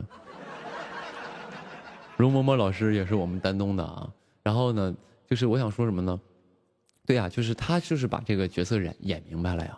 就是他演恶婆婆这种东西，虽然他本身是很慈祥的一个老人，然后但是他就是演出让大家都能见到嘛，都能记得住嘛，对吧？所以还是那个姐姐跟我说，还是把古装拍明白。但现在呢，有一些就是也有现代戏来找我，如果有特别合适的话，现代戏我也会接的，因为就是还是看角色看选择。但如果没有选择的话，还是从古装戏开始。你想想，我拍的基本都是这几部都是古装啊。我就第一部是民国的，第二部其实是一个特殊题材的啊，然后第三部就长歌行，然后说英雄古装，然后再安乐传古装，到现在这个现在这个戏也是清末民初啊，清末民初，然后也算我的扮相也是古装扮相。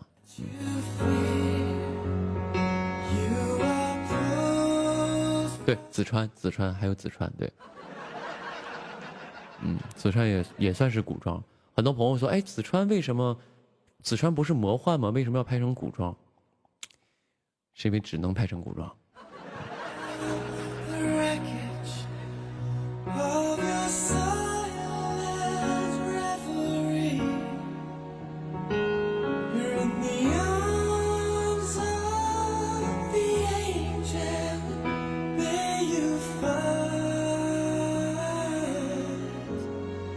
有说宁哥，你赶紧去演点那个现代剧吧，否则你再过2年你只能演富一代了。就是比如说我在某一部戏里演一个就是霸道公子家的富二代，演不了了已经。再过几年我只能演富一代了，就是那种企业家了，一个成功的企业家开家族公司那种的。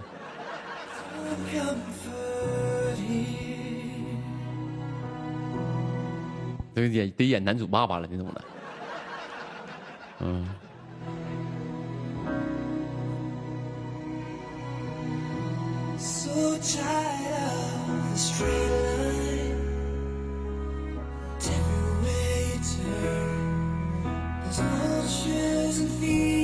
有朋友问牛油果有没有用？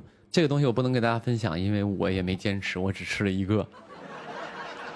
我发了个微博里边发了个图片嘛，发完之后我就再没动过那个东西，放在我家冰箱里，我一打开冰箱看到那个东西我头都疼，但我又不舍得扔，那个东西还挺贵的，但我就是不想吃它。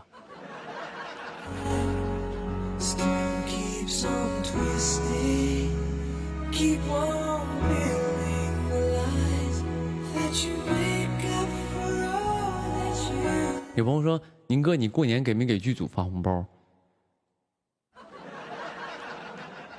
我这人呢就是对待我的这个身边的人呢就讲究一个公平公正。我今年既然都没给粉丝发红包，我也就没发。不是说别的啊，但是我给那个其他演员群里发了一些啊，但是我们彼此都发。对，每个演员群里都有几十个演员嘛，20个演员。然后我发完钱，我当时也我也不抠啊，宁哥发的不少了，我发了就是2000块钱呢，对吧？也不少了，你想想，一个20人群发2000块钱已经不少了。然后就是每个演员都发嘛，最后我抢回来3000多嘛。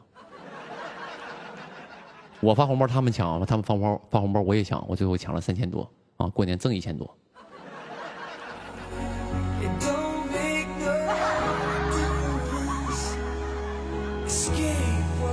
有朋友群里都有谁？群里就是我们剧组这些人呢，还有谁？啊，你上网搜一下我们剧组都有哪些演员，你就搜一下呗。直接来个手气最佳啊！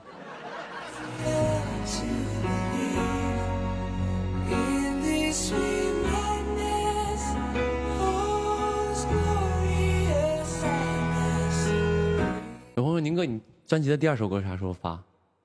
第1首歌听够了呗？没有，我现在其实，就是现在就是咱们现在走心的聊天了哈啊，说点实话啊，说点就是不止信20%的话。啥时候发呀？没想过。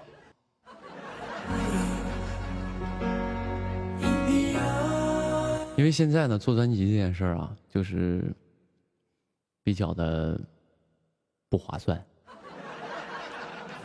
不是说心疼钱啊，是因为就是钱花了没人听这件事就很烦。再一个是什么呢？再一个就是，现在一般我首先我跟大家说过了，咱家的朋友也知道，我不是一个创作型的歌手，我不会自己去写歌。然后呢，但我最近收来的这些 demo 也好啊，这些各个老师给我写的东西啊，我听完之后，我就觉得和我平时因为发了好多情歌，还或者是一些小摇滚的一些东西，我听完之后我就觉得，我平时 OST 就唱这些东西啊，我平时 OST 就这些东西，可能有些歌还没有我的那个 OST 好听。我会有一种就是我为什么要发这首歌的一个东西。第一它不好听，第二呢就是它又没那么的让我想发，这几个点就是会有这种感觉。所以呢还不如就先放一放，我就觉得很多事不能着急然后有歌肯定你们也断不了，因为我过年这几天又录了几个 OST。又录了几个 OST 也挺好的，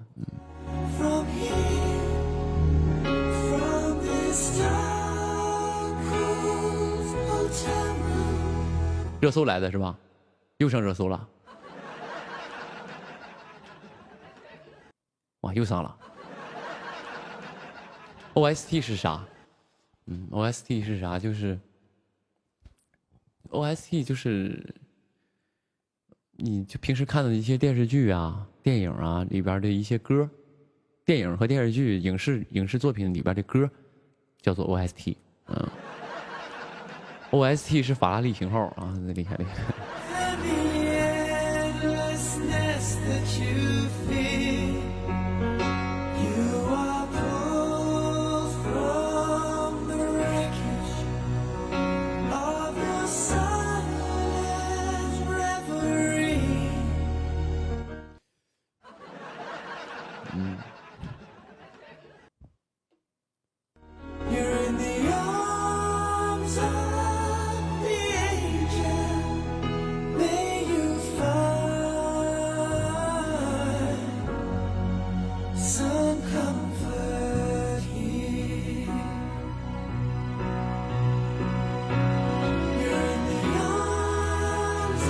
有和童声那个歌唱了吗？剧遥遥无期，因为我只负责 OST， 然后呢那个剧啥时候上，确实我不知道。但一般的剧都是歌上了，剧就上了，但是这个具体情况我是不知道，所以我没法跟你们分享。哪怕我知道了，我也不能说别人剧的事儿。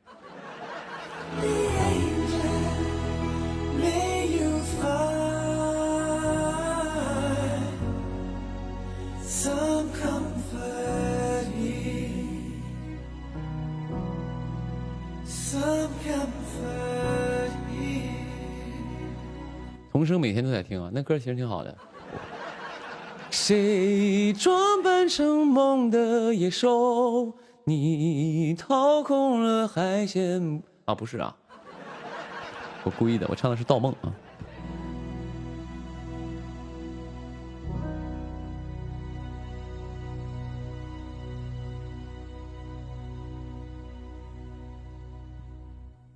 女朋友问我微博之夜是啥时候，我哪知道？不知道。你去问微博呀？问我干嘛？哦，我不知道。本来好像之前说是2月份啊，我哪知道？我知道我也不能乱说呀。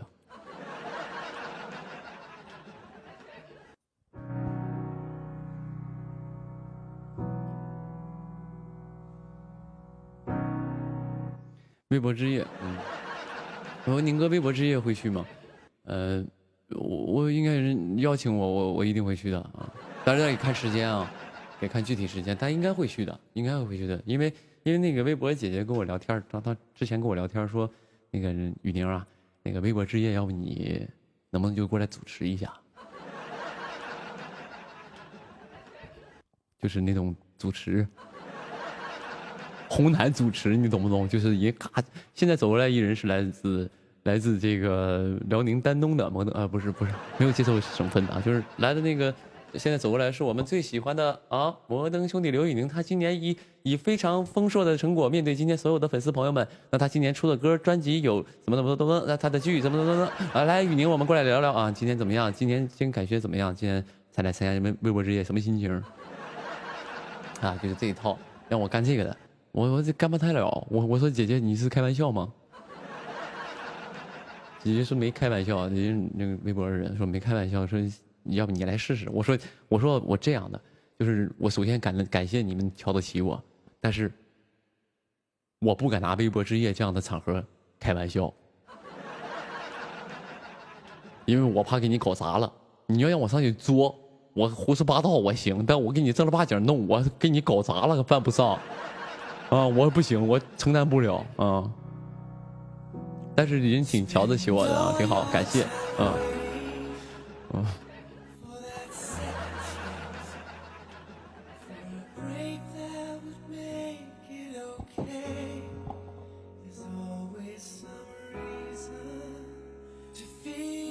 我害怕猪了，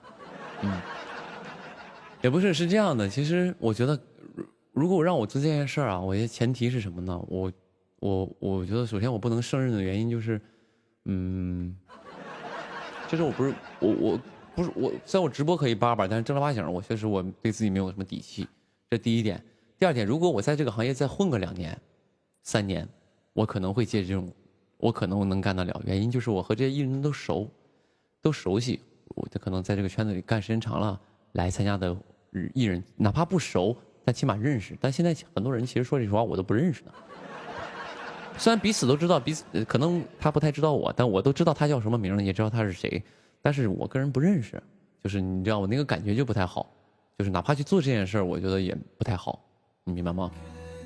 就有点，我会觉得我自己会觉得有点尬聊啊，也除了夸人家没有别的话说了。如果2个人熟悉的话，那俩人我做一件这个事儿可能会更有意义一些。我思考是在这面啊。It's hard at the end of the day. I need some distraction. Oh, beautiful release.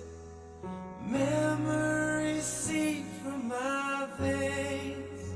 That may 对，我觉得这个主持人一定得跟这些艺人起码熟一些，认识或者怎么样会更舒服一些。我觉得是这样的，反正我就是能接的活我就尽量接，接不了的活我绝对我尽量是回避一下。当然人家很瞧得起我，非常感谢，但是我不敢拿微博之夜这么大的一个活动去开玩笑。我说宁哥最近直播唱歌少了，也不是，因为现在我直播就我自己一个人，然后我一讲4-5个小时，我还有力气唱歌，我再连唱再讲。我怕我撑不了那么长时间，之前有几场直播，我唱了2首歌之后，因为他需要用气，我就觉得喘不出来气儿了，但是我还硬挺着把这个直播播够一个相对来说的一个时长，就其实有点不太让我舒服，你明白吗？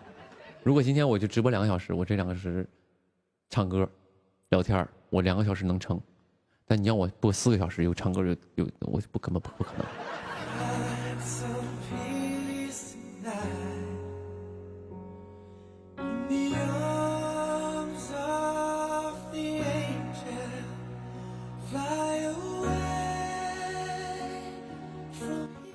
有朋友又在问会配音的吗？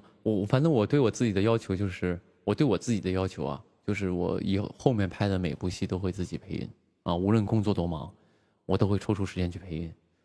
就是我对我自己的在做演员这件事的一个要求，哪怕我配的不好，我不是说我配的好，我要自己配，不是的，我觉得这是我对我自己的一个要求，是这样的。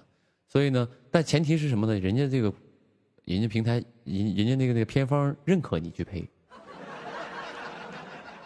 哦，人家认可你去配。你比如说，你跟人平台说吧，我想自己去配，人直接跟你说你台词不行，你别配了。那你还说啥？你也认了呀？你说人说我们这个大制作，你要去配的话，会拉低这个剧的档次，你台词不太行。那我也没办法了，我也配不了了啊！所以是这样的，只要我能配的，我一定会自己去的。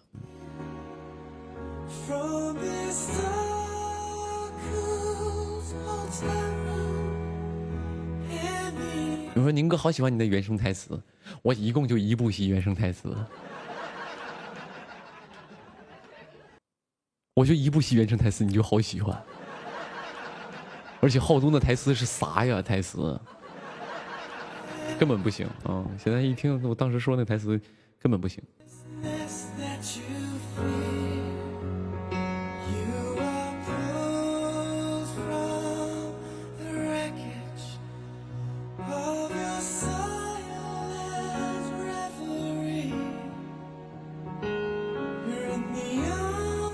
因为浩东那个可以原声配的原因，是因为他的台词很简单，我说实话，这个是我自己想要说的一个实话。很多朋友可能觉得我那个原声台词还挺那个什么的，值得称赞一下。但是原因是因为我不能说因为我称赞我迷糊了，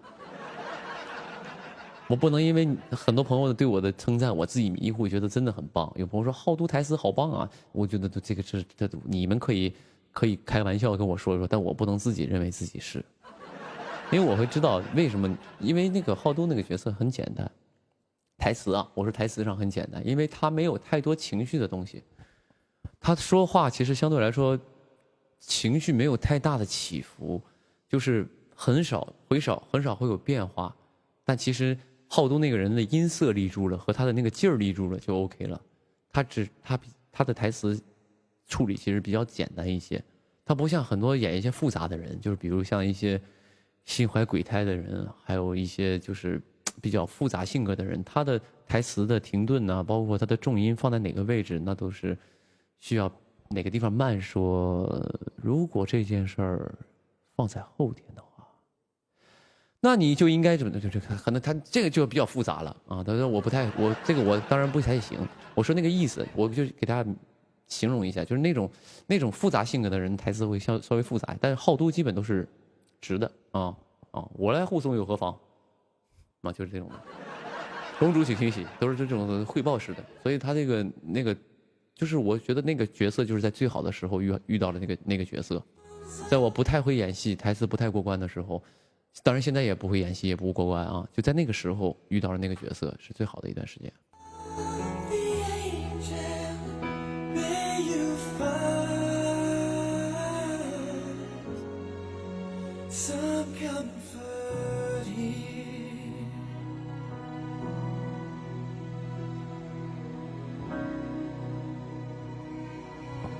有朋友宁哥，你有没有拍电影的打算？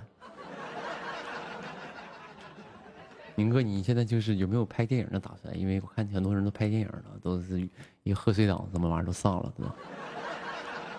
我就在上一次直播，我跟你们说过，你宁哥啊，这个世界不欠你宁哥的。我在你心里可能是最优秀的，你可能觉得我特别棒，但我在这个行业里还啥也不是呢。我想拍电影，但有人找我呀，对吧？所以别着急啊，我相信会有人找我的。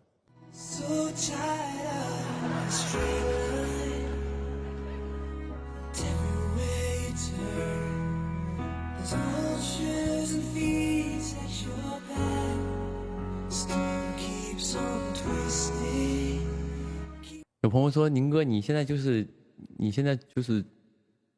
准备加入2022年古装美男的这个图集里了吗？”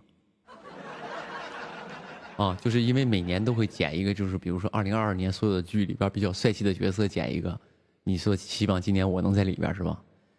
我不奢求，千万别给我这份殊荣，我不配。你只要说2022年古装丑男里没有我，我就成功了。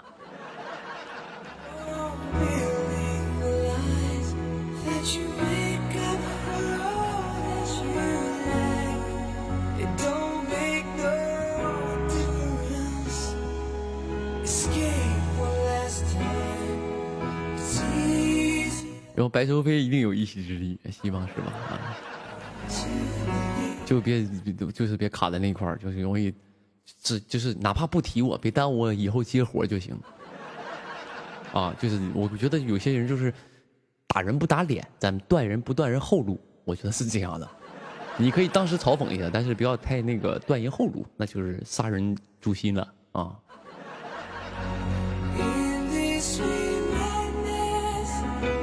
老大可以送我一句中考顺利吗？希望你中考顺利啊！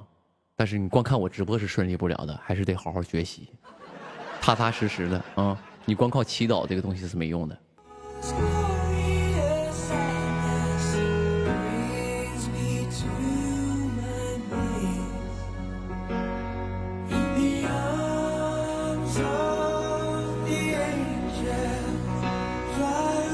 然后你有没有本色出演的剧本？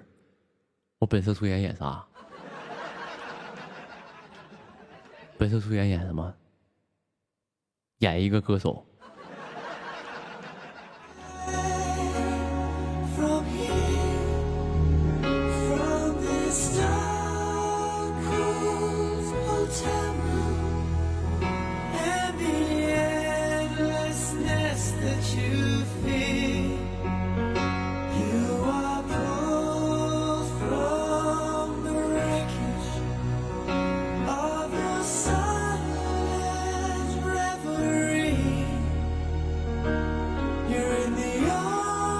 我演自己的故事，我的故事没那么精彩，所以就别演了。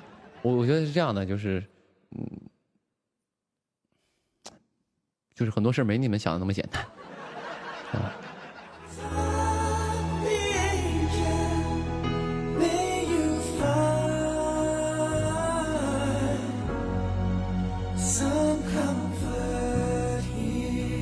我可以给戴米接活吗？我家狗接活是吗？我给我家狗接活，这个行业里有谁家狗接活了吗？就是接了一个合作，卖狗粮，卖这个狗尿布什么的，应该没有吧？接狗粮代言是吗？我家狗有啊。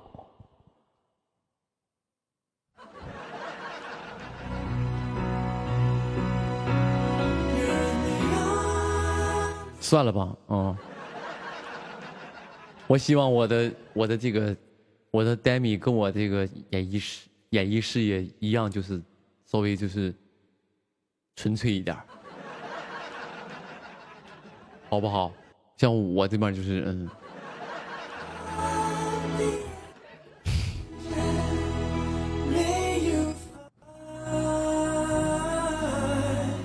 我说老大，你发型自己抓的吗？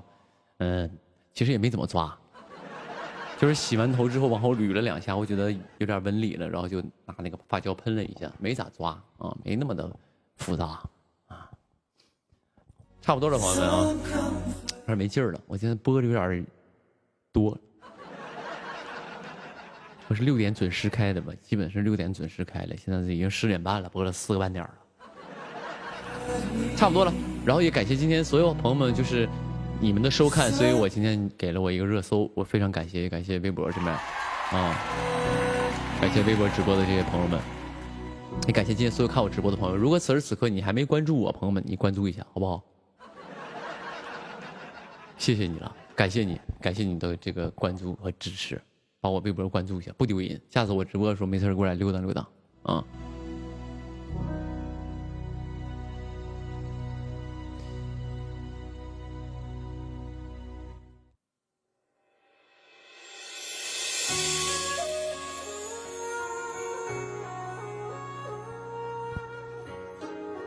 是不是因为也好久没播了，我就寻多播一会儿，因为过两天我把戏拍一拍，然后要出门了，然后就要那个出去干个活，然后回来可能就要集中拍我了，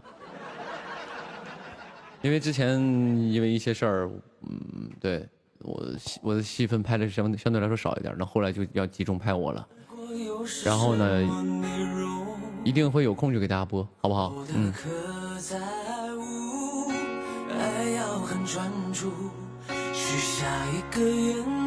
有朋友说你是不是就是现在迟迟不关直播，就是舍不得我们？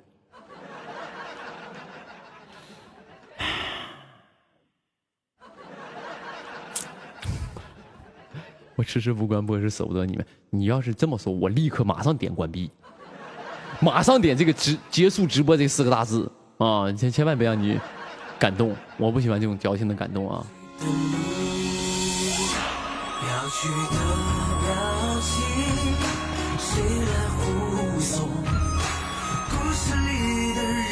那在这里呢，祝各位度过一个轻松、快乐、美好的夜晚啊！这夜有你们真好，愿你们这夜过得愉快。咱们下一次直播的朋友们，不见不散，晚安各位。也希望朋友做个好梦，再跟大家说一声新年快乐。